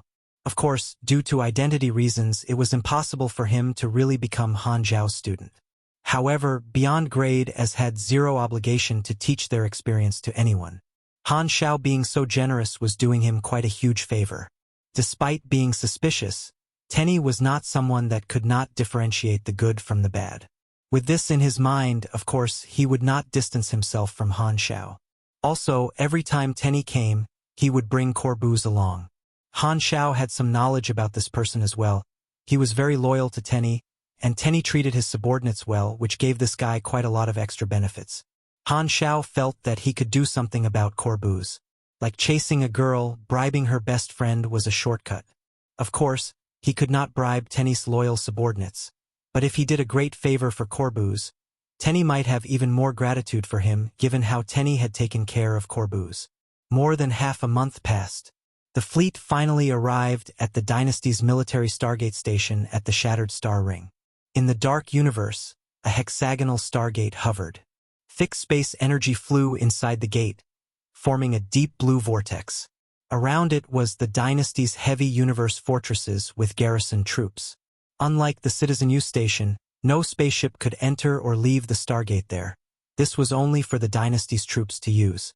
As the fleet approached, this Stargate expanded in their sights. When getting close, the edges of this Stargate seemed to extend to the end of one's sights. It was enormous and marvelous. Warning! Warning! Psionic annihilation beam aim lock detected. The artificial intelligence on the main ship that Han Xiao was in alerted them. The people were not surprised. They knew that they would be locked on by the guarding troops as soon as they entered a certain distance around the military Stargate. The artificial intelligence received a message from the guarding troops. Stop advancing. Report your identity. freewebnovel.com. Black Star. Han Xiao validated his identity. After a while, he finally received a confirmation message of his identity. The guarding troops removed the annihilation beam's aim lock and signaled for the fleet to advance. This time, the main fleet received a communication request from the guarding troops. After picking up, a person that seemed to be the commander appeared on the screen and said with an expressionless face, "Your Excellency Black Star, Envoy Zoel has told us to set your course in advance. This Stargate teleportation will be in direct mode. The target is Crimson Ring Star Zone 8, the Dynasty's territory. There will be a team of troops there sent by the mother planet to receive you. They will open a flight path and bring you guys for hyperjump. Only then will you be able to pass through the psionic belt outside the mother planet and arrive on the Dynasty's mother planet." Han Xiao nodded. All the universal civilizations had powerful weapons to prepare for the day if one of them went mad and used super long-range primordial psionic energy cannons to instantly shatter their mother planet. Therefore, all the universal civilizations' mother planets were equipped with all kinds of top-notch defensive measures. Then, this commander looked at Tenny, who was on the side, squeezing out what looked like a smile from his seemingly paralyzed face. "Tenny, it's been a long time. It's you." Tenny's expression was a little odd. "Why are you here guarding the Stargate?" "This is an order from above." This commander shook his head. A hint of bitterness appeared in his eyes but was immediately suppressed. This command and Tenny were graduates from the same year of the Dynasty's Journey high-level military school. They knew each other and both of their results were outstanding. They were supposed to have bright futures, but Tenny did not expect him to be sent to guard the Stargate. Guarding the Stargate was not a good job, especially military Stargates. There was close to zero chance of achieving something remarkable, and they would be held responsible if anything went wrong. However, to keep the Stargate safe, elite troops had to be stationed there. Therefore, those stationed at the Stargates were either sent there randomly or unlucky ones who were marginalized during faction conflicts. No one would ask to be stationed there. Tenny understood that this friend of his had clearly suffered due to faction conflicts. He shook his head with resignation. "All the best then. Anyway, you'll be sent away in a few years. Take it as an opportunity to train your soldiers." The transfer period of the Stargate guarding troops was not long, usually around 6 to 10 years. The Dynasty would also not waste elite troops on Stargates all the time. After chatting for a little, this commander finally ended the communication. This time, the fleet was about to enter the Stargate as well. An extremely strong attraction force came from the other side of the Stargate, wanting to drag all of them in like a black hole. The fleet entered the Stargate, and the world outside the porthole became bright. The inside of the Stargate path was filled with violent space energy but was restricted by the Stargate's technology, creating a stable path. The spaceship almost felt stationary. The people inside could not feel the speed of the spaceship's advance at all, as if the fleet had stopped moving in the Stargate. However, in an instant the ship trembled. The space energy around disappeared, and the scenery outside the porthole became the black universe filled with diamond-like star lights once again.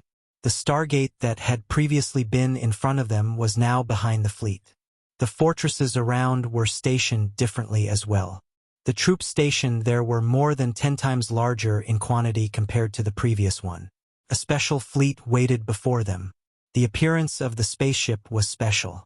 It seemed to be a very uncommon spaceship model. Beep beep. This time, every quantum network device received an area announcement made by this special fleet. "Welcome to the Central Galaxy, Your Excellency Black Star." Chapter 798, Dynasty Mother Plane. Chapter 798 Dynasty Mother Plane. Welcome to the Central Galaxy, Your Excellency Black Star. I'm here at the center of the universe. As the area announcement sounded, this strange-looking fleet slowly advanced. The fleet's main ship received a communication request. An officer wearing the dynasty's high-level army uniform appeared on the screen. He had a small mustache and looked highly intelligent. I'm the commander of the Dynasty Mother Planet's Guard Team 17, here on orders to welcome the dynasty's ally. Han Xiao's brows rose as he sized him up. This commander was not someone famous, but Han Xiao was somewhat familiar with him. In his previous life, when the players traveled to the dynasty's mother planet, they had to go through many inspections before the mother planet's guard team brought them through. These people were like the gatekeepers, so the players were familiar with all of them. Thanks, Han Xiao said. Please follow me. Then, the guard team turned around and headed to the mother planet. The fleet followed behind. Ames suddenly turned and asked Han Xiao, "This is your first time here at the Central Galaxy, right?" Han Xiao did not deny it. He knew the Central Galaxy like the back of his hand, but on paper, this was his first time there. Then let me tell you about it. Ames shook her head.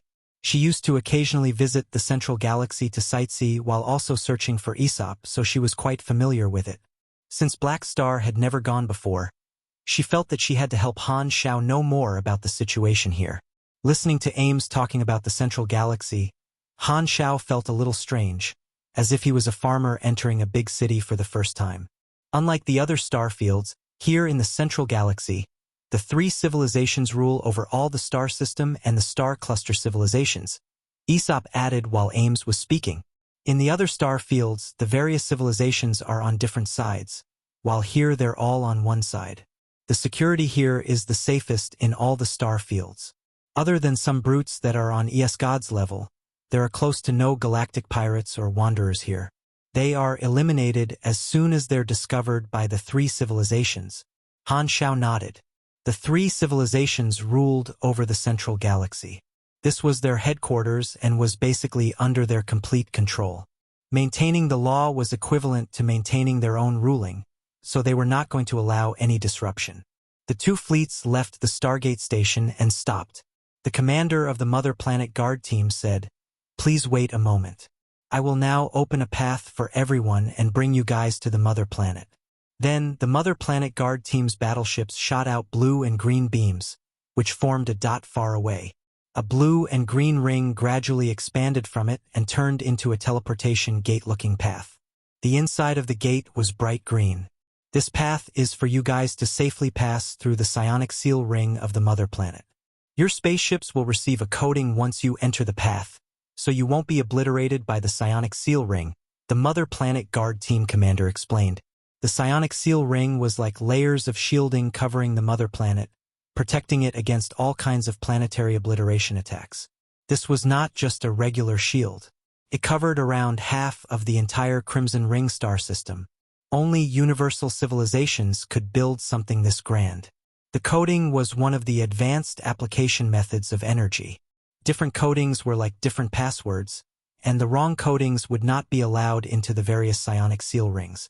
It was like a security pass and a key.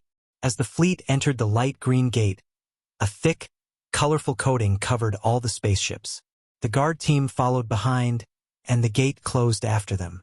The guard team led the way ahead. The two fleets turned into streams of light and advanced following the safe path. On the ship, Tenny started to chat casually with Han Xiao about his mother planet. The psionic seal ring was built during the Exploration-era war. Back then, it was to protect against the planetary obliteration attacks from the other civilizations. The cosmic space inside the ring can be considered a completely sealed new world. During the war, the scientists adjusted the physical constants inside, all for the sake of safety. When the time of peace came, these altered physical constants became a form of contamination. It took quite a lot of effort to fix them and make the sealed world that the mother planet was in return to a normal cosmic space. The three civilizations' technology is so much more advanced than before. Aesop caressed his beard as he spoke. With the concentration of resources, talents, and technology, Their development speed far exceeds those beyond star cluster civilizations. The gap between them is growing constantly. I wonder what can even shake your rule nowadays. Han Xiao scratched his nose and did not say anything. This time, the two fleets passed by an area. Through the porthole, Han Xiao could see a cluster of dark blue light far away. Seeing Han Xiao look over, Tenny explained, "That's a cluster of primordial psionic energy. If we get close, we will be assimilated and devoured. That's one of the defense measures of the psionic seal ring." After flying in hyperdrive for 2 days, the spaceship trembled suddenly and finally left the psionic seal ring. In their sights, a sesame-sized dark red planet appeared. That's the dynasty's capital, the Crimson Ring star group. Planet Crimson Ring is the main planet. There are 16 satellites and 60 large government life stations around it, as well as many space bases.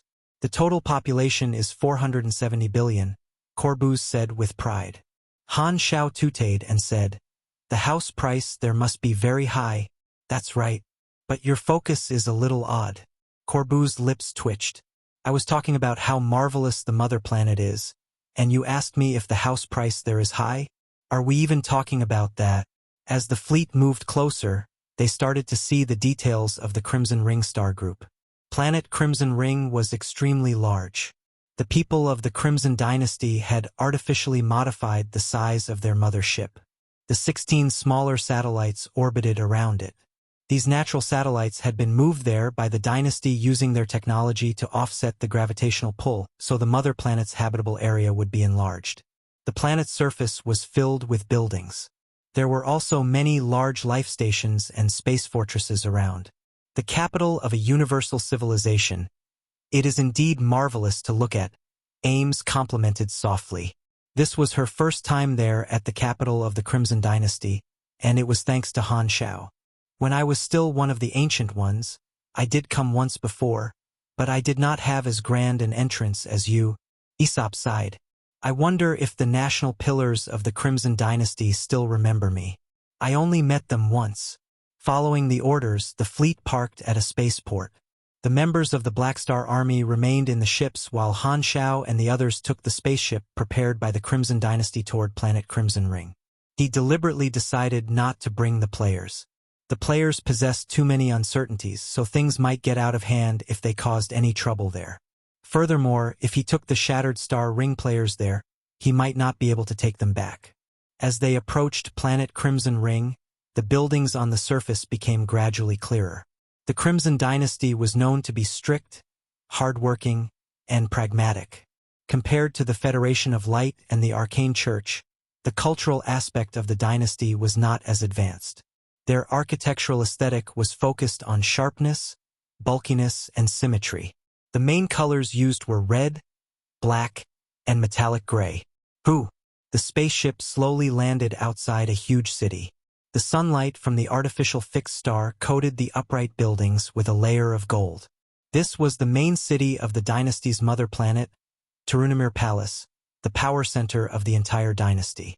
A group of receptionists were waiting at the docks. They approached and said, "Your Excellency Black Star, we're responsible for welcoming you. Please follow me to Turunimir Palace's Dynasty Reception Center to rest for a day. The dynasty's leader will personally meet you tomorrow." "Okay." Han Xiao had no objection. He then looked at Tenny and the group of the dynasty elites and said, "What about you guys?" Tenny shook his head. "We have to report to the army." Han Xiao nodded before casually summoning a set of Beyond Grade A Orange Grade hovering guards to give to Tenny. "For you to protect yourself, I don't know when we will meet next. Keep in contact." Tenny was stunned for a moment. He accepted the set of machinery and gave Han Xiao a deep look. "Okay." Han Xiao did not forget about the other elite officers and gave them some machinery too, showing friendliness. Mechanical weapons built by a Beyond Grade A were quite valuable to Calamity Grade mechanics, and Han Xiao had a ton of them. Han Xiao watched as Tenny and the others left. If not because they had gone to accept the modification, Han Xiao would not have had the chance to have close contact with them. He wondered if he would have chances like this to gain favorability again in the future. After the dynasty elites left, the group only consisted of Han Xiao, Ames, Aesop, Gila, and the Black Star Guards. They followed the receptionists through the military security zone and entered Turunimir Palace. The moment Han Xiao stepped into the city, suddenly, 7 enormous waves of energy erupted and soared into the sky. Boom! Han Xiao narrowed his eyes and stopped his footsteps. These 7 sources of energy were all beyond grade A. The 7 waves only lasted for an instant before they were withdrawn. There seemed to be no provocative intention, just to showcase their own existence. Han Xiao's eyes sparkled. 7 beyond grade as they should be the ones belonging to the dynasty itself and the allies that the dynasty had gathered. He thought about it. This did not look like a provocation, more like a beyond grade A style greeting to the newcomer. Your Excellency Black Star, to welcome your alliance, the dynasty has gathered the national pillars under its command, the receptionist said at a suitable moment. Other than those who are held back by business or are too far away, all the beyond grade as who are free have come. There is a total of 7 of them. After you meet with the dynasty's leader tomorrow, we will arrange for the various national pillars to meet with you too. National pillars, these guys have quite a nice title. Han Xiao smiled casually. What are you talking about? The receptionist chuckled. You too are now a national pillar of our Crimson Dynasty. That newcomer is here. In a certain room inside Turunimir Palace, a few people with various appearances sat on the sofa and looked in Han Xiao's direction with interest. Didn't respond. Looks like it's his first time seeing so many beyond grade as together, so he doesn't know the rules. It's only normal since he's from the Shattered Star Ring. The woman beside him is a beyond grade A, too. The Dragon Emperor. Ames? I know her. The old man beside looks familiar too. Hey, that guy seems to be one of you guys, the ancient ones in the past. The one that knows prophecy. It is him. I remember. Hehe. This new ally seems quite interesting. The evolution cube is in his hands. Don't be excessive tomorrow. I still want to borrow it. Chapter 799, Dynasty Ruler, Unravel and Dark Lord, Claudia. Chapter 799, Dynasty Ruler, Unravel and Dark Lord, Claudia. The interior reception center of Turunimir Palace had multiple independent villas. Han Xiao and the others followed the receptionist into one of them. This would be the temporary accommodation for them. After settling down, Han Xiao locked himself in his room and pondered about the next day. I will be meeting the dynasty's leader and those beyond grade as tomorrow. I wonder what the dynasty's leader will talk to me about. Other than the customary welcome of me being a new ally, the dynasty's leader might request to use the evolution cube here on a large scale, as well as invite me to some events. As for those beyond grade as, they will take me into their circle as an ally. Since we're all on the same side, we will have to help each other. He knew the beyond grade A members' list of the dynasty very clearly, and he knew some of their personalities and likings. However, at this moment, he did not know who the 7 who had come were. Many of the beyond grade as of universal civilizations are seniors who have lived a very long time. They have a ton of talents, abilities, energy, and are very strong. He felt that his meeting with the beyond grade as tomorrow would most likely not be just a simple meeting. Beyond grade as were all individuals with extreme power. Strength was their fundamentals. When a newcomer joined their circle, some people might want to test him. If he was weak, even if he would still be accepted into the circle, he would be marginalized, only the strong would be respected. The 3 strongest individuals were at the top among the beyond grade A allies of the dynasty. Han Xiao wondered how many of them were in attendance this time.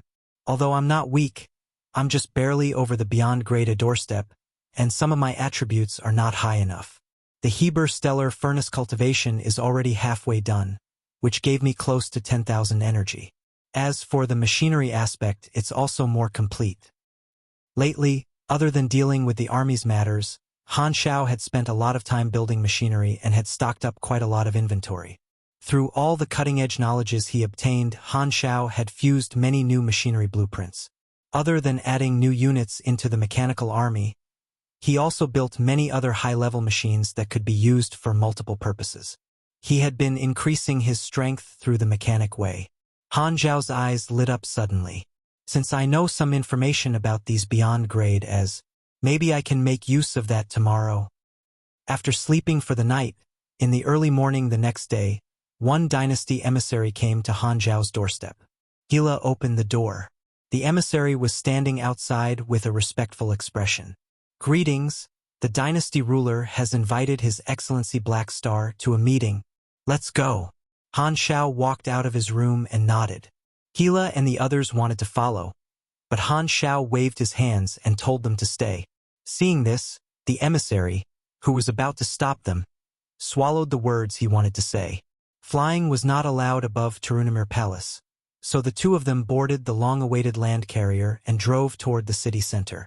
The city center was the office area for the people at the highest positions in the dynasty. It was a marvelous and enormous palace. The closer they got to the center, the tighter the security was. The areas were covered with all kinds of mechanical detection devices and teams of dynasty elite patrols. With just a brief feel, Han Xiao could sense the presence of more than 10 calamity grades, and that was just from one direction. The defense of the dynasty's capital was extremely powerful. Not only did universal civilizations control the central galaxy, they also controlled some other star fields to a certain extent. They had rich talents and resources, as well as all kinds of high-level superschools to raise talents within. Their ratio of calamity grades far exceeded anywhere else in galaxy. With those factors, the universal civilizations had plenty of powerful members. The carrier stopped outside the palace, and Han Xiao followed the emissary inside. They passed by checkpoint after checkpoint before boarding the hovering lift inside to the top floor. This entire floor was the office of the dynasty's leader. After passing by the guard and secretary area, the emissary pushed a door open and gestured for him to enter. Han Xiao nodded and walked right in. The room entered his sights. This was a wide office. The room was rectangular, the walls were deep red, and there were floor-to-ceiling windows on every wall. The floor was covered in a red carpet, and at the edge was a green potted plant. It looked like it was carefully looked after and was giving off a calming aroma. A filled bookshelf stood against one side of the wall, and on the other side was a white stone circular coffee table and a red sofa used to seat guests. There was no furniture in the middle of the room. A huge chandelier hung from the ceiling. Further in, there was an office desk and a person sat behind it. Another person stood beside the desk. With just one look, Han Xiao recognized the dynasty's leader who was sitting down. Her long and white hair was coiled up. The dignified vibe and her serious eyes could make people ignore her looks. Unravel Shin Ribet, the Crimson Dynasty's ruler. Yes, the dynasty's current leader was a woman. The Crimson Dynasty only admired the strong. Sex was not a factor. The succession of the dynasty's leader had nothing to do with the bloodline. During the term of the previous leader, the training for the candidates for the next leader would have already started. There was more than one candidate. They were all top-notch elites that the upper echelons and the various factions selected through negotiations. The emissary closed the door from outside. Black Star, I'm the Crimson Dynasty ruler, Unravel. Please take a seat. Unravel stood up, approached him, and reached out her hand. The man behind her followed tightly after. His sharp eyes were fixed on Han Xiao as if no movement could deceive his eyes. Hi! Han Xiao shook her hand. The two of them then sat opposite each other on the guest sofa, while the man behind Unravel still stood behind her. This is Claude, the captain of the dynasty ruler personal guards. Unravel introduced the man behind her. Claude raised his head a little with an expressionless face as a greeting. Han Xiao looked calm, but he had a lot of thoughts in mind. In his previous life, the leaders of universal civilizations changed quite a number of times throughout the versions. Unravel was the Crimson Dynasty ruler during one stage. During her term, to the players, the most famous achievement she made was the battle and the development of the flickering world. She obtained a new star field for the dynasty. The players in his previous life did not know much about this dynasty ruler. That was because, during her reign, the main stage of the players were the flickering world and their own star fields. They had yet to have much contact with the upper echelons of universal civilizations. To them, the leaders of universal civilizations were just a few lines of words in the background introduction. Now, however, Unravel was right before his eyes. This woman was one of the 3 most powerful people in the entire universe. It could even be said that they ruled the universe. What she represented had completely overshadowed her appearance or sex. Claudie, who was behind her, was her bodyguard, a senior beyond grade and nurtured by the dynasty. He was an Esper, and his ability was the control of dark energy and dark matter. Among his nicknames were Dark Emperor, Lord of Dark Matter, and Cosmic Distorter. This person was one of the 3 strongest beyond grade as in the dynasty.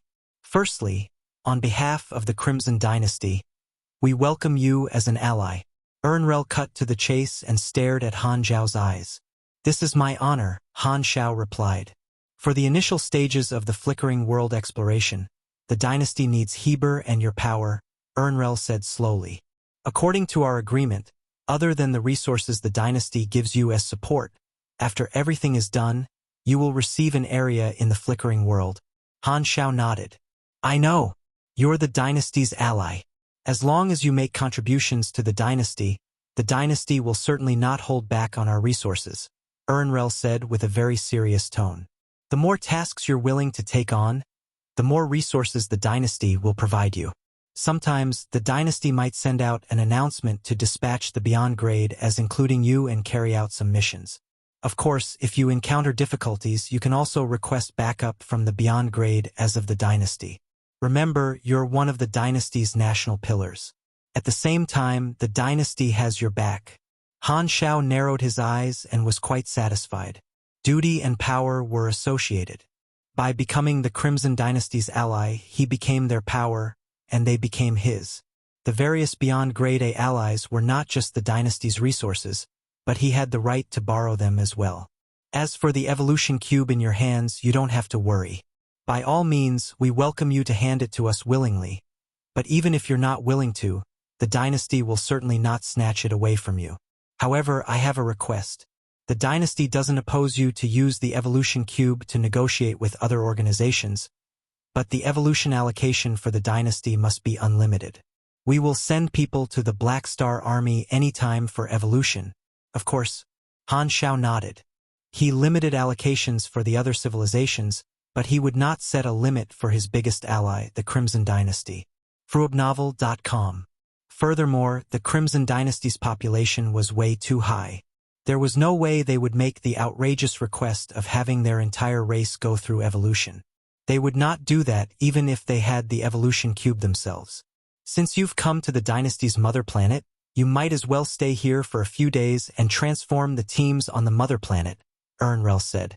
As expected, this is one of the main reasons you called me here, Han Xiao thought. Compared to selecting elites and sending them to the Shattered Star Ring for evolution, it was clearly more convenient to call him over to the Crimson Dynasty. Furthermore, the mother planet's troops could not casually be moved around, so summoning him there to use the evolution cube was the best solution. This way, the various factions also would not have to negotiate for allocations. Chapter 800 Pressure. Chapter 800 Pressure. After the two of them talked about business for some time, Unravel changed the topic. One more thing. The dynasty is willing to help the Black Star Army build a division in the central galaxy to aid communication between both sides. I know you already planned to do this since you brought your portable base here. The dynasty supports this. That would be great. Han Xiao nodded. As for the details, I will let someone settle them with you, Unravel said. If you have any other requests, you can tell me now. Han Xiao caressed his chin. I hope to obtain the ultimate knowledge of the mechanic class as soon as possible. I'm wondering if there are any chances. Without changing her expression at all, Unravel said, the resource rewards of the dynasty are given to allies who've made contributions. If you want to obtain it as soon as possible, I suggest you help the dynasty do some things. I will have someone make a list of the matters that the dynasty requires aid with and notify you. Then Unravel stood up, extended her hand, and signaled the end of this meeting. Han Xiao did not continue to speak. He stood up as well and shook her hand before bidding farewell and leaving. The emissary had been waiting outside the door. He guided him out of this palace. After Han Xiao left, Unravel leaned on the chair and said slowly with her eyes closed, Crowell, when you guys meet him later, remember to keep the situation under control. Claudia grunted in assent and left. Han Xiao boarded the ground carrier. The driver did not head in the direction they had come from but toward another direction. Your Excellency Black Star, the national pillars have been waiting. I'm taking you to meet them, the emissary explained. Han Xiao did not reply and was still thinking of his meeting with Unravel earlier. The meeting was short. Unravel had plenty of matters to deal with every day, so she would not have time to have a casual chat with him. Hence, everything they had talked about was business. The terms and agreements of the Flickering World Partnership were mentioned. After the pioneering of the entire starfield was complete, as the leading exploration team, he would receive one area that he would be able to develop freely. It was like land awarded by the government. He would rule that area and own all kinds of rights to it as long as he paid taxes to the dynasty every once in a while. This was one of the most important terms in their agreement. It would make the Black Star Army even stronger. This was also something very important to Han Xiao. As for the location and size of that area, it would depend on his achievements during the development of the starfield. The use of the evolution cube and creating a new division of the Black Star Army were his rights and duties as an ally of the dynasty. If he wanted to obtain ultimate knowledge personally, he would have to do some dynasty missions. With Unravel having already spoken about this, he would not have to trigger them himself. The dynasty's men would make a mission list and give it to him, which was much more convenient. Unravel, dynasty ruler, doesn't show her emotions. Not easy to read. Through the conversation earlier, the image Unravel gave to him was filled with prestige and the vibe of someone in a high position. Compared to an individual with flesh and blood, this dynasty ruler felt more like a symbol, making people ignore her personal traits. Han Xiao basically gave up on wanting to farm her favorability. The ruler represented the dynasty. Unravel had most likely cut off all her personal desires, so she would not have any weaknesses, would be able to maintain rational at all times, and would never let her emotions take over. Her personal feelings would never affect her decisions. To someone like this, farming favorability was basically a high-cost, low-reward act, so Han Xiao did not want to waste his efforts. Comparatively, it would be easier to bond with the Beyond Grade as, very soon, the carrier stopped before a villa. This was not a villa in the reception center but the residential area of the internal members. Claudia stood in front of the door with an expressionless face. He nodded and said, "Black Star, follow me. Everyone's waiting." Han Xiao walked out of the car and looked at Claudia with a strange expression. The two of them had just met back at Unravel's place not long ago. He had traveled there by carrier, while this guy had sprinted over so that he could be waiting for him in advance. Although Beyond Grade speed would be much quicker than land carriers, visualizing that image in his mind still felt quite comical. They opened the door and entered. As soon as they entered the house, the eyes of 6 different Beyond Grade as all looked over and stared at Han Xiao with curiosity. Claudia looked for a seat and sat down, leaving Han Xiao standing alone. Han Xiao scanned around. He was not unfamiliar with all 6 of them. They were all known Beyond Grade A allies of the Crimson Dynasty. There was even a member of the Ancient Ones. However, among the 3 strongest people in the dynasty, only Claudia was present. The 7 people there all had different looks in their eyes. Some were filled with anticipation, some were cold, and some were curious. These Beyond Grade as all had different dynasty factions behind them, so their personal stand was not the same. "So, you're Black Star from the Shattered Star Ring?" One of them sized Han Xiao up. When his eyes looked past the evolution cube, a tint of hostility seemed to have flashed for an instant. "Who else did you think I was?" Han Xiao raised his brows and did not respond politely. Everyone there was a Beyond Grade A. He did not plan to keep a low profile. He would only be respected if he showed his strength. Of the 5 Beyond Grade as in the Shattered Star Ring, both you and Heber have joined the Crimson Dynasty. Which one of you is stronger? Someone beside asked with curiosity. "If you're so curious, why don't you try it out yourself?" Han Xiao shrugged. He did not want to be questioned while standing up, so he found a random seat and sat down. These Beyond Grade A had no idea that although this was their first meeting, Han Xiao knew about them quite well and had a very clear idea of the situation in this room. Among the 7 people, Claude was above all and looked calm and cold. He represented the ruler's confidant faction, so he only watched but did not interfere. Another beyond grade A who was close to the Dynasty military's youngsters faction looked very interested in him and seemed to have the intention of wooing him. The other 5 more or less wanted to test him. Seeing how Han Xiao did not take any steps back at all, they exchanged glances and saw a little bit of surprise in each other's eyes. In the past, the newcomers came with the intention of making friends with them. These newcomers thought that everyone would be talking calmly and politely, while the older members would make this meeting into somewhat of a review and questioning section. They would keep asking provocative questions and watch the new beyond grade A suppress their anger and answer every question. Most people there had experienced this and left a dark history. Therefore, this became a tradition in accepting the newcomers. If someone could not take it, they would speak with fists to determine their position in the future. If it was a previously renowned neutral beyond grade A becoming an ally, only then would they give the newcomer face and restrain themselves. Of course, Black Star, who had just become a beyond grade A, was not on that list.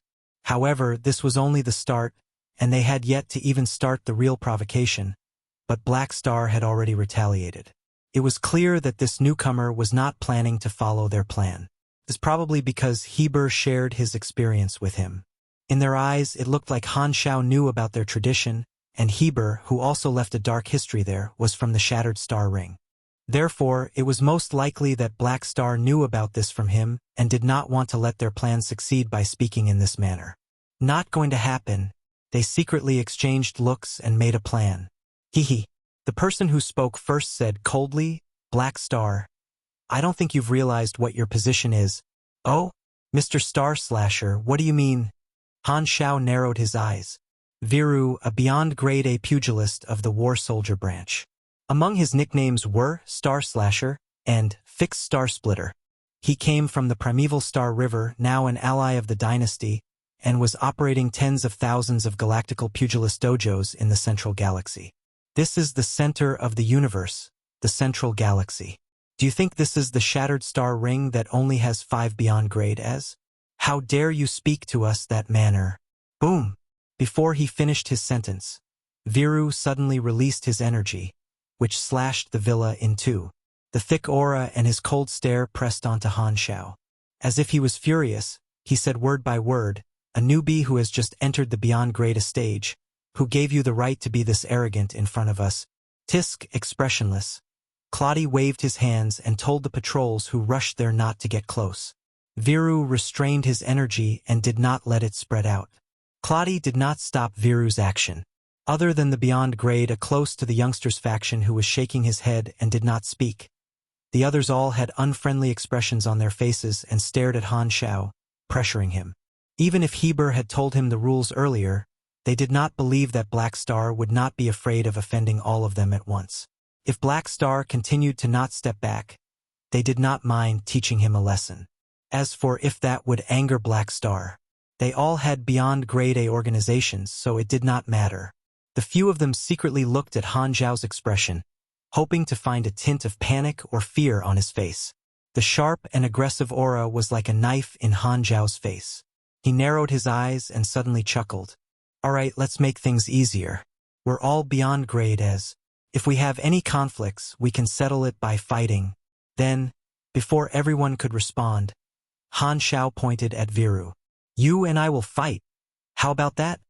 The others were surprised and even more interested. This newcomer is deliberately issuing a challenge? How confident. Doesn't he know we're all seniors who fought a very long time for the Dynasty? They initially wanted to bring sparring up to provoke Black Star into fighting, but they did not expect this guy to propose it first. Okay. Viru's expression looked irritated. He had already showcased his energy, yet Black Star still wanted to challenge him. Did Black Star think that he had a chance of winning? Viru would not allow his position to be threatened. Han Xiao was calm. He had already guessed that only strength would earn him respect in the beyond grade A allies circle, so he had mentally prepared to fight long ago. In order to befriend beyond grade As, he first had to show strength worth befriending. This time, Claude spoke slowly. Go fight outside the psionic seal ring. Don't fight near the mother planet. Your Excellency, Black Star's meeting with the national pillars was not pleasant. He challenged His Excellency Star Slasher to a spar. Claudie and the other national pillar have gone along as well. Hearing the report from the internal communicator, Unravel said, Claudie will take care of this. You guys don't have to worry about it. Understood. Go and notify Black Star's friends. Then, Unravel hung up the communicator and shook her head. She did not like the tradition of bullying the newcomer between the Beyond Grade A allies, but she also did not want to force these Beyond Grade as to do anything unless absolutely necessary. However, the private relationship between the dynasty's allies being bad might not be a bad thing. It would not affect their partnerships with the dynasty, and profit was the priority. What? He's fighting with those allies? After hearing what the emissary came to their doorsteps to say, Gila and the various guards' expressions changed drastically. This time, Aesop spoke and comforted them. Don't worry, it's just a test of strength between Beyond Grade as sparring is very normal. I've seen them do it before. Sadly, not many people took what he said in. Let's go take a look. Ames did not say much and stepped out of the door. Chapter 801 Spar. Chapter 801 Spar. Outside the psionic seal ring, Han Xiao and Viru floated in the cosmic space. A spaceship was looking there from not very far away. The spaceship carried Claudie and the other Beyond Grade as well as Ames, Aesop, and the rest who had arrived later. It's been a long time, Aesop, that Ancient One's member greeted with a fake smile.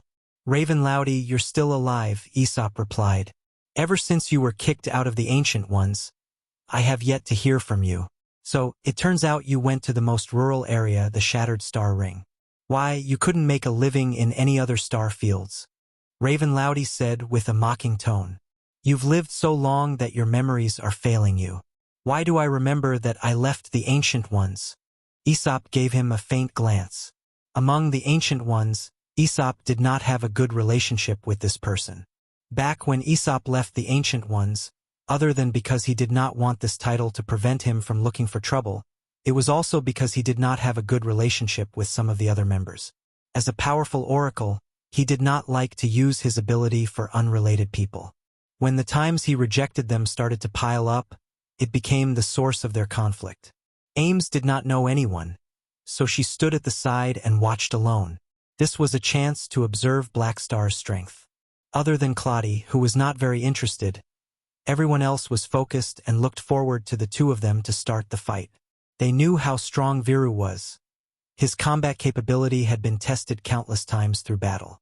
Therefore, the only question was, how long could Black Star hold on?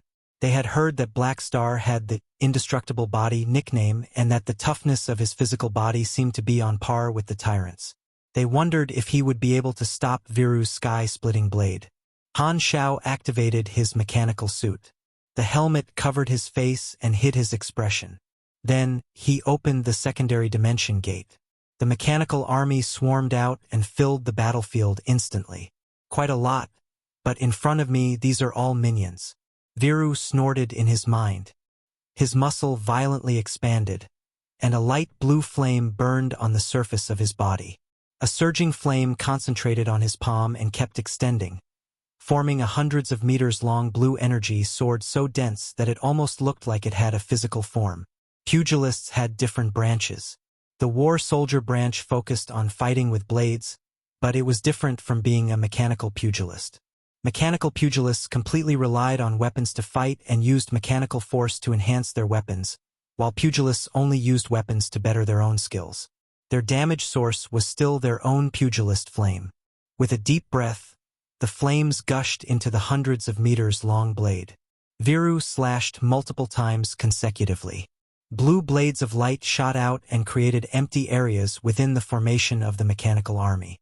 The power of those blades of light dropped as they destroyed mechanical soldiers, from completely shattering the first ones to only heavily damaging the ones after. Han Xiao immediately activated various bonus abilities and controlled his mechanical army to join him in the battle. Viru was surrounded by tons of mechanical soldiers. His sword danced so quickly that it formed a sphere. Blades of light continuously shot out from it and destroyed the formation of the mechanical soldiers, causing tremendous damage. It was as if a tornado had appeared in the cosmic space. As the combat information kept refreshing, Han Xiao tooted in his mind. This guy's damage is indeed high. Maybe even Heber is weaker in this respect. Compared to Heber's heavy and firm offense, Viru mainly focused on swiftness and sharpness. His area attacks were not bad, and his individual target damage was even more horrifying.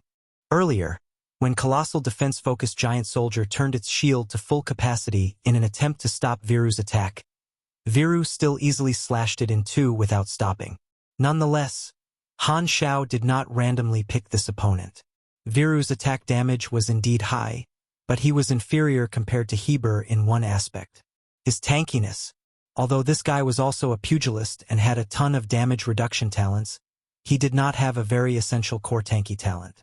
He was not immune to true damage. Viru had a 50% true damage reduction talent, which was way weaker than true damage immunity. True damage was still much more terrifying than normal damage even when halved. When comparing Heber and Viru, Han Xiao could only fight head-on with the former, but for the latter, he just so happened to be the type of enemy Han Xiao indirectly countered. The blades of light shot out in all directions. The mechanical army formation took quite a lot of damage, so the mechanical army dealt with it by spreading and attacking from further distances. Under the focus fire of psionic cannons, Viru's blade formed a complete sphere.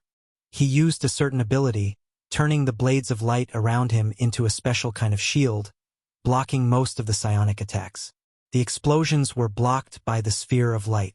However, the mechanical army was too large, and their attacks were too concentrated. Viru's defense could not stop all of them. Occasionally, psionic attacks would pass through the blade shield and land on his body, shaking his protective energy flames. Feeling the obliteration of the cells in his body, the look in Viru's eyes changed. So powerful. Prolonged battles are not suitable for me. I need to attack his physical body. Having realized that, Viru's energy flame vibrated. The shield around his body expanded and turned into an impact wave, blowing away the mechanical soldiers around him. Then he held his sword backhand. His entire body turned into a blue phantom and charged toward Han Xiao, leaving countless afterimages behind. When he reached the front line of the mechanical army, he turned from holding his sword backhand to front hand, striking forward. It was like all the afterimages were concentrated on this attack. Star Slasher style technique, Blade Shadow. Thousands of blades of light erupted at the same time and spread outward in all directions, instantly shattering the formation of the mechanical army in one direction and penetrating many layers of defenses. The shattered mechanical parts splashed everywhere. Han Xiao immediately clenched his fist. Blue-gold mechanical force shot out from the void dimension, grabbing all the parts like a lightning net and connecting them together. Waste modification. Advanced machinery construction. The shattered parts became mechanical soldiers again. However, in just this short instant, Viru disappeared. As if he had teleported, he passed through the layers of defenses and appeared right in front of Han Xiao. The sword in his hand returned to normal size from hundreds of meters long. With the more concentrated pugilist energy sword in his hand, he slashed right down. "It's not my first time fighting a mechanic," Viru said with an expressionless face. It was not a secret that mechanics had the waste modification ability. Being very experienced, he knew that a mechanic would definitely use it. Using that opportunity, he used a special mobility ability and instantly got close to Han Xiao. He was a pugilist focused on speed, so he had more ways of closing the distance than Heber. Swoosh! The blade slashed right through Han Xiao's body without any resistance, as if it had cut him in half. However, Viru did not feel like he had slashed through anything. His expression changed instantly. The halved Han Xiao suddenly disappeared. His real body was little more than 10 meters away. Earlier, Han Xiao had used some kind of illusion device and misguided Viru's senses. Deceiving a beyond grade A pugilist who could lock the target with his energy was very difficult, but this special illusion device was one of the high-level machines that Han Xiao had built that could be used in beyond grade A battles. It could create an illusion that perfectly simulated even his own energy presence, and it had a quite long cooldown. Having missed one attack, Viru's movement did not stop. He turned and attacked another time, quicker and swifter. His blade extended and slashed onto Han Xiao's chest like a whip. Star Slasher style technique. Whip Slash. This attack was initially targeted at Han Xiao's chest, but Viru changed its direction and targeted Han Xiao's head. However, Han Xiao's response shocked him. He did not dodge at all and went toward it directly.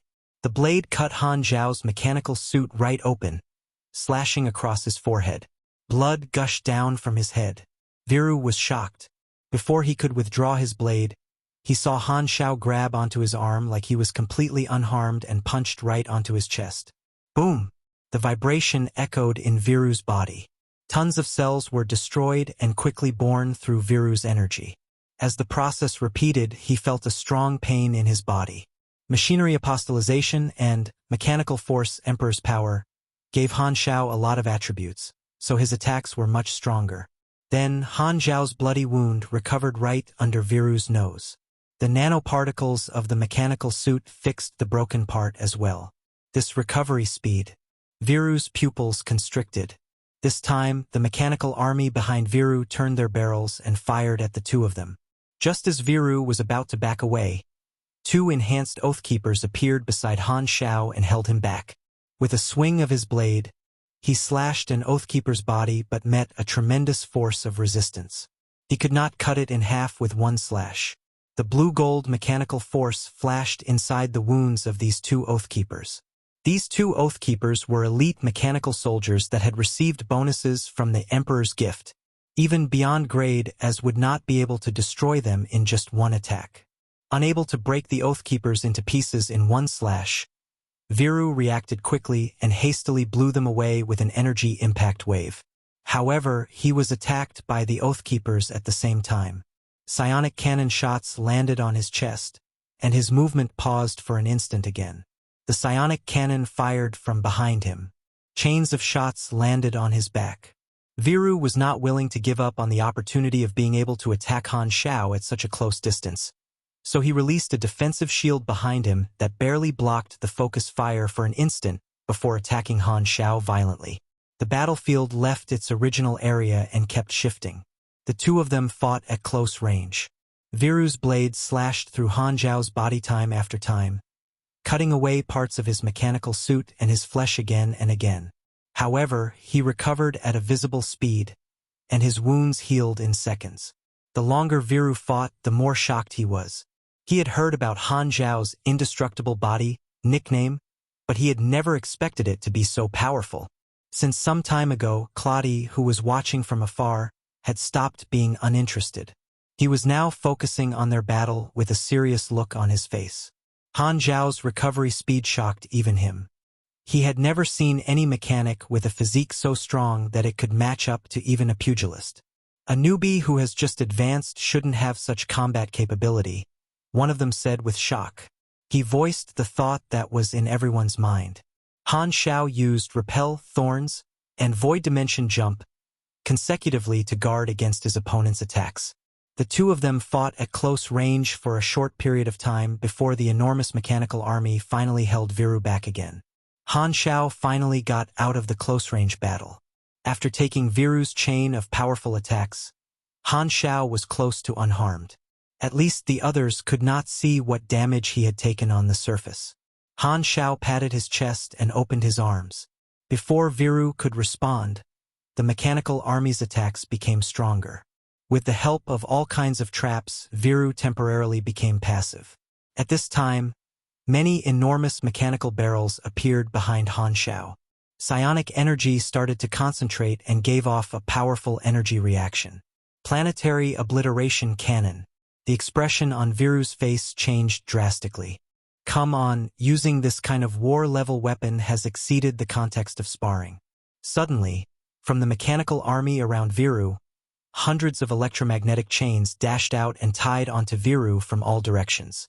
Viru tried to escape, but to his shock, he realized that he could not escape from it in an instant. It was as if these chains were tentacles. They could direct his strength away. Extreme Electromagnetic Locked Catcher, Single Target Control Type Mechanical Trap. This was equipment that Han Xiao had built with the cutting-edge knowledge activation theory. It could temporarily control even beyond grade as and was considered as a high-level machine. It hid within the mechanical army and activated at a crucial moment, capturing Viru right away. The next moment, the teams of mechanical soldiers fired on Viru, and psionic attacks rained like a thunderstorm. The light illuminated Viru's drastically changed expression. Flames all over his body immediately erupted, turning into blades of flames, and quickly spun around his body, forming a layer of shield-like defenses. Blade control energy barrier. The sphere of light expanded. Han Xiao fired the secondary sky planetary obliteration cannons that had completed their energy charge. Enormous dark blue beams of light gushed out and headed right to Viru. When the beams were only halfway through, clusters of dark energy suddenly appeared on the attack route and clashed with the psionic energy beams. The two forms of energy caused chains of explosions, continuously expanding in the cosmic space. On the other side, dozens of dark energy barriers stopped the focus fire of the army and gave Viru time to breathe. Viru hastily escaped from the trap, activated some kind of mobility ability, turned into a stream of blue light, and escaped the battlefield. He hovered at the side with a pale face, looking like he was more than slightly injured. If it were Heber, these attacks would just have been tickles. However, Viru's health had been reduced quite a lot by the true damage attacks. Han Xiao narrowed his eyes and made the mechanical army stop attacking before looking at the spaceship. Claudia was standing behind the porthole and had one hand raised. He was the one who had controlled the dark energy and interfered with their battle earlier. "The spar has ended," Claudia said in the communication channel. "This shall be considered a draw." Draw? The others had different looks on their faces. They knew exactly that this was just a way of saying it so Viru would not be humiliated. Just from the situation earlier, Han Xiao had won undoubtedly. Han Xiao had showcased his combat strength. With his powerful recovery ability and enormous mechanical army, as well as his oddly powerful attacks, a mechanic like him had close to no weaknesses. They were shocked, and they put away the slight underestimation they had for Han Xiao because of him being a newcomer and his shattered star ring origin. Han Xiao had earned their respect with his strength. Viru's expression was not looking good. As the one that had been challenged, he had initially been completely confident. However, he had instead become the target for the newcomer to showcase his strength. He felt very embarrassed and displeased. However, the opponent had gained the upper hand with valid ways, so he had nothing to say and could only feel unhappy inside. Hearing what Claudia said, Han Xiao did not deny it and withdrew his mechanical army. The result did not matter. As long as the goal of showcasing his strength was achieved, it was enough for him. Furthermore, if Viru had gone all out, his explosive power would only have been higher than Heber's. It would not be easy for Han Xiao to deal with even with his powerful recovery speed. One reason he had gotten the upper hand in the spar was because of the combat style counter. Another was the nature of the battle. It looked like he had completely overwhelmed Viru, but if it had been a real battle, Viru might not have made the same mistakes. "I have to become stronger." Among beyond grade, as he was very strong in long-duration battles, but his raw strength was not high enough.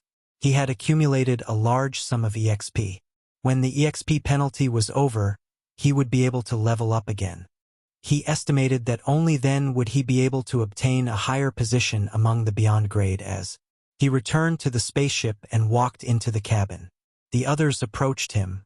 Han Xiao noticed that there was no longer inspection in their eyes, and now there was some respect. Han Xiao nodded in his mind. Through the spar, his strength had been recognized. Now, he had officially been accepted into this circle. Viru walked in after Han Xiao. With a long face, he turned around and said with a deep voice, "If there's a chance in the future we have to spar again, then I guess there won't be any chances." Han Xiao raised his brows. "With no benefits, why would I fight you? It's not like I'm a battle maniac." Speaking of which, it seemed like most pugilists were battle maniacs. Chapter 802 Eat and Sleep Before Fighting Yes God. Chapter 802 Eat and Sleep Before Fighting Yes God. The spaceship returned to the mother planet. On it, the few beyond grade A allies no longer put on any airs. It seemed that they had genuinely accepted Han Xiao as a comrade, formally introducing themselves. Han Xiao had long known the names of all the people and was merely going through the formalities. Some of them were related to the dynasty, some were characters who had influential power in the central galaxy, but only 2 of them were big names throughout a few star fields. They came from the Sea of Star Spirits and the Primeval Star River, respectively. The latter was a Beyond Grade A who leaned toward militaristic Beyond Grade as. Thus, within this crew, his attitude was the most favorable. This guy was not that old, and his name was Baoni. He had the nickname of Incineration due to his Esper ability, original source of fire. He was able to ignite all types of things from a microscopic level, even if they seemed non-flammable at first glance. This was not limited to matter, as he could even burn energy. The most famous story was that a wandering planet had once been ignited by him, and all the trees, dirt, and metal were burned, turning it into a scorched planet. Some time ago, Han Xiao had spent some time with the elites of the dynasty, and the eyewitnesses had told him how he had taken care of Tenny. This was interpreted as a sign of goodwill for the dynasty, as Tenny was considered one of the core figures even though he had not actually entered the upper echelons, or else he would not be given the chance to undergo the evolution process. Thus, because of factional reasons, Baoni intended to make friends, and Han Xiao would naturally not reject. The 2 of them talked for quite a bit. Other than him, another person that Han Xiao felt he needed to be careful of was Raven Laudy from the Ancient Ones. He was neither cold nor warm toward Han Xiao, and thus, he did not purposely associate himself with the other party. The Ancient Ones were a loose alliance whose members were all strange people. Some of them were Beyond Grade A supers, some possessed special abilities. Their common point was that they all had a long lifespan and lived far longer than other creatures. In Galaxy, the Ancient Ones were one of the most well-known organizations, with members from the 3 universal civilizations also within. For example, on the side of the Crimson Dynasty, there were 2 members of the Ancient Ones. One was naturally Raven Laudy, and the other was one of the 3 strongest national pillars. The Federation of Light as well as the Arcane Church also had a few people inside the Ancient Ones. One of them would be the leader of the Mechanic Empire, Manison. While their empire was considered as one of their strongest allies, they possessed high independence. After all, he was the head of the entire Mechanic Empire. With so much power in his hands, it naturally turned into a faction of its own. The Ancient Ones represented a huge pool of resources and connections. It was a pity that Han Xiao himself had not yet reached the required age, or else he would have given it a try. Because of the previous spar, Han Xiao had obtained a certain level of respect. As the crowd returned to the mother planet, a discussion began on the spaceship. Since everyone had already acknowledged Han Xiao, so he was able to mix in with the rest. A few of them required borrowing the evolution cube to use, but Han Xiao did not agree immediately. For the Beyond Grade, as this was like adding wings to a tiger. There was no free lunch in this world, and while Claudia had a direct relationship with the dynasty and was thus able to enjoy such a privilege, the same could not be said of the other allies. Without any benefits, Han Xiao would not allow them to improve their capabilities. After all, they had no relationship. Hearing that Han Xiao wanted some benefits in exchange, the group had differing thoughts and did not immediately express their stand. The majority originally thought that Black Star would be more pliable the first time they met and immediately take out the evolution cube to please them. However, Black Star turned out to be more difficult to deal with, so their plan went awry, and they could only wait till a later time to use the cube. As great figures themselves, they could not display any form of desperation.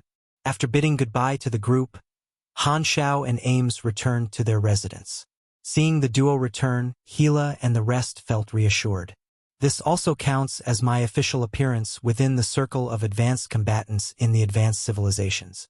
I'm now stepping onto the stage of the central galaxy, Han Xiao thought to himself. This was something long within his plans. Having more friends would mean getting things done was easier. By befriending this group, he would also be able to utilize some of their connections. Of course, he would appear the same in the eyes of the others, and this was using each other's networks to one's benefit. There were also disadvantages, however. They would be treated as chips on the table of the dynasty by the other organizations and would attract the attention of the greater organization. The hostility and strength of their opponents would naturally be higher in the future. There was no way around it. To obtain so many resources from the dynasty, it would be a pipe dream to think that there were no conditions attached to it.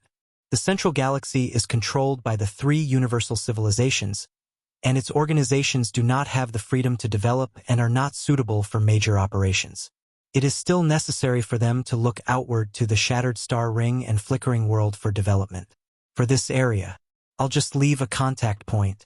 After this is done, it would be better for me to stay away from this area unless necessary. If one wished to increase their standing within the Central Galaxy, it need not be done within the area. The best way was always to be able to run an area properly. If one's value increased, it would be simple to obtain a rise in standing. The same night, Claudia shared the information of Han Xiao's spar with Viru with Urnrel and gave his opinion about Han Xiao at the same time. Even in the late night, Urnrel's office was still fully lit. She stared at Claudia and asked solemnly, "What do you think about the chances of Black Star being able to raise to a higher level in the future?" "There is a possibility." Claudia simply phrased it as such. The pioneers had already broken into this stage more than tens of thousands of years ago. After researching for so long, they had also started to give a proper classification to the tiers for the Beyond Grade A realm. With Black Star's current age and his lack of an apparent weakness in his fighting style, there was definitely room for growth in the future. Most might not be able to keep up with his pace. Claudia was not stingy with the evaluation of Han Xiao. In his long lifetime, he had seen countless Beyond Grade as some of them had exhausted all their potential breaking through from the Calamity Grade, destined to stay at their current level forever. Some of them could continue to grow even after, and those were the geniuses among geniuses. In his eyes, Black Star belonged to the latter group.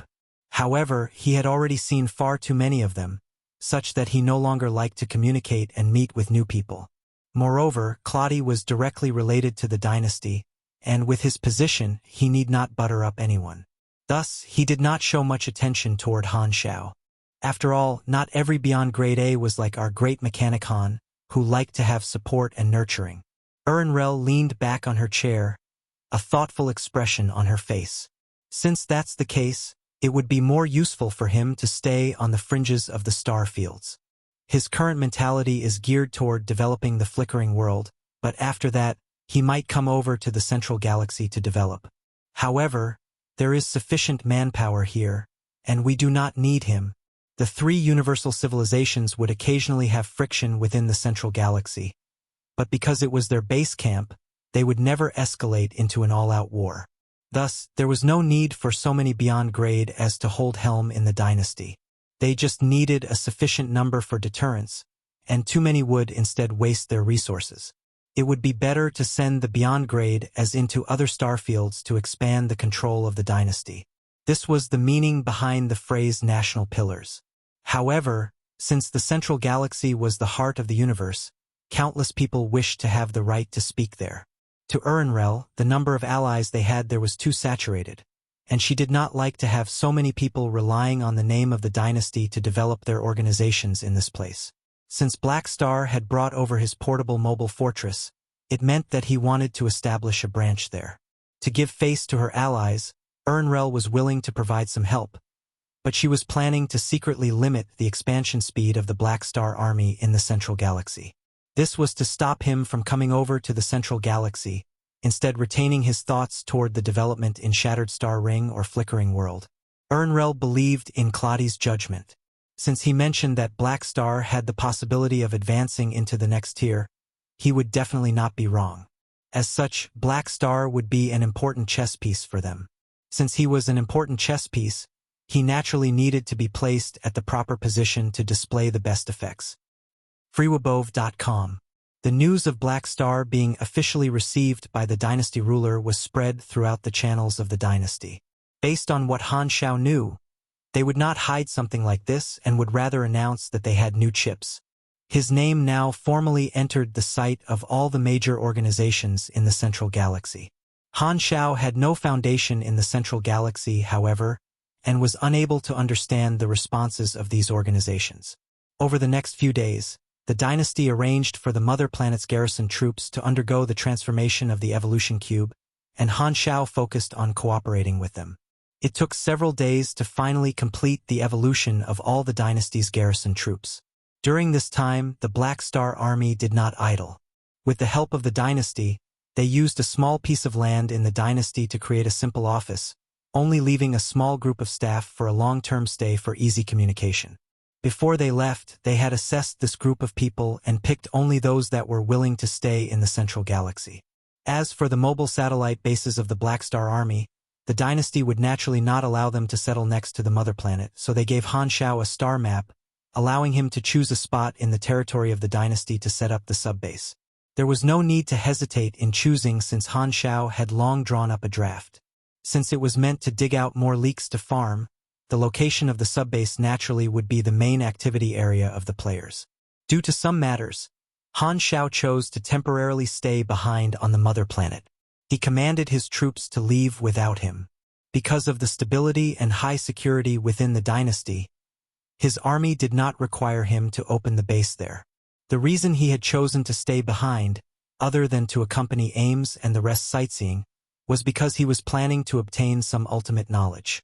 Unravel had sent the list of tasks organized by her people over to Han Xiao, and after choosing, he had finally selected a mission. The general miscellaneous tasks were not enough, and only the trickier ones would entitle them to obtain ultimate knowledge. What Han Xiao chose was a task that required a beyond grade A to participate. The clearance of the remnant fallen Arc forces. In other words, fighting ES God. The 3 star fields of the central galaxy were separated by a desolate universe belt, which was sensitive and difficult to manage. As a result, bandits and outlaws who dared not remain in the 3 star fields had poured into the border belt, forming a piece of polluted land. This desolate universe belt occupied a large area. During the initial periods of the war, the 3 universal civilizations had fought their brains out on their doorsteps, and their battlefield had turned into this desolate universe belt. Countless planets had turned into barren wastelands because of their attacks.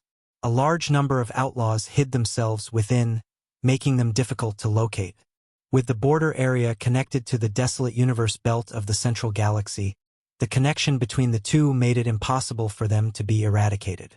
This sensitive ground was not easily governed.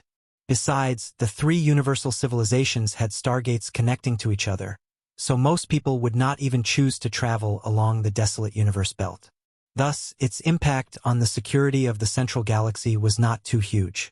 ES God's team usually hid within the seams of the borders along the desolate universe belt. Their presence had always been a secret, and only recently did they suddenly reveal their tracks, being caught by the dynasty's surveillance.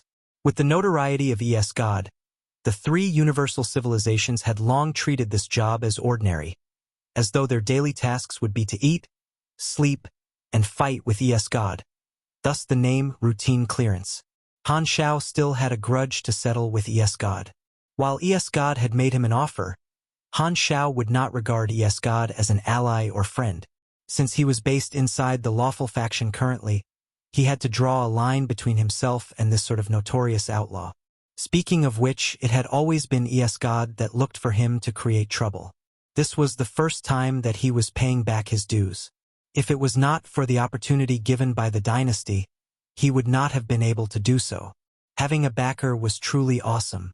However, he was a little anxious toward the strange abilities of ES God, so he did not move solo, instead inviting a few beyond grade A allies of his for this operation. Claudia had a position and thus refused without even thinking. The rest of them also made excuses, as they did not wish to provoke ES God. Only one person agreed to his invite. "When do we set off?" The communicator showed Bayone's horn-covered head, the volcanic texture for skin, and the fluttering around him of agile fire snakes. He was no human but rather an esper of the Pyre tribe. "Tomorrow. I've already informed the people in the dynasty, and they will send us over." Han Xiao stroked his chin. He had settled everything on the dynasty's mother planet, and there was nothing left for him to do. The next step would be to complete the 2 plans that he had in the central galaxy. The first was to obtain the ultimate knowledge, and the second was to develop his leaks. The latter only needed the brand of the Black Star Army and did not require him to be there in person. It will be dangerous with just the two of us. Yes, God's fleet is too large, and he himself is dangerous. Baoni shook his head. We don't just have two beyond grade as here. He glanced at Ames to the side. Upon knowing of this matter, Ames had automatically volunteered, as though she was worried about being left out, and more people would always be welcome. Seeing him look over, Ames gave a light smile, as though she was raring to go.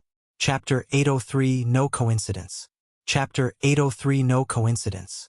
An ordinary Dynasty spaceship leisurely left planet Crimson Ring, and within it, Han Xiao stood at the porthole, looking out at the shrinking Dynasty mother planet, his expression passive.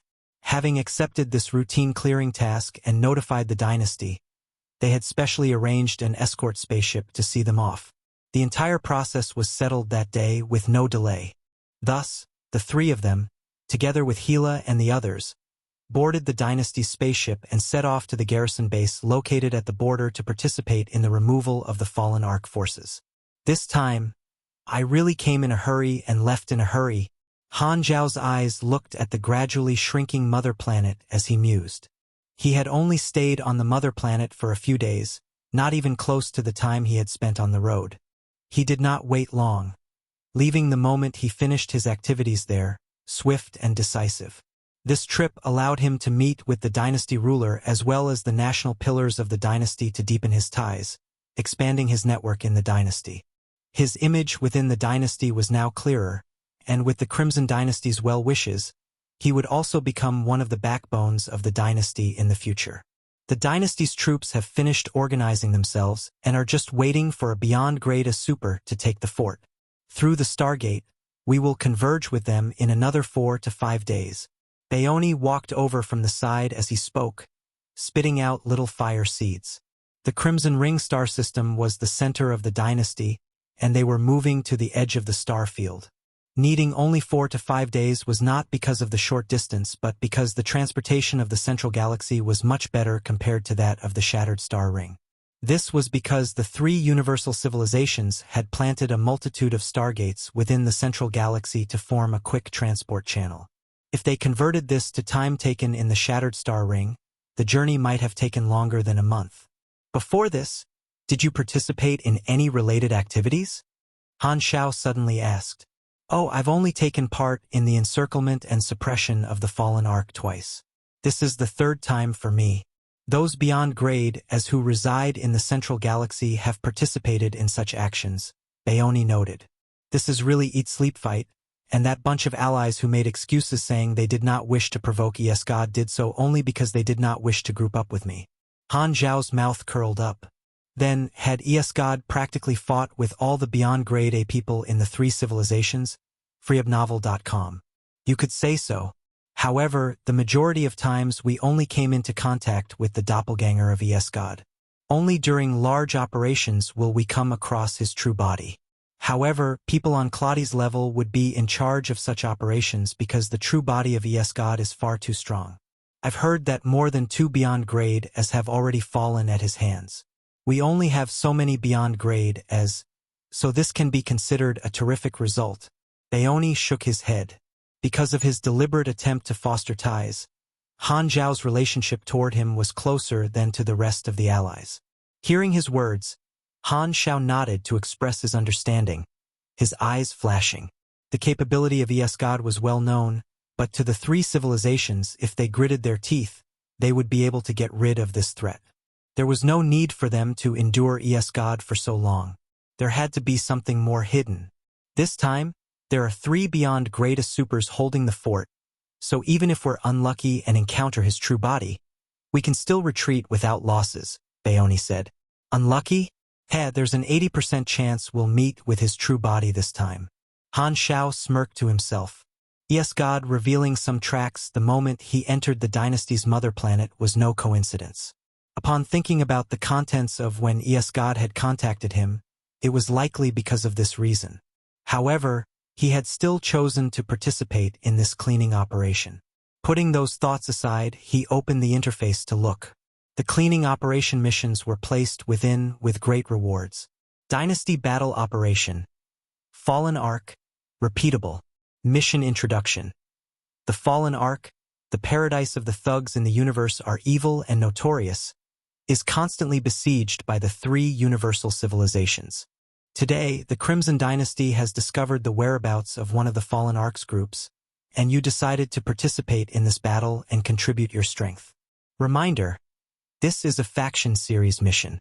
You can complete the below requirements during this mission. Elite Soldier, a cumulative kill count of over 2,000 enemies. Reward, 3,800,000 experience, plus 20 Crimson Dynasty contribution points. Fierce General, a cumulative kill count of over 200 supers at least at grade C. Reward, 8,100,000 experience, plus 30 Crimson Dynasty contribution points. Street Cleaner, a cumulative kill of over 10,000 enemies. Reward, 13,350,000 experience, plus 50 the Crimson Dynasty contribution points. Beheader, kill the Fleet Commander. Reward, 120 million experience, plus 220 the Crimson Dynasty contribution points. Face off against ES God. Deplete a cumulative total of 0.5% of ES God's HP, either to the true body or its copies. Reward, 200 million experience, plus 350 Crimson Dynasty contribution points. Face off against ES God. 2. Deplete a cumulative total of 5% of ES God's HP, either to the true body or its copies. Reward, 1,500,000,000 experience, plus 550 Crimson Dynasty contribution points. Face off against ES God. 3. Deplete a cumulative total of 15% of ES God's HP, either to the true body or its copies. Reward, 6,500,000,000 experience, plus 900 Crimson Dynasty contribution points. Face off against ES God. 4. Succeed in joining forces with the Crimson Dynasty troops to eliminate a doppelganger of ES God. Every 1% of contribution effort made in battle will reward 250 million experience, plus 80 Crimson Dynasty contribution point, and an ES God character summon card. This was not a one-off opportunity. As long as there was another cleaning operation, this mission would appear once more. The Crimson Dynasty was one of the top organizations in Galaxy, so the rewards were the standard of the middle to later versions, involving the beyond grade A level. The highest rewards were worth tens of billions of experience. This time, the Fallen Ark fleet was discovered near the frontier of the dynasty, so it was the troops belonging to the dynasty that were deployed. Han Xiao had accepted this task because he saw the ample reward. This was so for the face-off against ES God series reward. 90% of the potential rewards came from those mission requirements. This meant that it would be challenging, and most players could only complete the basic requirements of killing the enemy troops, since it was almost impossible to cause damage to ES God. Even if the mission requirements were for cumulative damage, it was just too difficult. However, it was a different case for him. When he was only at the Calamity grade, he had been beaten black and blue by ES God, but right now, even if the true body of ES God was present, he might not be able to defeat it, but it would not pose any trouble to him. Players needed to obtain a total of 12,000 contribution points from a universal civilization in order to exchange for ultimate knowledge. However, his current identity was now different from theirs, and he had a discount of 50%. Only 6,000 points were needed for one ultimate knowledge. The stronger the faction, the harder it would be to increase favorability. In order to obtain ultimate knowledge in the past, the players had almost burst their livers from working. This sort of cleaning operation was the most popular. Since Han Xiao did not wish to stay too long in the Central Galaxy, he prepared to take full advantage of this mission to rack up his favorability. In the entire mission list given by the Dynasty, only this mission temporarily met his requirements, and it was also the most convenient. This was also an opportunity for him to separate himself from ES God and send a signal to him. Han Xiao suddenly remembered something and asked, "That's right. How is it living out in the primeval Star River? What's your relationship with the Mechanic Empire?" Baoni had belonged to the Pyre Demon tribe before he advanced to beyond grade A currently. He had kept his original appearance as part of the Pyre Demon tribe. He led his clan within the primeval Star River, and while they led a life like thieves, they could still be considered big shots in the Primeval Star River.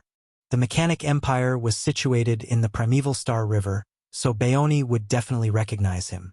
Manison? Why are you asking? Baoni was confused. After all, he's a beyond grade A from the mechanic profession, so I've admired him for a long time. Han Xiao casually gave an excuse. Baoni did not suspect a thing. We seldom come in contact, but his influence is deeply entrenched in the Primeval Star River, far more than mine. If you wish to visit him, I can help you, but he belongs to the Federation of Light, so it might not be a good idea to visit him in private. You're thinking too much. The universal civilizations will never restrict our private meetings. Oh, but I don't like to associate with people from other organizations. Baoni shook his head. Han Xiao smiled in return. While he was not prepared to completely offend the Mechanic Empire, Aroshia's issue made him pay more attention to it. As for the visitation, he was not lying. He was genuinely interested in Manison's indestructible Mechanic Empire. However, this was not the time to pay a visit. The exploration of the flickering world was imminent, and he did not have the time to run off to the Primeval Star River. However, upon mentioning the Mechanic Empire, Han Xiao could not help but remember an old archenemy of his Thousand Shadows. This guy did not seem to have acted for several years.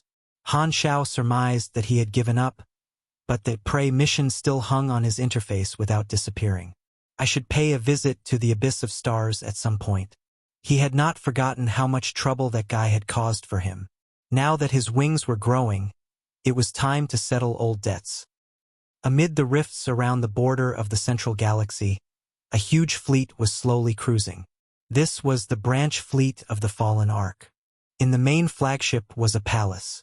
The ground was covered in energy transmission loops that were connected to the throne in the center. A doppelganger of God sat on the throne, and the energy core of the spaceship constantly flowed through, sending energy to it, as though it was a battery pack charging God up. At this moment, the main consciousness of God was descending upon this doppelganger. Not sure whom the Crimson Dynasty will employ this time for the beyond grade A super that will hold the fort. God was musing. My intelligence stated that Black Star has recently appeared in the Crimson Dynasty. Will he come over to find me? He had learned about Black Star's trip to the Central Galaxy more than half a month ago. If Black Star wished to perform the trade with him, he would need an opportunity to get in contact.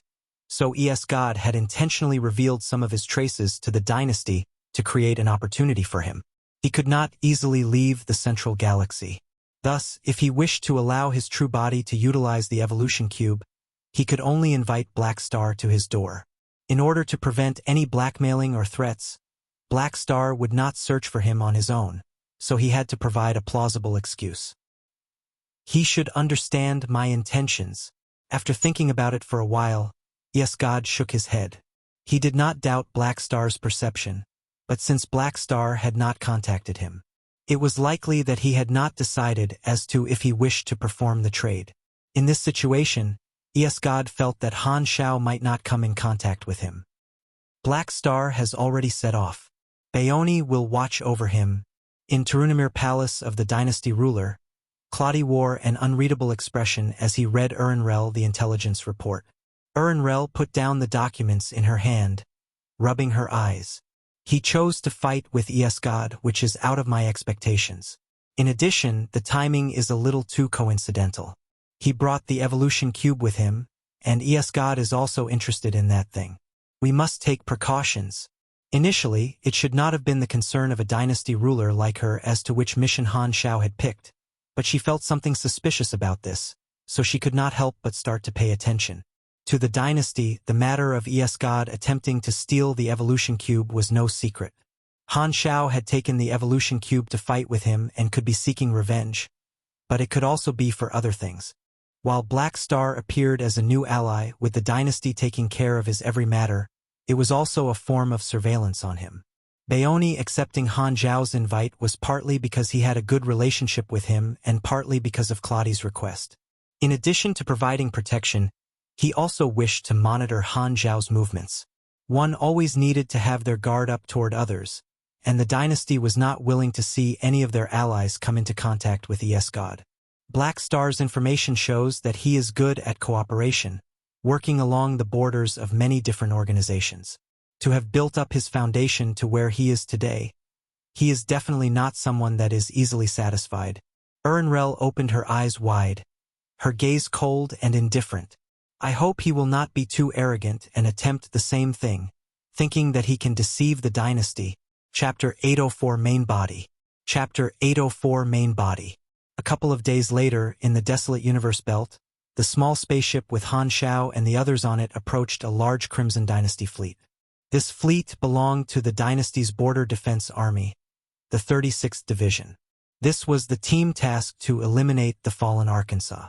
They were waiting to rendezvous with the dynasty's beyond grade as, after checking the various passes and confirming their identity, the small spaceship entered the fleet's formation and connected with the square soldier-grade heavy main ship that looked like a coffin.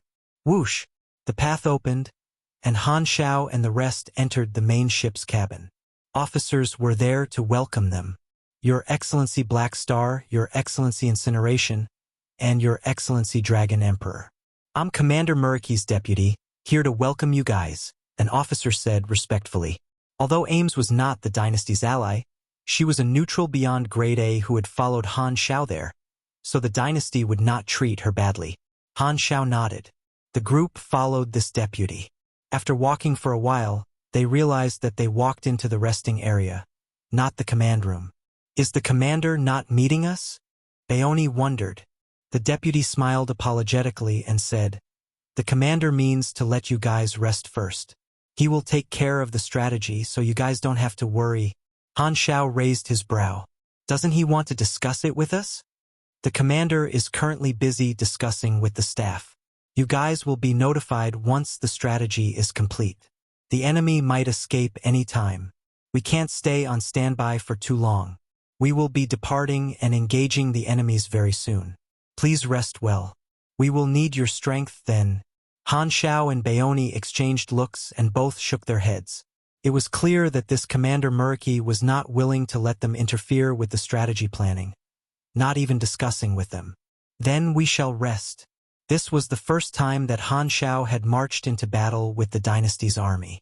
Seeing that Baoni did not say anything, he did not oppose the arrangements. Seeing that the three beyond grade as did not have any objections, the deputy looked relieved.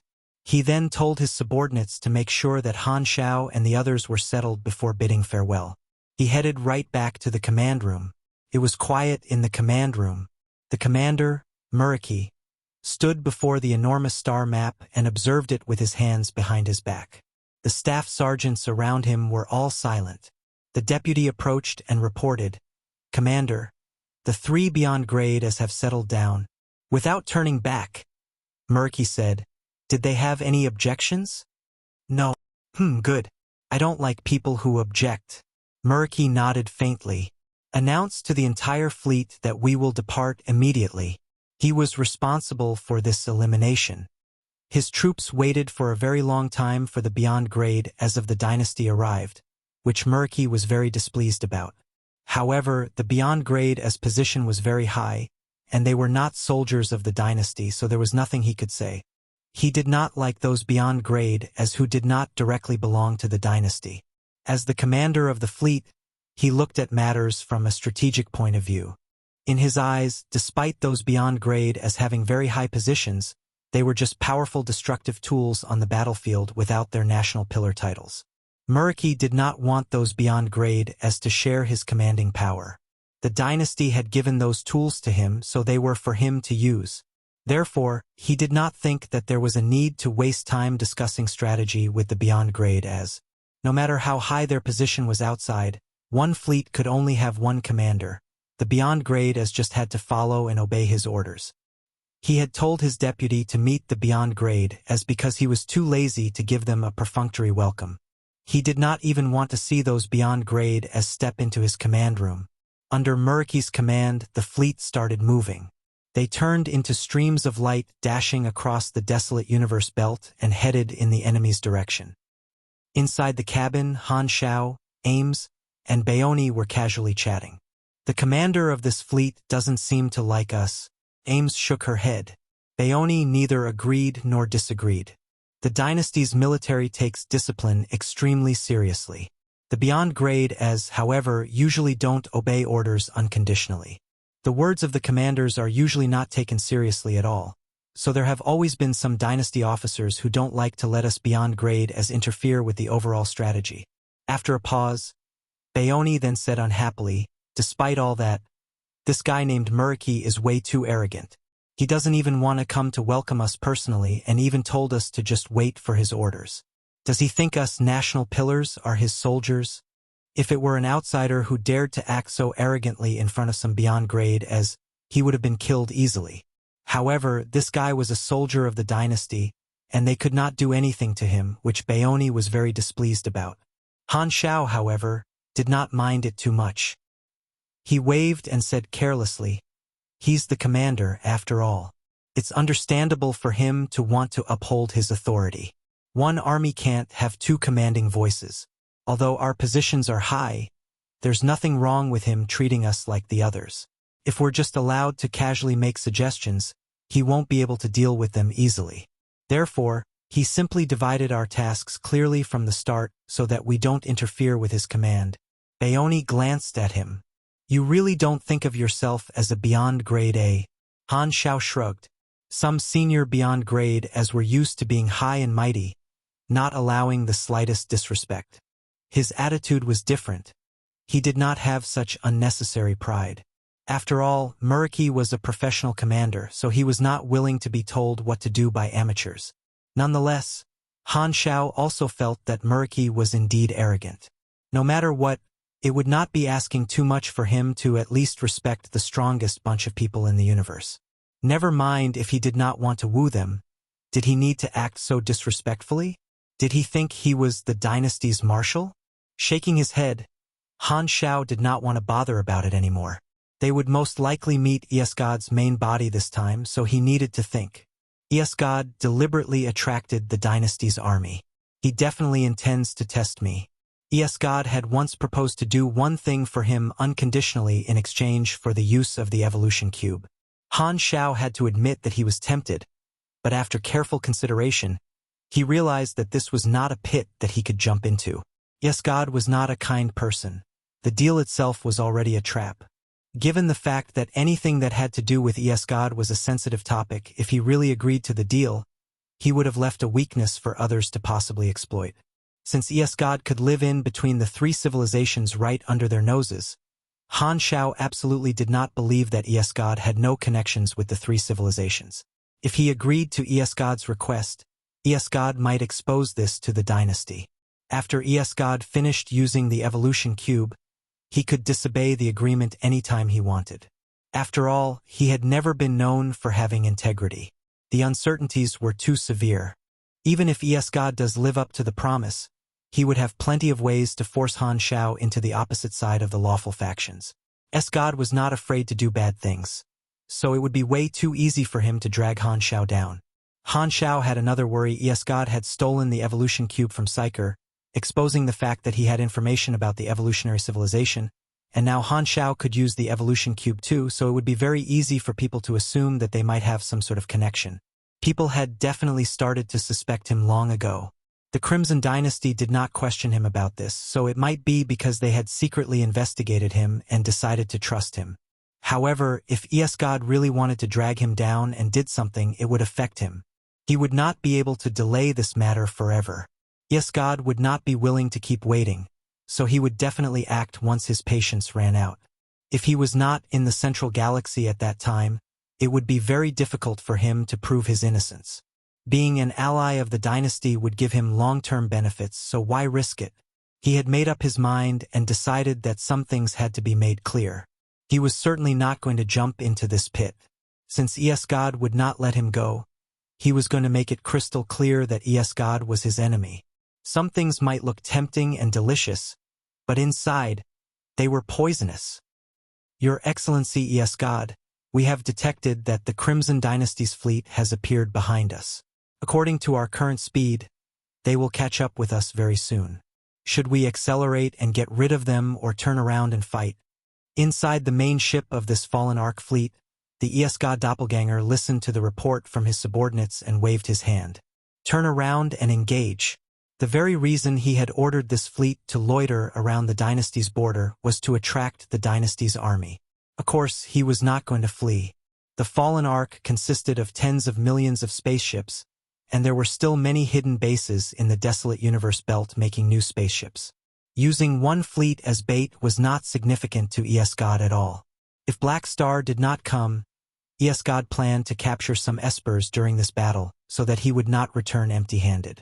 The Fallen Ark fleet turned around and faced the direction the dynasty's fleet came from, preparing for battle. Not long after, the 36th Division Army of the Dynasty Border Guard Army appeared on their radar. Although Fallen Ark was made up of undisciplined brutes, they were not powerless. They fired right away at the dynasty's army from far away, at the same time, turned the thrusters' performance to their maximum and charged right at the dynasty's troops. The three civilizations and ES-God were old enemies. There was no need for any words when they met. The battle erupted instantly. The two fleets quickly charged toward each other and penetrated into each other's formation. Spaceships exploded in the cosmic space one after another, turning into colorful and bright fireworks, beautiful and cruel. There was a desolate planet at the side of the battlefield. Wreckages of the spaceships turned into meteors and crashed onto its surface, creating craters all over. The soldier-grade main ship of the 36th Division Army fired all its weapons. Dark red energy annihilation beams shot out non-stop and destroyed Fallen Ark spaceships one after another. Muraki looked at the 3D battlefield map, observing the entire battlefield. He stared at the enemy's main ship and said coldly, "Strike first. Have those three beyond grade as engage at the same time and force ES-God out." freewebnovel.com. The order sounded on the communication channel. Bayoni frowned and said with a deep voice, "All three attacking together? Won't that expose our full capability immediately?" Muraki heard the reply in the channel and said with an indisputable tone, "My orders are not for you to question. Execute them." Alright, this guy really is stubborn. Han Xiao sighed with resignation. Almost everything about the Crimson Dynasty was good except this. Their civilization was too powerful, so it gave some of its government members too big a sense of superiority and confidence. A tint of dissatisfaction flashed through Bayoni's eyes. This was not the right time to argue. So he endured it, kept silent, and jumped out of the hatch right into the battlefield, heading toward the enemy main ship where ES-God was. Ames was a little unhappy too. She shook her head and was about to step into the battlefield. This time, Han Xiao suddenly stopped her and sighed. "Sorry. I didn't know the commander would have such a trash personality and made you endure this with me." Ames' footsteps stopped. She turned around and glanced at him. The tiny bit of unhappiness in her eyes disappeared, and she teased, "Am I a kid to you? Does it look like I need you to comfort me?" Then, Ames flew onto the battlefield and headed to ES-God's location from another direction. Smiling with resignation, Han Xiao followed right after. As soon as the three of them entered the battle, the situation changed. Everywhere Bayoni passed, groups of enemy battleships started burning out of nowhere and were covered in flames of all kinds of colors. Even the highly heat-resistant alloys were burning and turned into liquid. Entire ships melted and exploded. Ames directly grabbed countless battleships with her force field and swept left and right, creating countless empty areas. Those battleships that got too close were instantly crushed by the force field's pressure. These two were both good in AoE abilities. They were weapons of mass destruction on the battlefield. Han Xiao did not even need to put in any effort. He was happy to slack off behind the two of them with his mechanical army, only casually finishing some enemies off to complete some missions. The three of them approached the enemy's main ship. Inside the main ship, the ES-God doppelganger saw Han Xiao and was surprised. "So, you've actually come." The next moment, he disappeared and teleported right before the three of them. Without even looking at Ames and Bayoni at all, he stared right at Han Xiao and sent a private psychic voice message with a tone filled with anticipation. "Black Star, you really do understand me well. Have you decided to make the deal with me?" Bang! Han Xiao fired with countless psionic cannons at the ES-God doppelganger without hesitation, slamming it onto the surface of the desolate planet. The three of them followed right after and hovered in the sky of the desolate planet. Ames dragged the Iasgod doppelganger who crashed into the ground up with her force field and compressed it into a twisting black shadow. She then pulled it right toward the three of them. Baoni raised his hands and aimed at the Iasgod doppelganger. Suddenly, flames erupted from within the Iasgod doppelganger's dark body. Han Xiao activated gene liberation, and the mechanical army fired at the Iasgod doppelganger continuously. PSH. Dark blue beams penetrated the Iasgod doppelganger time after time like a thunderstorm, followed the gravitational force of the desolate planet, and disappeared in the cosmic space. Pa! The Iasgod doppelganger exploded into a black fog and slowly dissipated. Even Psyker could easily eliminate two Iasgod doppelgangers alone. One Iasgod doppelganger with limited energy would only be completely thrashed in the face of three beyond grade as, "Not bad." Muraki, who was in the main ship far away, nodded. Now that the Iasgod doppelganger had been eliminated, he just had to wipe out the enemy fleet. Just as he was thinking that, a space energy vortex suddenly appeared where the Iasgod doppelganger had been eliminated. An ordinary ugly man wearing a hood stepped out of it. As soon as this person appeared, as if he had brought an immeasurable amount of pressure with him, the space-time around him seemed to freeze for an instant. At this moment, Muraki's expression changed drastically. Baoni's relaxed body tensed up instantly. Ames frowned tightly. Han Xiao narrowed his eyes. This was no longer a doppelganger but Iasgod's main body, the notorious brute feared by many beyond grade as. Iasgod stared coldly at Han Xiao and spoke slowly with a cold tone. "I'm very disappointed with your response. But when rejecting me, you shouldn't have been so close to me." Chapter 805, Overwhelming. Chapter 805 Overwhelming. Iasgod's appearance made Muraki horrified. He had thought this was just a regular routine elimination. He had never expected Iasgod's main body to appear there. It was common knowledge in the central galaxy. If you meet Iasgod's main body, it's best to escape immediately. You guys, lure Iasgod away and buy us some time. Muraki ordered his fleet to ignore the damage incurred and keep attacking the Fallen Ark's fleet while decisively giving Han Xiao and the other orders. Iasgod's vicious name was deeply embedded in the central galaxy. Muraki was arrogant, but he knew that there was no way to kill Iasgod with the manpower he had. His goal was just to eliminate the enemy fleet and reduce Iasgod's power so that Iasgod would be alone, and they could try to force him away.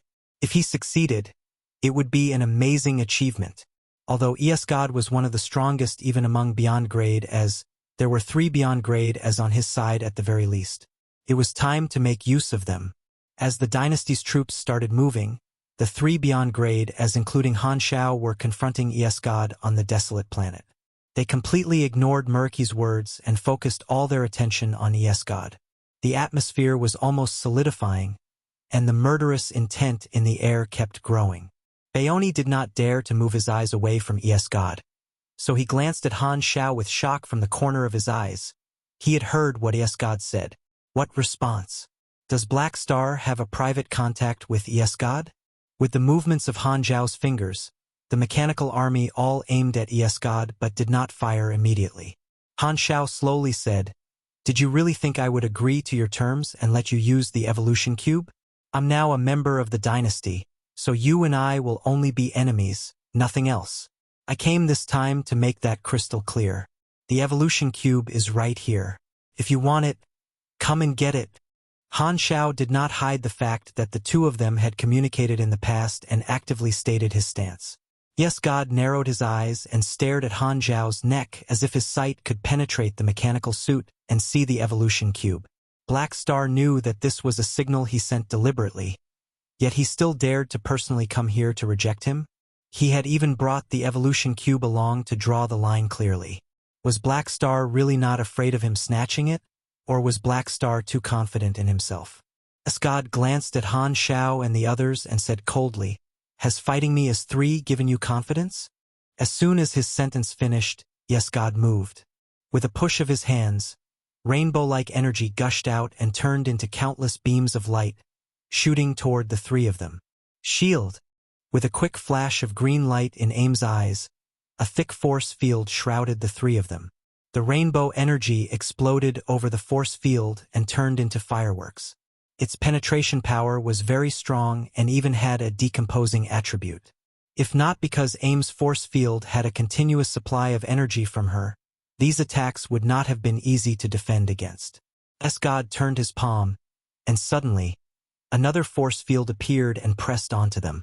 He has a type of force field Esper ability too. Ames was shocked and hastily sustained her own force field. The two force fields entered a stalemate for the moment, but they were surrounded by S-God's force field. Force field Esper abilities were quite common and did not have very high potential. Ames was the one and only person that had become a beyond grade A with it. However, the low-grade Esper abilities that S-God had absorbed would receive beyond grade A bonuses from him, so the two of them were on par for the time being. Along with Han Xiao's thoughts, the mechanical army outside started attacking immediately. S-God narrowed his eyes. Suddenly, the space around him solidified and seemed to crystallize. Countless psionic attacks were deflected. Some disappeared into the sky, and some landed on the ground, causing enormous explosions, but none managed to hit him. Pure energy reflection Esper ability. Han Xiao's expression changed. At this moment, Baoni released his Esper ability from afar and ignited S-God's body. Be it his flesh, bones, or the energy inside him, they all turned into fuel for the flames. However, S-God was unaffected. He inhaled deeply, and it was as if the flames on his body were absorbed by his skin. Baoni's flames turned into pure energy and were devoured by his cells. Before they could respond, half of S-God's body suddenly turned into black fog. The black fog concentrated into a human shape beside him. As if his cells had split, a new doppelganger appeared. Swoosh! This doppelganger disappeared instantly, ignoring Aim's force field, and appeared before Baoni, punching right onto his chest. With its Godspeed Esper ability, this doppelganger was extremely fast. Baoni's response was quick, too. Energy flew in his body. He raised his arms at the verge of danger and blocked the S-God doppelganger's fist. However, the fist had no momentum or power. Instead, the moment it touched Baoni, a strange energy entered into Baoni's body. Wah! Baoni's expression changed drastically. At that instant, it was as if the Esper ability in his body had disappeared. He could not even sense his energy anymore. At this time, the S-God doppelganger emitted a blinding light and expanded extremely quickly. Hum! A black mass of light appeared, quickly expanding like a black hole, and shrouded Baoni. A part of the mechanical army around were devoured too and were all obliterated. The mechanical soldiers that were not in the center of the explosion were blown away by the shockwave, incurring various degrees of damage. Boom!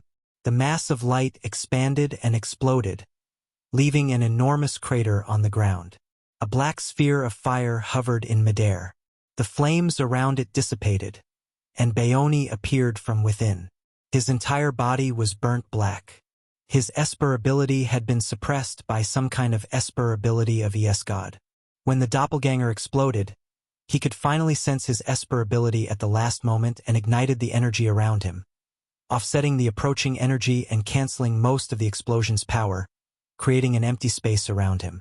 This was why he was not too heavily injured. Not far away, a ripple appeared in midair, and Han Xiao walked out of it. He had avoided the explosion by entering the void dimension. On the other side, Ames walked out of the void dimension too. Her method of avoiding the explosion was exactly the same as Han Xiao's. After just a short fight, the faces of all three of them looked grave. They looked up and stared at S-God, who did not even move. What a terrifying guy! Although expected, the extent of how powerful S-God was still shocked Han Xiao. Rumors were one thing, facing S-God himself was another. He had fought an S-God doppelganger before, but his doppelganger and his main body were on completely different levels. This being before him was someone who had spent countless years collecting Esper abilities. A monster with who knew how many abilities. This guy's main body was the true definition of S-God, the mighty god of Espers. The potential of an Esper ability determined its owner's grade limit. Many unique Esper abilities had a very low grade limit, but when ES-God absorbed these Esper abilities and used his own beyond grade A energy as their energy source, some abilities that would have never reached beyond grade A could now possess beyond grade A level of power. Even the simplest Esper abilities would be extremely powerful in his hands, and some strange abilities would even have shocking effects. For example, the ability that suppressed Baoni was originally an ability that could silence someone else's Esper ability, but that ability had a very low limit and could not even affect calamity grades. However, when ES-God used it with his own energy, despite it only being able to activate at close range, it became effective even against beyond grade as. With so many Esper abilities, he almost had no weaknesses. To him, there were only two restrictions, his own energy limit and the fact that he could not use too many Esper abilities at the same time, as that would overload his genes. He suppressed 3 enemies including Han Xiao alone and did not look pressured. In the entire universe, very few could match up to him in a direct battle. Luckily, I dragged Baoni here. The situation would have been much worse if there were only 2 of us. Although 3 of us still can't beat him, at least we can barely stall him. With a heavy heart, Han Xiao reorganized his scattered mechanical army. Compared to the other beyond grade as whom he had fought before, ES-God was the only one whose strength completely overwhelmed him. He does live up to his notorious name. Ames gasped for air. This was also her first time fighting ES-God, and she was shocked after experiencing ES-God's overwhelming strength. ES-God glanced at the 3 of them and suddenly disappeared by teleportation. *T. Han Xiao hastily looked up and saw that ES-God had moved into the dynasty's army. Muraki, who was commanding the fleet, had the same thought. When he saw ES-God appearing in the fleet, his expression changed dramatically. The next moment, ES-God punched forward and shot out a crimson beam of light toward the main ship. It directly penetrated the main ship's high-level energy shield and created a huge hole on the ship, completely penetrating it from one side to the other. Armor plates scattered around. Warning! Warning! Ship damage 10.8%. Engine 3 broken. Energy circuit damaged. Energy core output efficiency decreased by 18%. Repairing. The tremble of the ship made the people in the command room stagger and almost fall. When Muraki finally balanced himself, his face had turned pale. Quickly! Retreat! As the main ship was attacked, the situation changed in an instant. If they were attacked by ES-God a few more times, he would be dead for sure. The tiny bit of will of not wanting to accept defeat so easily disappeared immediately, and he did not dare continue fighting. However, the main ship was ES-God's target. He fired a chain of black-red beams of light. Looking at the beams of light approaching from the porthole and hearing the alarm in the spaceship, it suddenly occurred to Muraki that in the face of such superior strength, he was powerless. The fleet he trusted so much could not help him at all. He was like a pig waiting to be butchered. Despair appeared on his face. The beam of light shot right into the main ship. The next moment, light expanded from within, and the main ship exploded into pieces. Muraki's vision was filled with darkness. He had already closed his eyes and was waiting for his death. Suddenly, he felt that his entire body was covered by cold metal. He immediately opened his eyes and saw that the mass of light emitted from the main ship's explosion was getting further in his sights, while he was covered by a mechanical suit and was quickly getting away from the area of the explosion. "I'm not dead." Muraki's eyes were opened wide. Fear still lingered in his heart. Buzz. At this time, the tactical display lit up, and Han Xiao's face appeared. "Still alive? Don't just freeze there. The fleet needs your command. Don't think about retreating. ES-God is indeed terrifyingly strong, but he won't be able to beat the 3 of us in a short time. This place is very near the dynasty's borders. The guard army of the border is able to reinforce us anytime, so he won't stay here for too long. As long as we hang on, we can force him away." As the main ship exploded, Han Xiao had arrived and saved Muraki. He could not let this guy die. The fleet needed a commander. Black Star? This guy saved me? Muraki's expression changed. After hearing what Han Xiao said, he clenched his teeth and left the thought of retreating behind. He hastily opened the command channel and told the fleet to continue attacking. The mechanical suit on him protected him and helped him flee, so he would not die. Han Xiao took the other two to surround God again, fighting him with all their might. They finally barely pulled him away from the fleet. The four of them fought intensely. God did not show any sign of difficulty dealing with the attacks of all three of them, while the number of wounds on Han Xiao and the others kept increasing instead. The damage of the mechanical army gradually increased too. None of them could match God alone, so they could only fight him together. In the middle of the intense fight, Han Xiao suddenly received a psychic voice message from God. "I've always wondered, how do you know how to use the evolution cube?" God said with a curious tone. He did indeed wonder. The data of the evolutionary civilization was clearly in his hands. He had checked Han Xiao's history and knew that Han Xiao had never had any form of contact with the evolutionary civilization, so why did he know how to use the evolution cube? Formidable.com. Han Xiao blocked an energy shockwave with his psionic shield, clenched his teeth, and barely opened his mouth. "I was lucky." "Luck? Do you think I'm easy to fool?" God's face was filled with doubt. The activation password of the evolution cube is extremely complicated. For you to get it from luck alone, the possibility is infinitely close to zero. You're not going to fool anyone. There was only one possibility: the data of the evolutionary civilization had definitely leaked. God paused, dodged Aim's force field impact, and suddenly shook his head. "Never mind, what's important is the fact that you know how to use it. The reason doesn't matter. Maybe this has given you the confidence not to be afraid. Sadly, you underestimated me and overestimated yourself. Bringing the portable evolution cube right in front of me is the biggest mistake you've made." Then God raised his hand. A cluster of blue light hovered above his palm. The next moment, it disappeared and turned into a familiar tiny silver cube. Han Xiao trembled and hastily looked down. The evolution cube on his neck had disappeared, and he did not feel it at all. Chapter 806 Clue. Chapter 806 Clue. A space swap Esper ability? Han Xiao narrowed his eyes. "You don't seem nervous at all." God narrowed his eyes. Then, having suddenly realized something, he pressed down hard on the tiny silver cube and shattered it. Silver alloy pieces scattered from his palm. There were no traces of any evolution energy at all. God's movement became stiff. Han Xiao chuckled. "Did you think that I would really bring the evolution cube here to see you? Let me return your words back at you. You underestimated me." This guy was not Psyker, who had possessed the evolution cube for many years, so he did not have the psychic detection to identify the real evolution cube. God stayed silent for a few seconds before shaking his head. "That's right. Since you've decided to reject me, how could you have really brought the real one here?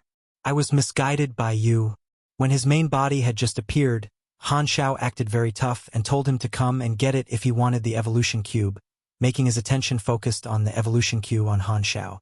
Afterward, God did not have the time to think too much during the battle, so he subconsciously thought that the tiny silver cube on Han Xiao's neck was the real deal. He just said that he was not easy to fool, but then he was fooled right after. God's expression was not looking too bright. It was no secret that the evolution cube had become portable. As Psyker was always attempting to take it back, it was impossible to let anyone else carry the evolution cube. That was the misconception that Han Xiao had been building, so people would think that he carried the evolution cube with him at all times. Therefore, due to this preconception, God had mistakenly assumed that knowing Han Xiao's location was equivalent to knowing the evolution cube's location and failed to think of the possibility that the evolution cube might not be with Han Xiao. The data left by the evolutionary civilization consisted of a method to locate the evolution cube, but it was different from Psyker's psychic method. That method could only accurately locate the evolution cube within a certain range when used in combination with a special detection device.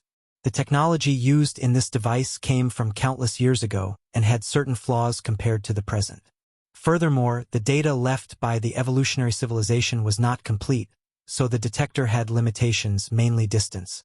Back when God stole the evolution cube, it was because he had a rough idea of where the evolution cube was since it was on Psyker's mother planet. He had only used the detector when he was nearby to obtain the accurate location of where the cube was on Psyker's mother planet. If he did not know where the evolution cube was at the start, the detector would not be able to find it across the wide star field either. If not because God did not have the wrong preconception and did not have the time to look at the device while fighting the three of them, he would have noticed that the evolution cube was not nearby. Psyker's psychic energy was linked to the evolution cube.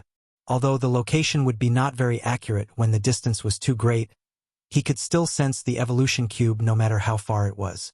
This was why Han Xiao always carried it around with him. However, this time it was different coming to have contact with God. Knowing that God had a lot of tricks up his sleeve, Han Xiao was prepared. The evolution cube was not with him for the time being. Some time ago when he departed from planet Crimson Ring and spent a few days to reach the border, he had secretly sent a spaceship in another direction during the trip, not to the border but stealthily moving in the territory of the dynasty. The real evolution cube was there and no one knew about this. Psyker was far away. The further he was, the less accurate the location of the evolution cube would be to him. Psyker only knew that the evolution cube was somewhere in the central galaxy. Furthermore, not mentioning Psyker not knowing what was happening right then, even if he did know, a famous member of the Arcane Church would not be able to enter the dynasty's territory. Therefore, Han Xiao could temporarily ignore the threat from Psyker. For safety purposes, he had dispatched another mechanical army on the stealth spaceship that had the true evolution cube on it. With his quantum infinite distance transmission channel ability, even if the army was very far from him, he could still transmit mechanical force over and let the mechanical army over there have beyond grade A level power. Staying in one place and letting the beyond grade A level mechanical army carry out expeditions was the specialty of beyond grade A mechanics. When he was not even at the scene, how could the enemy close the distance on him? This was somewhat similar to God's doppelgangers, but even better. This was exactly the combat mode that Manison used. The enemies would not be able to even see his face when fighting him.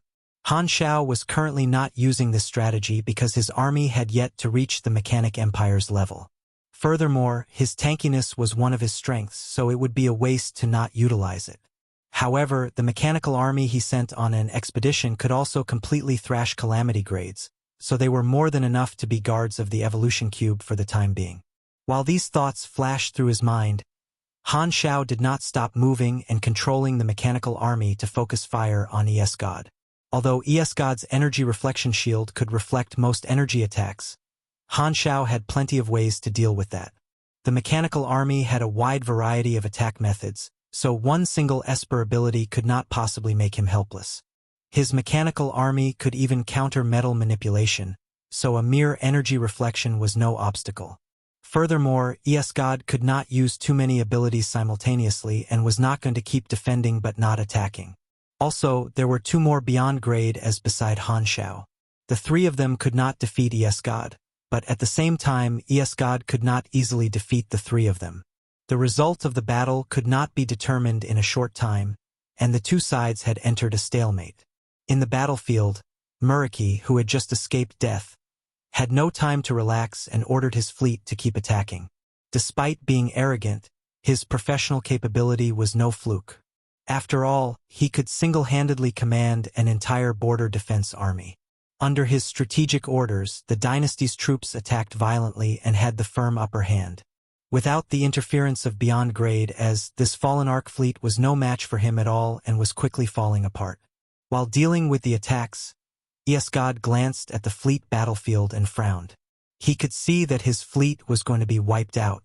As he had just confirmed, the evolution cube was not with Han Xiao. Therefore, to God, there was no need to continue fighting. This place was too close to the dynasty's border, and their reinforcements would reach very soon. Even he did not want to face tons of dynasty border guard armies. Even if he would eventually escape unharmed, he did not want to provoke the three civilizations too much.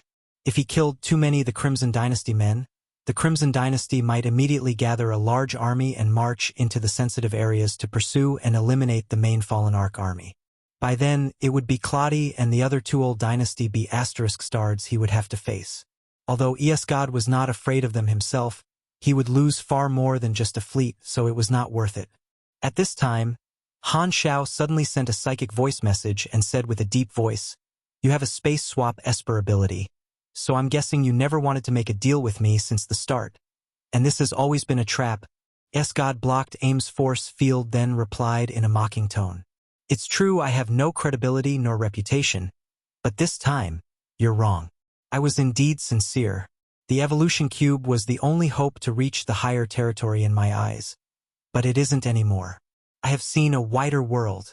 To me, the evolution cube is no longer my final target, just a tool that I want and not an absolute necessity. If you're not willing to lend it to me, I really would not have done anything to you. A higher territory? Han Xiao wondered. God was combining the clearly restricted super high-risk Esper abilities and taking in countless galactic wanted criminals to form the fallen Arkansas. Everything he did was for stronger power. His motive was very straightforward. You want to be like the primordial ones, break through the limit of individual power and discover a new grade? Han Xiao narrowed his eyes. Hee. God neither agreed nor denied it. Then he suddenly changed the topic and said, speaking of which, I have to thank you. You made me see a new hope and changed my goal. Thank me? Han Xiao was confused.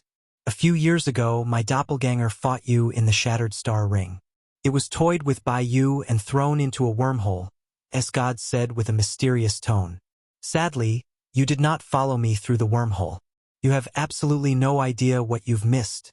Between the lines of his words, it was as if that event had turned out to be beneficial to him.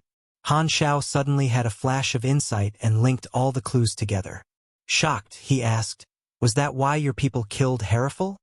Back when the Darkstar leader returned to assassinate him, he had used an God doppelganger. That was the first time he had come in contact with God. At that time, he had been no match for the God doppelganger.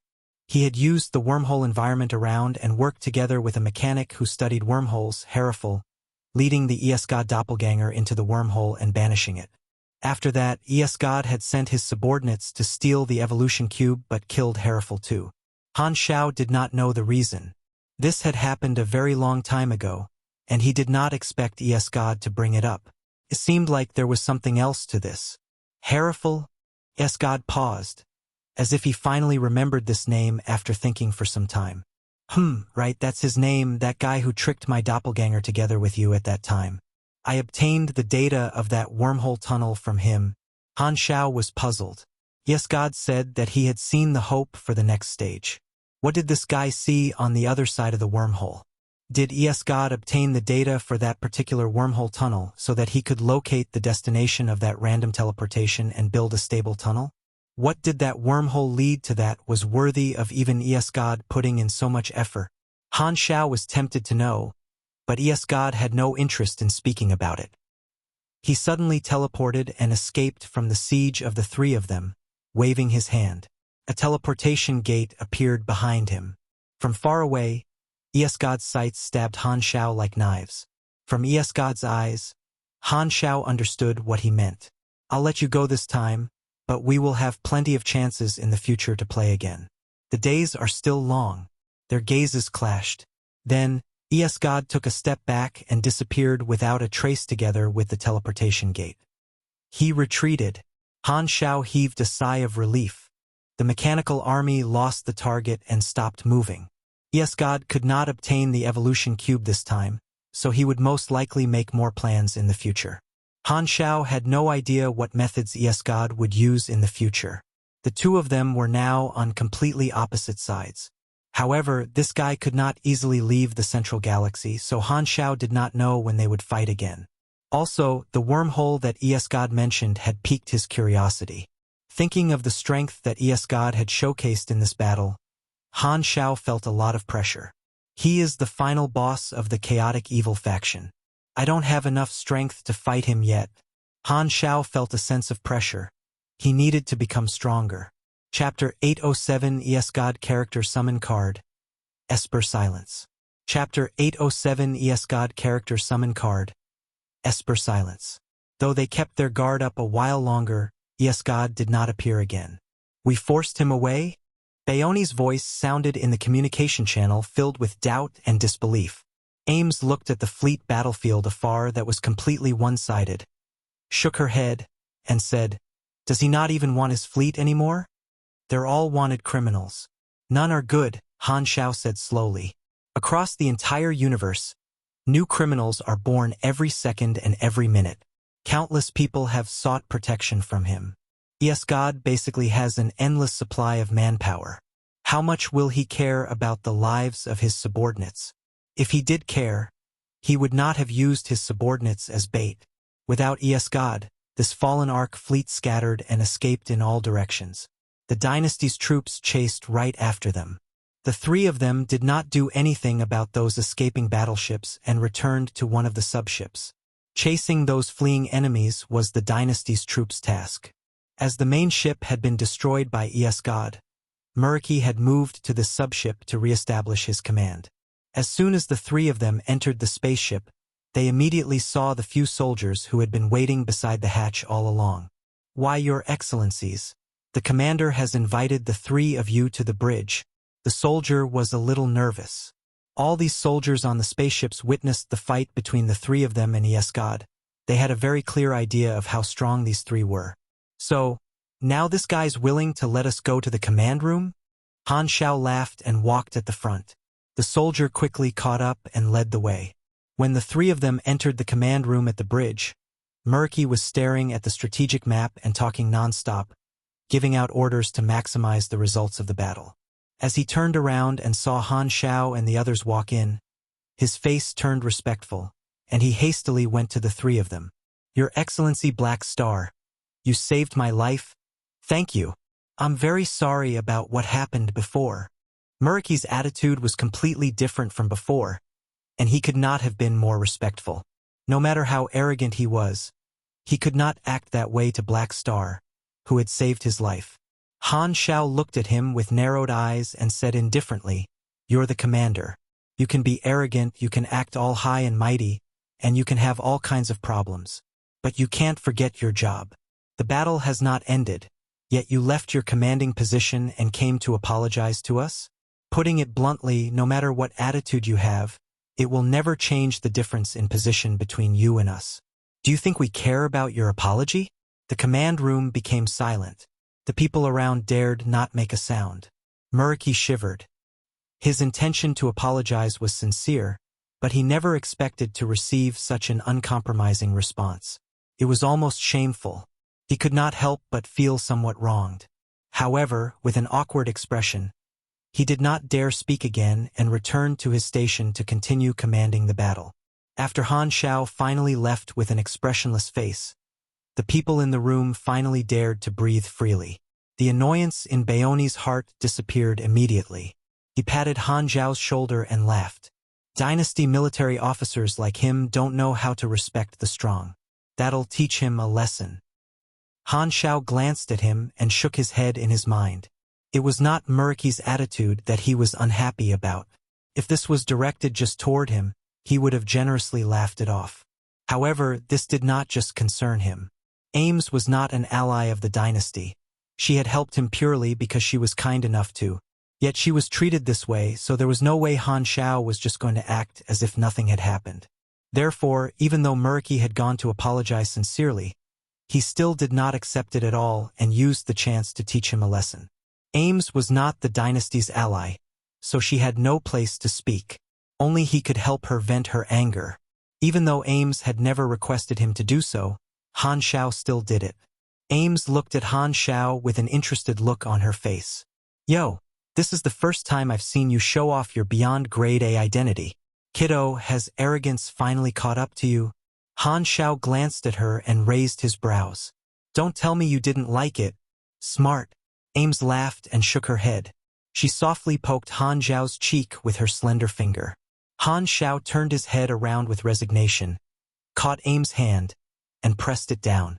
Your words were more than sufficient. They casually chatted about the battle earlier as they returned to the house. Han Xiao entered a room alone and closed the door after him. Now, he finally had the time to take a breather and recollect the battle earlier. He had gained quite a lot from this test. The goal on paper to take part in this elimination was to complete a mission and obtain contribution points, as well as to clarify his stand and draw an obvious line with God. One of the secret goals was to evaluate the combat capability of God's main body. The great mechanic Han had a very clear idea of his own capabilities and knew that he was no match for God at the moment, which was why he had hidden the evolution cube in advance. However, he was at least at the beyond grade A level just like God, so he would not be too afraid and knew that he could at least fight God. Since God was his enemy, while he had help, he wanted to test God's strength personally and feel their differences.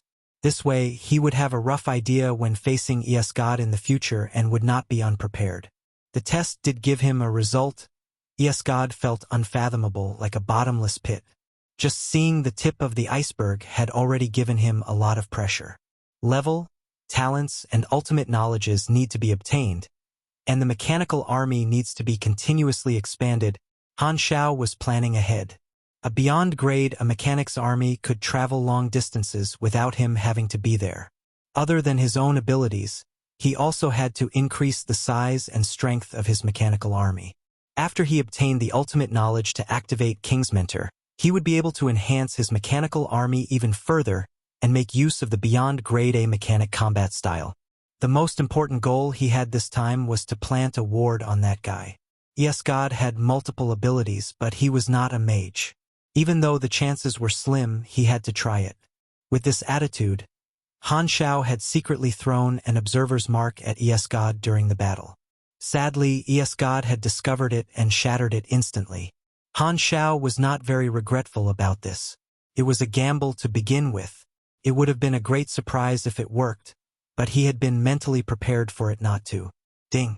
At this time, the mission complete notification popped up on the interface. The battle has finally ended?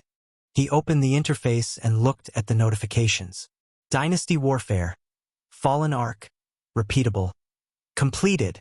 The targets you have completed are Elite Minions, Brave Warrior, Scavenger, Facing God I, Facing God 2, Facing God 3, Facing God 4. Mission Rating, Unbelievable. You have received Unbelievable Mission Rating Reward.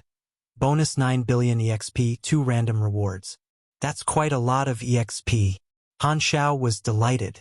All missions that involved beyond grade as had very rich rewards. It was the same back when he fought Heber. The total EXP reward for this mission was close to 30 billion. It was plenty even at his level. It mainly came from the reward involving God, which he could complete easily but was extremely difficult for the players. Scanning through the notifications, Han Xiao smiled. He had made a huge fortune this time. The contribution points for the Crimson Dynasty had reached more than 8,000, more than enough to exchange for an ultimate knowledge. Han Xiao saved the 2 random rewards before looking at the God character summon card reward from the Facing God for mission. Character summon card, God. Esper ability, Esper silence. Through physical contact, suppress the Esper genes of the target, and forbid the target from using Esper ability. Only effective against Espers. The judgment success rate and the duration depends on the difference between the user and target in terms of level, energy level, and luck. Minimum duration if effective, 0.25 s. Usages, 0/2. Esper silence? Han Xiao recalled that this was the Esper ability that God had used on Baoni. God had many abilities, and the character summon card could only draw one. Luckily, this Esper ability was quite useful, thanks to him touching Phaidon before the battle. Han Xiao pondered. The ability of this character summon card just so happened to counter God, which was an unexpected surprise. However, the difference in the various attributes between him and God was quite large, so it was almost impossible for the judgment to succeed. Maybe when his level caught up to God, this character summon card would be effective on him. Han Xiao kept this character summon card as a trump card. Now that I've drawn the line clearly with God, the goal for this trip is achieved. I shall exchange for ultimate knowledge later on and rendezvous with the army, as well as make contact with the Constellation Corridor players. One of the 2 goals he had for this Central Galaxy trip was now completed, and Han Xiao had already planned for what to do next. One more thing. He was rather concerned with the wormhole God mentioned and wanted to know what God was planning. When I return to the Shattered Star Ring, I have to find the time to visit Hereful Civilization and see if I can get the data for that wormhole travel. I have to find out why God was looking for that set of data. Han Xiao's eyes sparkled. He had an intuitive feeling that this was not simple. It might be a surprise.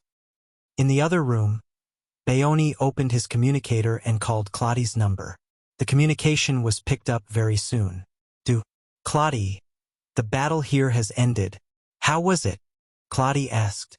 We met God's main body. Bayoni described the whole thing. Claudi nodded and said, this means that God did indeed contact Black Star before, but Black Star did not agree. There is the possibility that they're putting on a show. Anyhow, good work. I will report this to Her Excellency. It didn't look fake.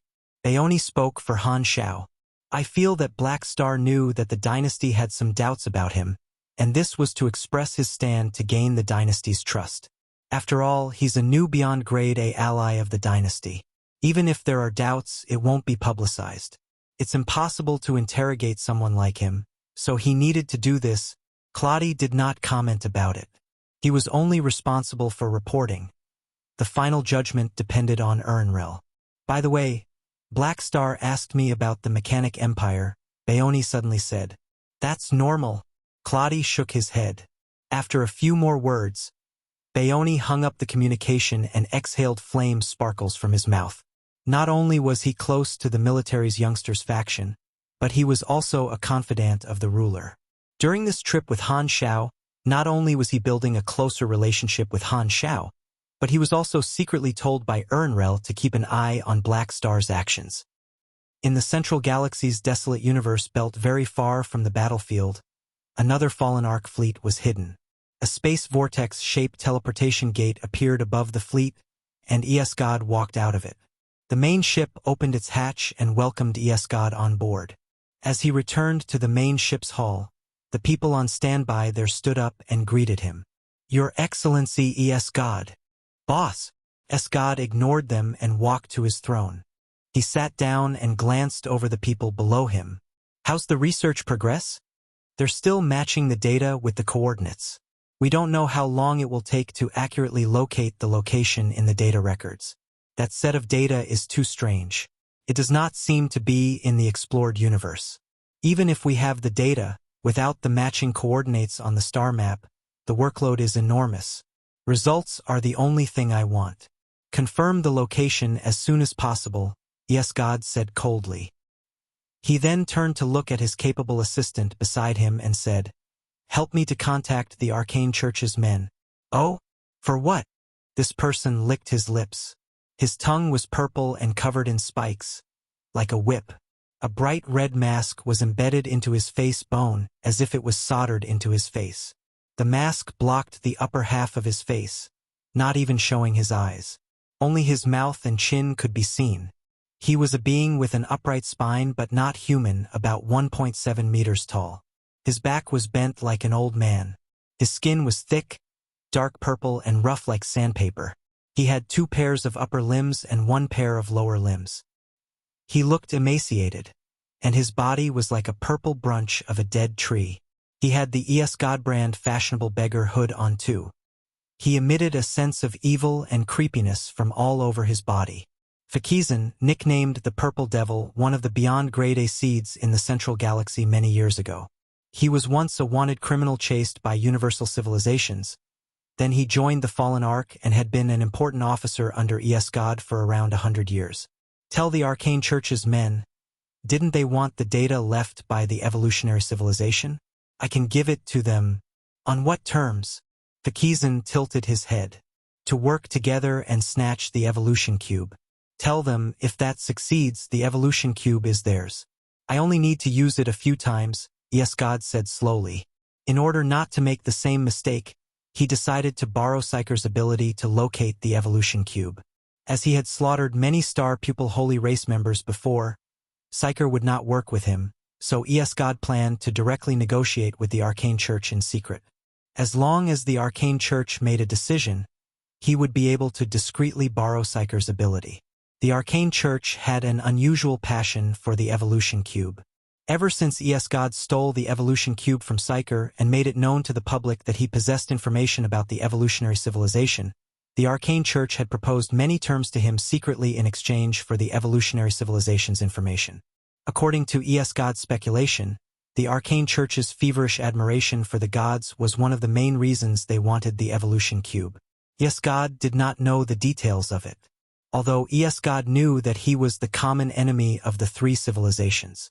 Since he shared a common goal with the Arcane Church, it was not impossible for them to work together in secret. Furthermore, the target of negotiation was the mysterious Arcane Church, which had the most ambiguous stand among the three civilizations.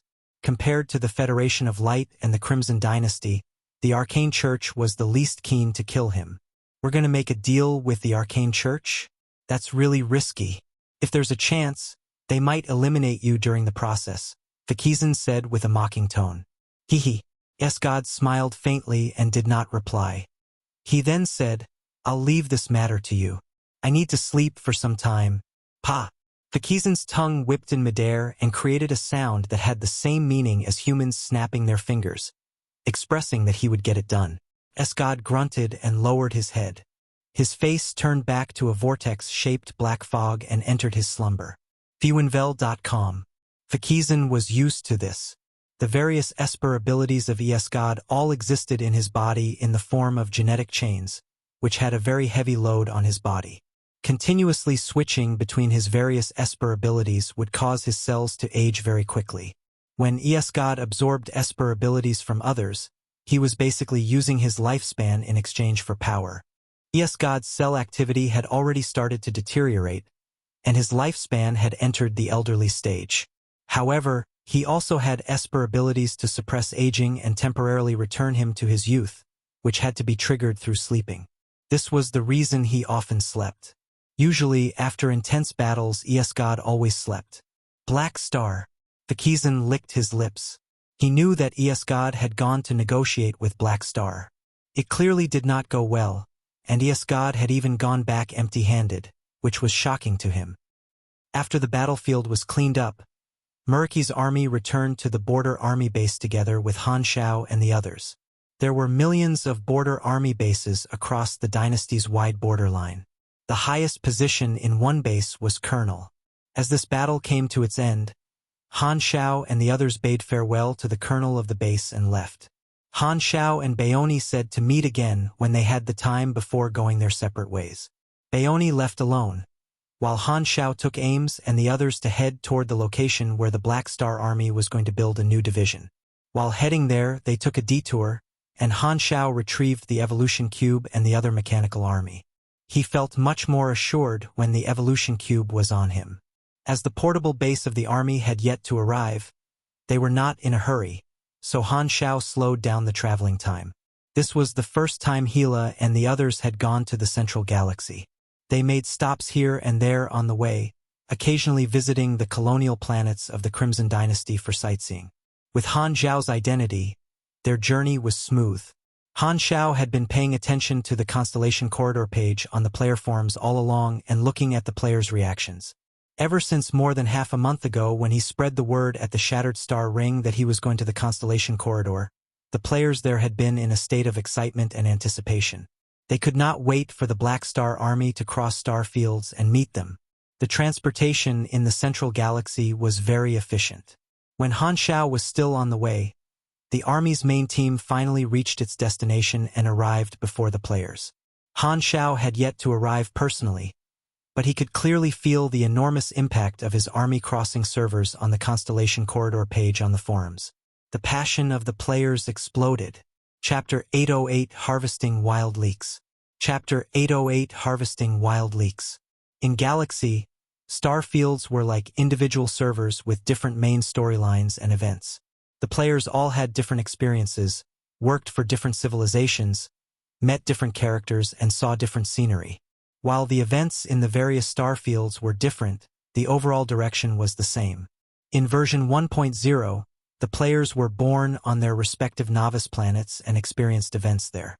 In version 2.0, the players experienced upheavals on their novice planets. Then, under the guidance of different factions, the players officially stepped into the universe and started their adventure within the star systems. Now, in version 3.0, the player's stage started to gradually expand to the star clusters they were in. At the same time, they began to understand and become involved in more matters across galaxy. The professional clubs of the various countries chose different star fields as their base so that obtaining resources would be easier, and their local players would be more willing to start their character there. The Constellation Corridor mainly consisted of Russian and Australian professional players, as well as some clubs from smaller countries.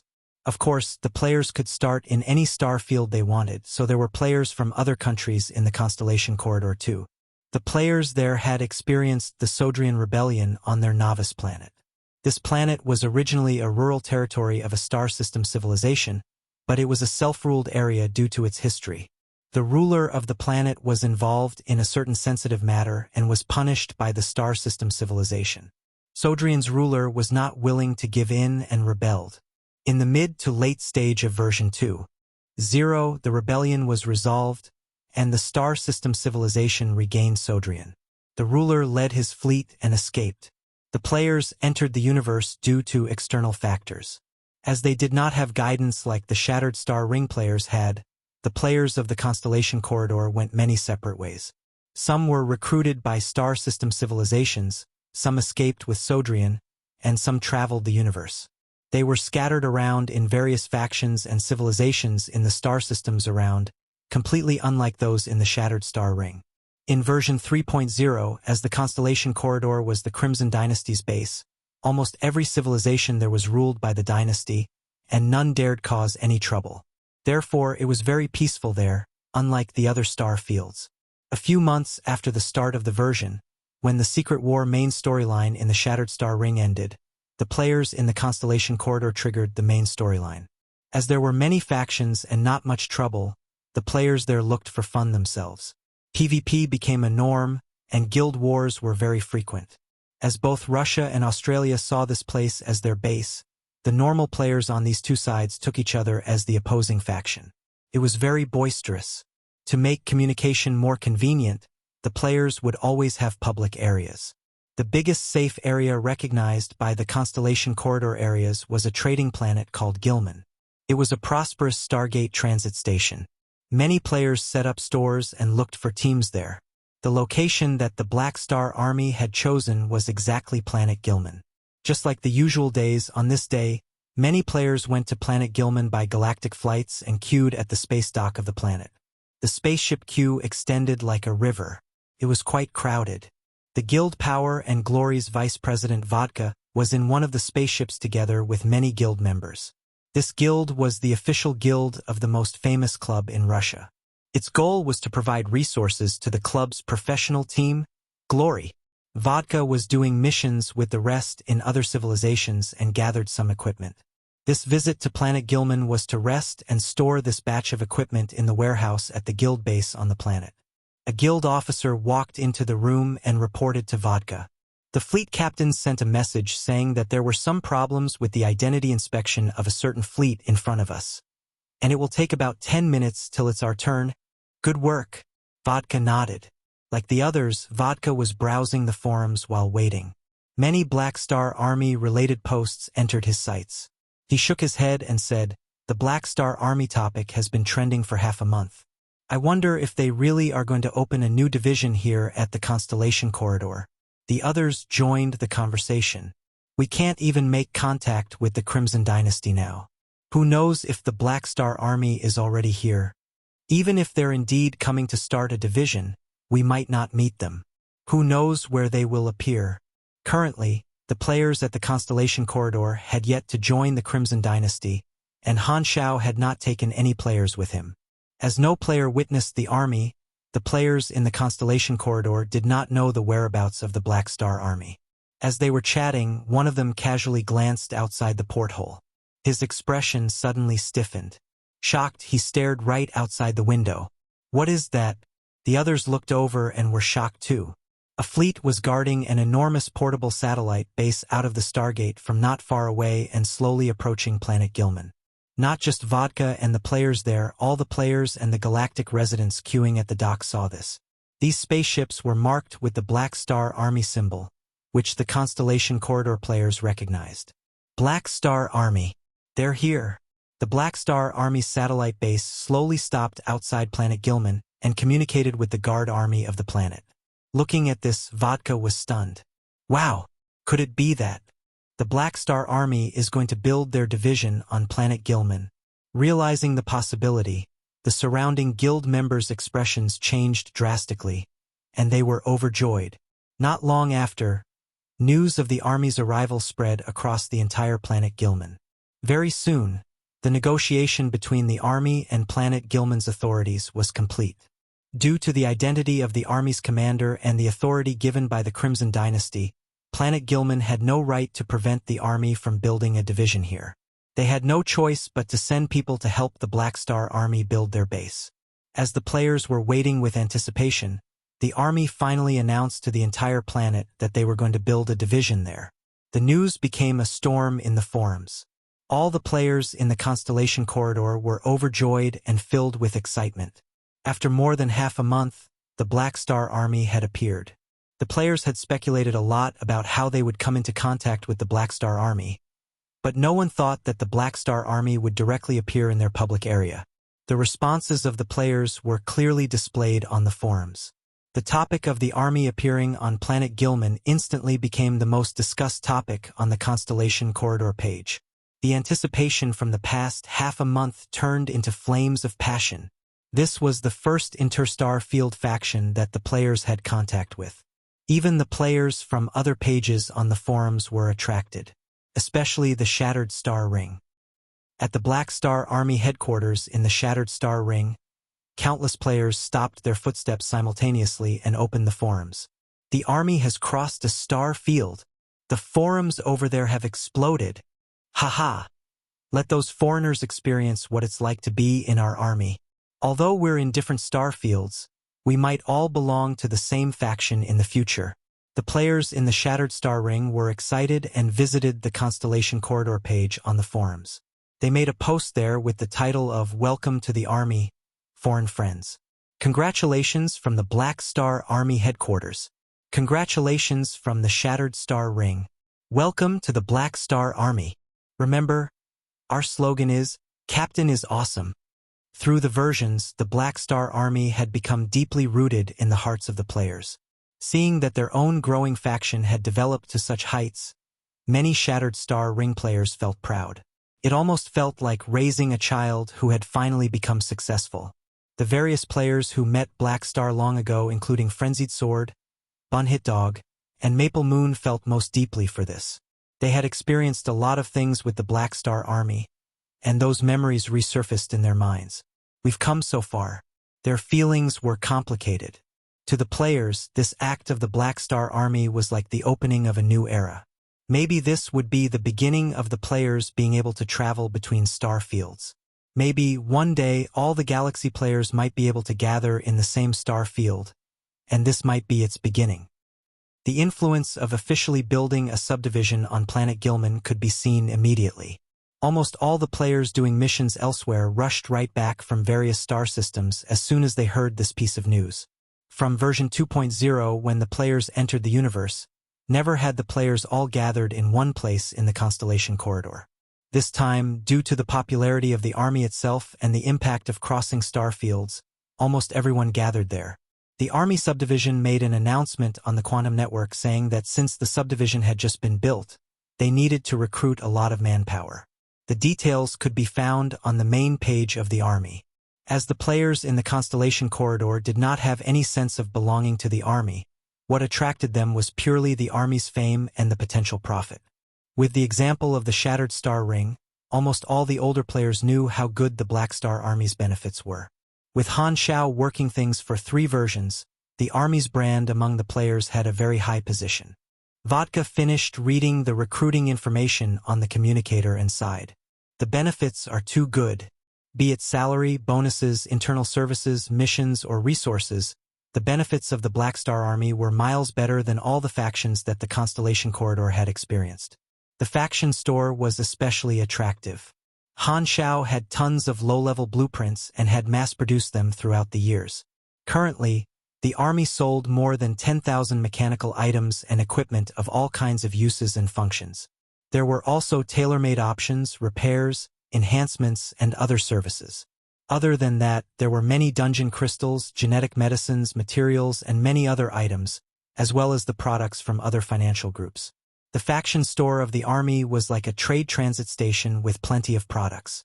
Vice President, are we going to join the Black Star Army? Come, let's go to their subdivision. Vodka was thrilled, not mentioning how attractive the benefits of the army was.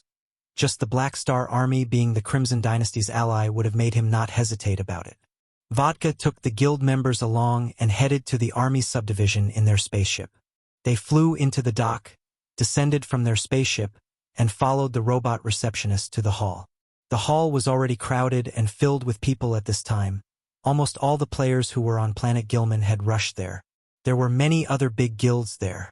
Vodka saw many old rivals and familiar faces from guild wars.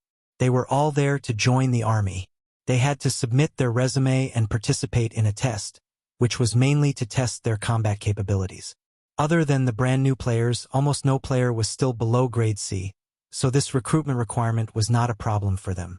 Vodka squeezed into the middle of the hall, and before him were gates leading to combat testing rooms.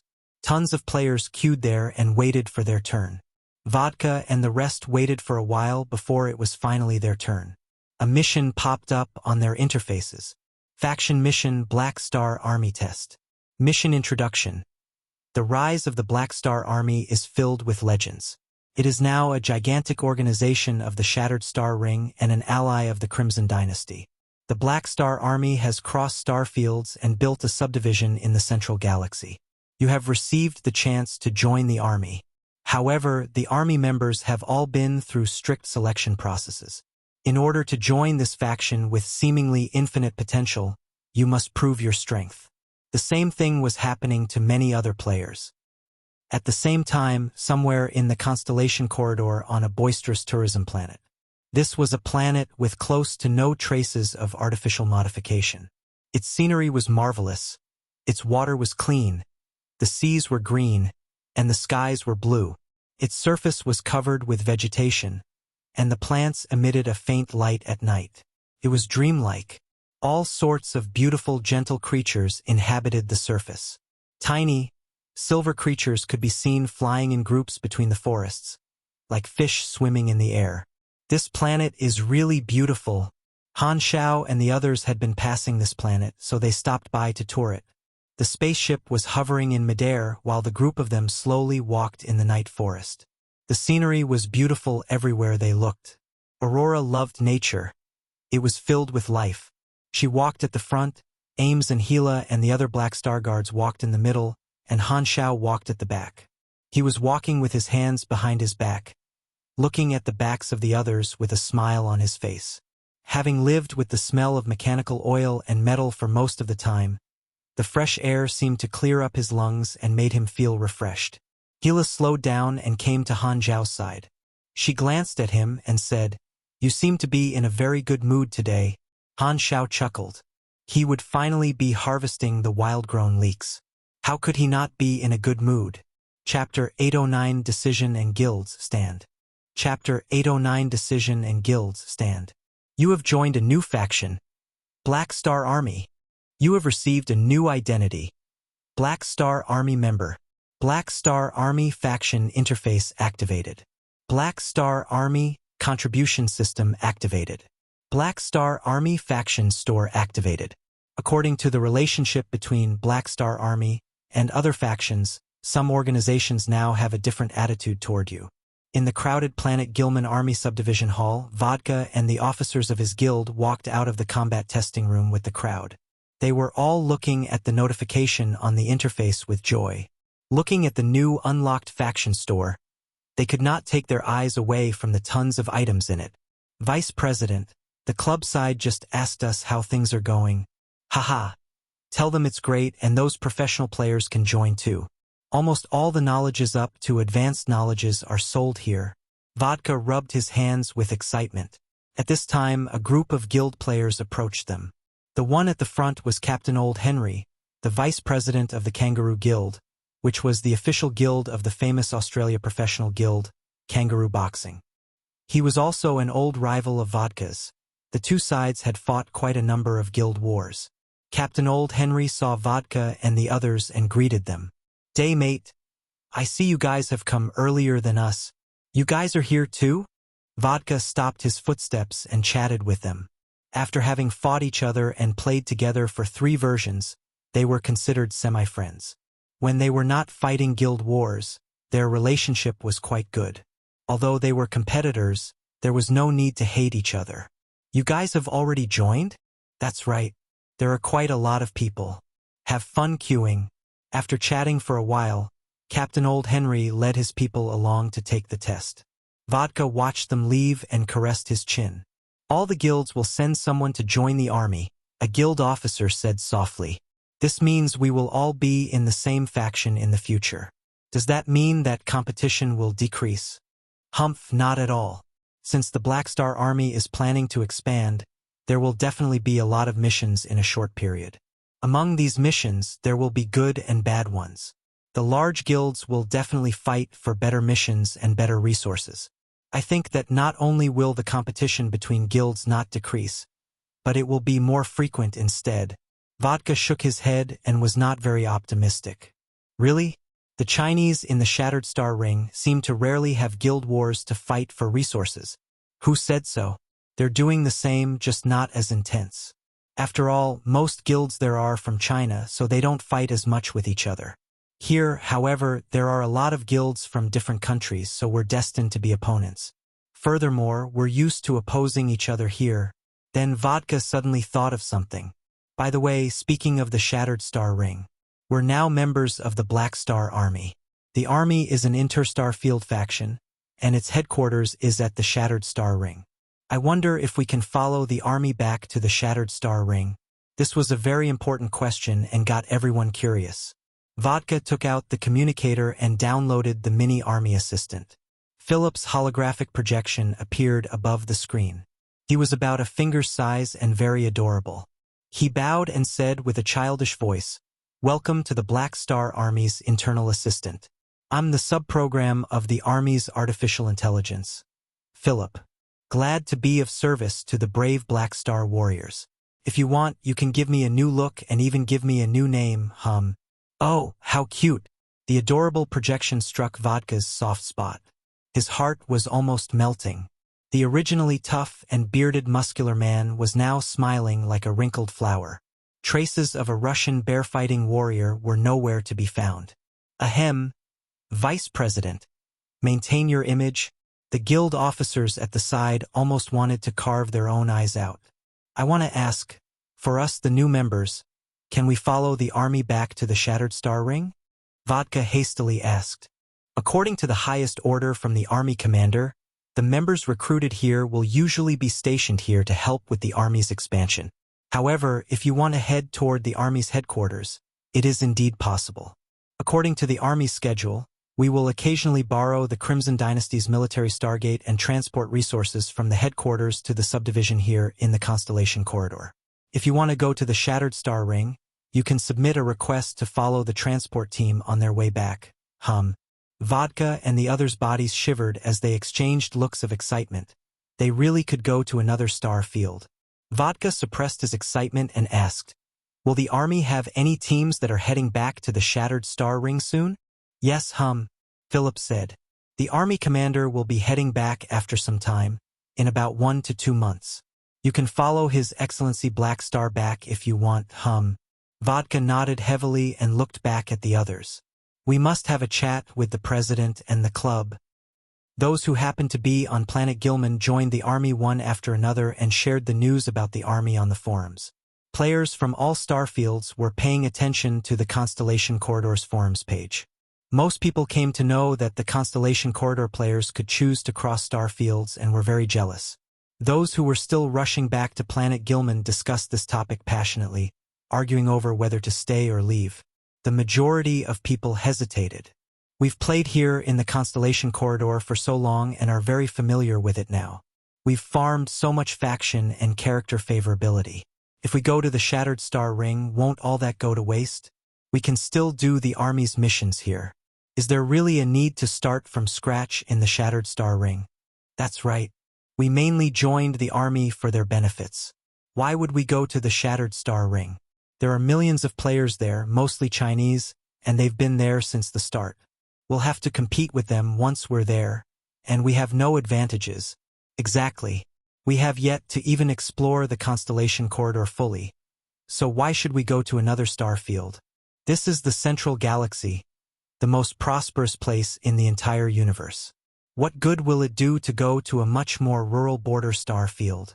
Many players were not willing to give up the results they had achieved with the time and effort over the past 3 versions. If they could go and come back anytime they wanted, they would not hesitate at all. However, they could only follow the army to cross star fields, and who knew when the army would send another transport team. Furthermore, they also did not know if their return would be approved. If things did not go well in the Shattered Star Ring, they would waste a lot of time before they could return. Of course, there were players who supported going to the Shattered Star Ring. We're the first batch of players to ever travel across star fields. Why give up such a great opportunity? The others can't do it even if they want to. I want to play with my Chinese friends over there in the Shattered Star Ring. Don't forget about the Flickering World mission that is pinned at the top of the Army's mission list. It's clearly a new main storyline. Furthermore, according to the mission introduction, exploring the Flickering World is the Crimson Dynasty's operation. The Black Star Army is just a participant. This main storyline looks more like the Dynasty's storyline. Therefore, us joining the army and exploring the Flickering World is actually doing things for the Crimson Dynasty. That's right. Maybe helping the Dynasty to explore a new star field is one of the main storylines of the Constellation Corridor, and the hidden meaning behind the Black Star Army recruiting us is to take us there so that we can participate in it.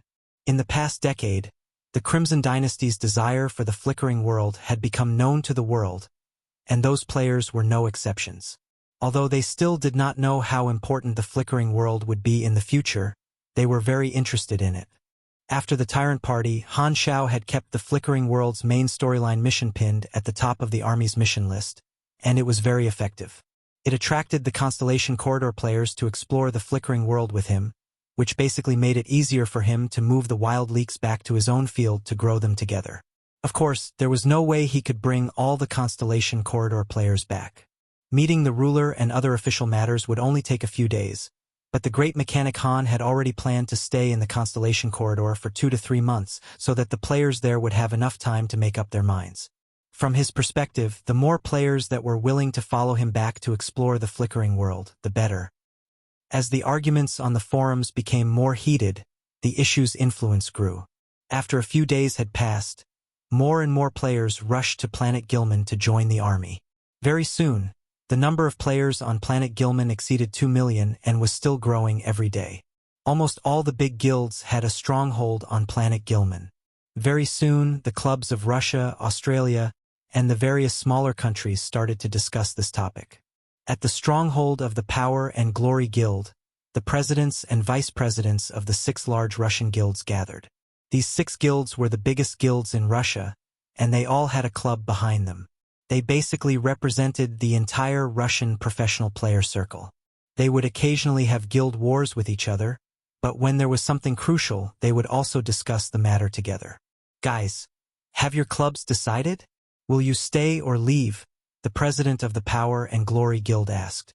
The people above said that the professional players won't be going but told us to send some of the guild's people to the Shattered Star Ring and try to open a sub-guild. Us too. Those people at the club feel that the opportunity to cross star fields is rare, and we can't give it up. It might lead to greater benefits in the future. freewebnovel.com. The rest replied one after another. Power and Glory's president looked around the group and said, "Looks like our plans are all similar. For us, we decided to have the vice president take some people there and open the way for us." Vodka stepped out and nodded at everyone. "I wonder what the Australians will do. Probably the same as us. So, we still have to compete with them even at the Shattered Star Ring. Then we must take some normal players there, or we will be at a disadvantage in terms of manpower." As these 6 guilds were the recognized representatives of the professional circle, they had a certain amount of authority to the normal players. If they expressed their stand to the normal players, it would attract quite a number of people to do the same. Hey, not just the Australian guilds. That place is the Chinese's territory. Let's communicate with the Chinese clubs first. They've been there for 3 versions. It's better to notify them before going. At the same time, the Australian guilds also gathered and came to a similar conclusion. The Russia and Australia clubs contacted the top Chinese guilds very soon. As they were all in the professional circle, they had the contact details of each other. The various large Chinese guilds had a conference. Jade Green Sky entered the chat room. Morning Snow Twilight Frost entered the chat room. Jupiter entered the chat room. The presidents of the 4 biggest clubs, Temple of God, Long Sky, Dynasty, and Fried Eggplants with Fish, as well as Thunderstorm, Fanatics, Rivervale, and other known official guilds all joined the chat room. Those Europeans and Australian guilds are planning to come here? What are they trying to do? Sky Territory President, Jade Green Sky, asked. Drizzling Rivers President Mountain Rain Sight. The Shattered Star Ring is our base. We've worked here for 3 versions. What are the people at the club thinking to agree with this? Whatever the club says, I'm okay with it. 9 Gates President, 3 times 3 equals 9, said in his local dialect. Type in Mandarin. I can't understand. Guild of Gods President Jupiter exclaimed. Although they were the managers of the guilds under their clubs, they had no say in this matter and could only follow what the upper echelons of the guilds wanted them to do. The people above told them to prepare for the possible competition, so they could only obey. Of course, the clubs were not willing to fight for resources with more competitors and wanted to have the army's resources for themselves. But this was not for them to decide. The actions of the Black Star Army were decided by the storyline. Since the army had decided to bring some people back, they could only accept the truth. Of course, they were not worried. The Shattered Star Ring was their headquarters, so they were at a massive advantage. The players from the Constellation Corridor had no way to beat them. If those foreign guilds were not going to cause trouble, there would be no problem. However, if they wanted to fight for profits with the Chinese clubs, the Chinese clubs would not mind starting a war to secure the resources of their professional players and show those foreign guilds who the real masters of the Shattered Star Ring were. As this topic triggered discussion between both the Constellation Corridor and the Shattered Star Ring players, Han Xiao, who had been taking his time sightseeing on the way, finally arrived at Planet Gilman. This was the first time that the players of another star field had seen him in person. Chapter 8:10 Ultimate Knowledge, Mechanical Life Tinder. Chapter 8:10 Ultimate Knowledge, Mechanical Life Tinder. Han Xiao did not arrive quietly but made it known to everyone. The army subdivision sent an announcement to all its members to welcome the arrival of their army commander. The many new faction members all went to watch. They had heard a lot about Black Star of the Shattered Star Ring, but never had they seen this big boss with their own eyes. On Planet Gilman and in the army subdivision, countless players witnessed a spaceship flying out from the Blue Stargate and approaching the subdivision. Whoosh! The spaceship flew toward the entrance of the dock, then linked with the electromagnetic rails and entered the wide dock. The dock was already filled with players. Countless people broadcast the event to the forums with excitement. As the hatch opened, wearing a black robe, Han Xiao walked out with a few hovering guards behind his head. He smiled and connected to the quantum network with his mind. The next moment, Han Xiao's face appeared on the communicators of the countless people present. I'm Black Star. Welcome to the army. His voice emerged simultaneously throughout all the communicators and mixed into one sound with echoes. Felt grand. The people were shocked. They had never seen a high-level mechanic hack into so many communicators instantly, and it even looked easy. Unlike the old players in the Shattered Star Ring who had been alongside Han Xiao for 3 versions, the people there had only met calamity grades at most during their storylines. This was the first time that they had come in close contact with a beyond grade A. Having heard so many rumors about Han Xiao on the forums, the Constellation Corridor players had a lot of thoughts about Han Xiao. Through seeing Han Xiao with their own eyes for the first time, the initial image that Han Xiao had given them was unfathomable. Vodka was mixed in the crowd and used the detect ability on Han Xiao. The players around all did the same. Based on your level, only the following information is available. Han Xiao, Black Star Army Commander, Green. Level? Attributes? Abilities? Danger scale, fatally dangerous. All question marks, as expected, Vodka murmured softly. Ames followed right after and stood alongside Han Xiao. Gila and the others followed them down as well. Ames looked around at the countless people around. Then she glanced at Han Xiao and said with a faint smile, "Congratulations. Your army has expanded again." "That doesn't sound very sincere," Han Xiao joked. Suddenly, a change occurred. Pa! A strong light suddenly appeared in the crowd and blinded the people's sights. Boom! Dozens of people dashed out from the crowd and suddenly attacked Han Xiao and the others together. All kinds of cannons, spells, and esper abilities were thrown toward them. With an expressionless face, Gila took a step forward and tapped her fingers. Dark red energy beams shot out like lightning and penetrated all those people's bodies in an instant, killing them with ease. The next moment, those attackers turned into white light and disappeared. They were players. Han Xiao's lips twitched, but he was not surprised. Although he had tons of players working for the army, he had never forgotten the fact that players were the representation of anarchy. There would always be a group of people that would cause trouble for all sorts of reasons. Since a big boss like him had appeared, dozens of funny players decided to attack him without thinking of the consequences. The Chinese players back in the Shattered Star Ring who had known him for 3 versions would never do something like this, but the army was new to the Constellation Corridor. Furthermore, the players there were daring foreigners who loved to try out all kinds of possibilities. The players were startled before they exchanged looks after regaining focus. Some people had actually attacked the Beyond Grade boss, Black Star, knowing that they would never succeed. What a group of gamblers! The players there had just joined the army, so they were not angered by this. The question marks on the character information did not give them too strong an image, but when the officers beside Black Star easily slaughtered dozens of Grade B players, the players realized the power difference. Some players who had initially harbored ulterior motives but had yet to make a move secretly gave up those thoughts. This kind of boss was stronger than all the NPCs they had ever seen. They would probably die instantly if they tried to attack him. Among the Constellation Corridor players who had joined the army, there were definitely some time bombs, which Han Xiao was not surprised about. He told Philip a few words in his mind, and Philip immediately issued a wanted status to those attackers through the Army Assistant Program. The Army subdivision was completely under Philip's surveillance, so finding out who those attackers were was a piece of cake. Ding! A notification popped up immediately on the players' communicators. They were shocked to see the wanted order. The people earlier are wanted, and there's a reward for killing them every time. I seem to know a few of them. I even added them as friends. Whoa, even their coordinates are on the communicator. They've revived right here on planet Gilman. Hehe. Most people gloated.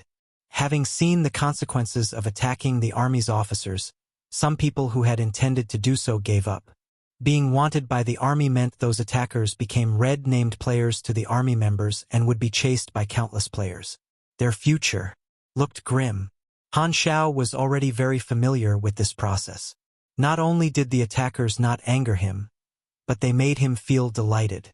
They were basically handing him a pillow when he was sleepy. They were great friends who sacrificed themselves to help Han Xiao build a reputation. How nice of them! Through this, the players of the Constellation Corridor would know that there were consequences for causing trouble. This small interlude did not stir up any storm. Han Xiao looked around at the players and crossed the crowd with Ames and the others. The players all stepped back and gave way, watching Han Xiao leave, before gradually leaving the dock themselves. Han Xiao pondered on the way. The Constellation Corridor players have no sense of belonging to the army, of course. Profit and benefits are the main reason they've joined. I will let people slowly teach them the army's history to strengthen their unity. He was not planning to personally build relationships with these people like he did back in the Shattered Star Ring. There were a few reasons for that. Firstly, through all these years, the Black Star Army had already built its appeal through its power, image, fame, brand, and many other factors. This was the main tool to attract the players. The faction store could basically satisfy all the needs of the players. As long as they spent in the faction store, they would bring him profit. He did not have to do things personally. Secondly, too many players wanted to farm his favorability to trigger missions or learn abilities. Hence, they always came to chat with him in groups and gave him gifts. Han Xiao did not want to be accepting gifts his every waking second. The third reason was his identity. As the army commander, it should not be too easy for most people to contact him, as the level system in the army had to be maintained. Therefore, Han Xiao had long set a rule that only those who had accumulated a certain amount of contribution points and were at the middle level among all the members could request to see the army commander or the army's high-level officers. To the players, this was a chance to learn abilities from these characters. Han Xiao used this player mindset to increase their passion to farm the contribution points by doing missions, giving them chances to farm favorability with the officers of the army. They would only be able to learn special abilities from characters when the favorability was high enough. This basically made the favorability of him and the officers a rare item to the players, so the players would put in more effort for them. Having farmed leaks for more than a decade, Han Xiao was already a complete pro at these things. Currently, most of the Constellation Corridor players are still considering whether to stay or leave. I shall stay here for around a month before I leave so that they have enough time to consider. At the same time, I'll wait for the Crimson Dynasty to prepare the troops to explore the flickering world. Initially, Han Xiao thought him being attacked by the Constellation Corridor players was just a trivial matter. But to his surprise, it caused an impact beyond his expectations on the forums. It made the Chinese players in the Shattered Star Ring very displeased. Throughout 3 versions, the Chinese players had the deepest emotional connection with the Black Star Army and saw it as their main faction. As the army commander, Han Xiao was their recognized faction leader. However, when their army commander went to another star field to recruit more members, he was attacked by the players over there. It made the Chinese players feel that this was an insult to the army commander's kind intentions. Although they knew this would never cause any danger to the army commander, many Chinese players found it unacceptable. It was like something they loved being treated roughly by an outsider. This stimulated their unity, and the atmosphere on the forums changed very quickly, resulting in intense arguments between two sides. However, this did not affect Han Xiao's plan. He still stayed in the planet Gilman subdivision with the others and waited for the players to gather and make up their minds. Of course, he was not just waiting. While waiting, he spent his days in the mechanical workshop, expanding his mechanical army and inventing new high-level machinery blueprints. After settling down for 2 days, Han Xiao contacted the Crimson Dynasty's people and requested an ultimate knowledge. This time, the dynasty did not reject him. By spending 6,000 contribution points, he finally obtained the first ultimate knowledge that he had been wanting for a very long time. Energy Branch. Mechanical Life Tinder. This was the prerequisite knowledge to activate the core ability of Emperor Mechanic, King's Mentor. The class knowledge tree of the Mechanic class was divided into 5 levels: Basic, Advanced, High-End, Cutting Edge, and Ultimate. Their impact on a mechanic increased as the levels increased. As the highest level class knowledge, every single ultimate knowledge was able to provide completely over-the-top changes to a mechanic in a certain field. For example, this knowledge gave mechanics the real ability to turn machinery into mechanical lives. It was basically the ability of a live-creating god. This ability could turn machinery from lifeless objects into living units. To put it simply, they would no longer have item details on the interface but character information like NPCs. They would have levels, attributes, abilities, and could keep leveling up with complete growth potential. They could even grow into elite models or even boss models. Of course, good things were never cheap. Not mentioning the difficulty in learning any ultimate knowledge, just the potential point cost of learning one was very expensive. The cost of learning knowledges originally increased by 1 at every level: 1 point for basic, 2 points for advanced, 3 points for high-end, and 4 points for cutting edge. The cost to learn ultimate knowledges, however, instantly doubled and required 8 potential points. This was just the cost of the main branch knowledges. If it was from another branch, it would triple just like before and become 24 potential points. Han Xiao was a virtual mechanic, and Mechanical Life Tinder was the ultimate knowledge of the energy branch, so the cost to level it up was indeed 24 potential points every level. It was extremely difficult for normal players to obtain 24 potential points. Other than leveling up, the way for mechanic players to obtain potential points was basically to level up blueprint abilities to the max level one after another, which needed tons of EXP. Therefore, to the mechanic players in the later stages, they did missions and earned EXP to level up their abilities and get potential points. They would have to continue earning EXP even if they had reached the maximum level allowed in the version. Usually, only extremely high-skilled players or professional players had such high needs. However, professional players had their clubs to train their accounts for them, so it would not be too tiring. For casual players, however, they had no choice but to give and take. Most mechanic players only learned the ultimate knowledge for their own branch. Things were different for the great mechanic Han. The outrageously expensive potential point cost for ultimate knowledges of other branches was more than enough to make the players despair, but it was not unbearable for him. He had leaks. Due to the penalty from using the evolution cube, Han Xiao had not leveled up at all lately. He had stocked up on a ton of EXP which had now come into use. He opened the interface, picked out many blueprint abilities, and spent EXP to level them up to max level 1 after another. On the interface, his potential points kept growing little by little, finally reaching 24.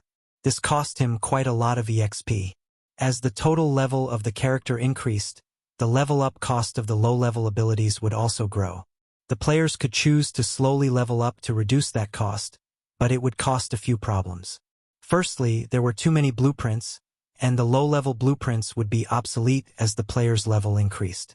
Secondly, they would only be able to do the corresponding level missions if they did not level up, so the speed of earning EXP would naturally be slower than higher-level players. Once they were behind, it would be very difficult to catch up. Therefore, there were pros and cons to not leveling up, and it depended on the individual. Usually, only those who made smurf accounts, such as account boosters like the Great Mechanic Han, would choose to earn more potential points and not level up. Ever since the beginning, however, Han Xiao had been destined to never walk that path. 22, 23, 24. Seeing that he had sufficient potential points, Han Xiao immediately used all of them to learn the ultimate knowledge. Learning. Complete. You have learned Mechanical Life Tinder. Prerequisite met. You have activated King's Mentor. You have received the talent Ultimate Knowledge Possessor. Ultimate Knowledge Possessor, plus 15% attributes for the machinery you built, plus 150% machinery affinity. You now hold the understanding of a mechanic class ultimate knowledge. You are a mechanic master. You have received the talent Mechanical Life Creator. Mechanical Life Creator. Mechanical lives created by you will see you as their god. Their faith and loyalty are deeply buried in their most fundamental logic. When accepting bonuses from your mechanical force, they will receive the encouragement effect and have plus 10% basic stats. You have acquired the ability Tinder Awakening. Tinder Awakening. This ability can turn machinery into mechanical lives, igniting the mind tinder of mechanical lives. Requirement. This can only be used on machinery enhanced by King's Mentor and Machinery Fusion. It can be used on multiple targets at the same time. No cooldown. Cost. 50% health, 50% energy, 80% stamina. Due to Tinder Awakening, your Emperor's Gift has received new effects. Changes. When you use Emperor's Gift on a mechanical life, there's a chance to upgrade the target's model and grant it higher growth potential. For example, a normal model can be upgraded to an elite model. Remarks. The higher the target's model is, the smaller the chance of this effect being triggered. We've reached the end of today's episode. Thank you for traversing the boundless landscapes of fantasy with us. If today's story has sparked joy within you, please remember to hit the like button, share our journey with others, and subscribe to Lord of the Stories for an ever-expanding collection of mystical escapades. Until we meet again to turn the page to a new adventure, hold the tales dear in your heart and let the embers of magic warmly glow in your spirit. Farewell, intrepid explorers of the narrative unknown.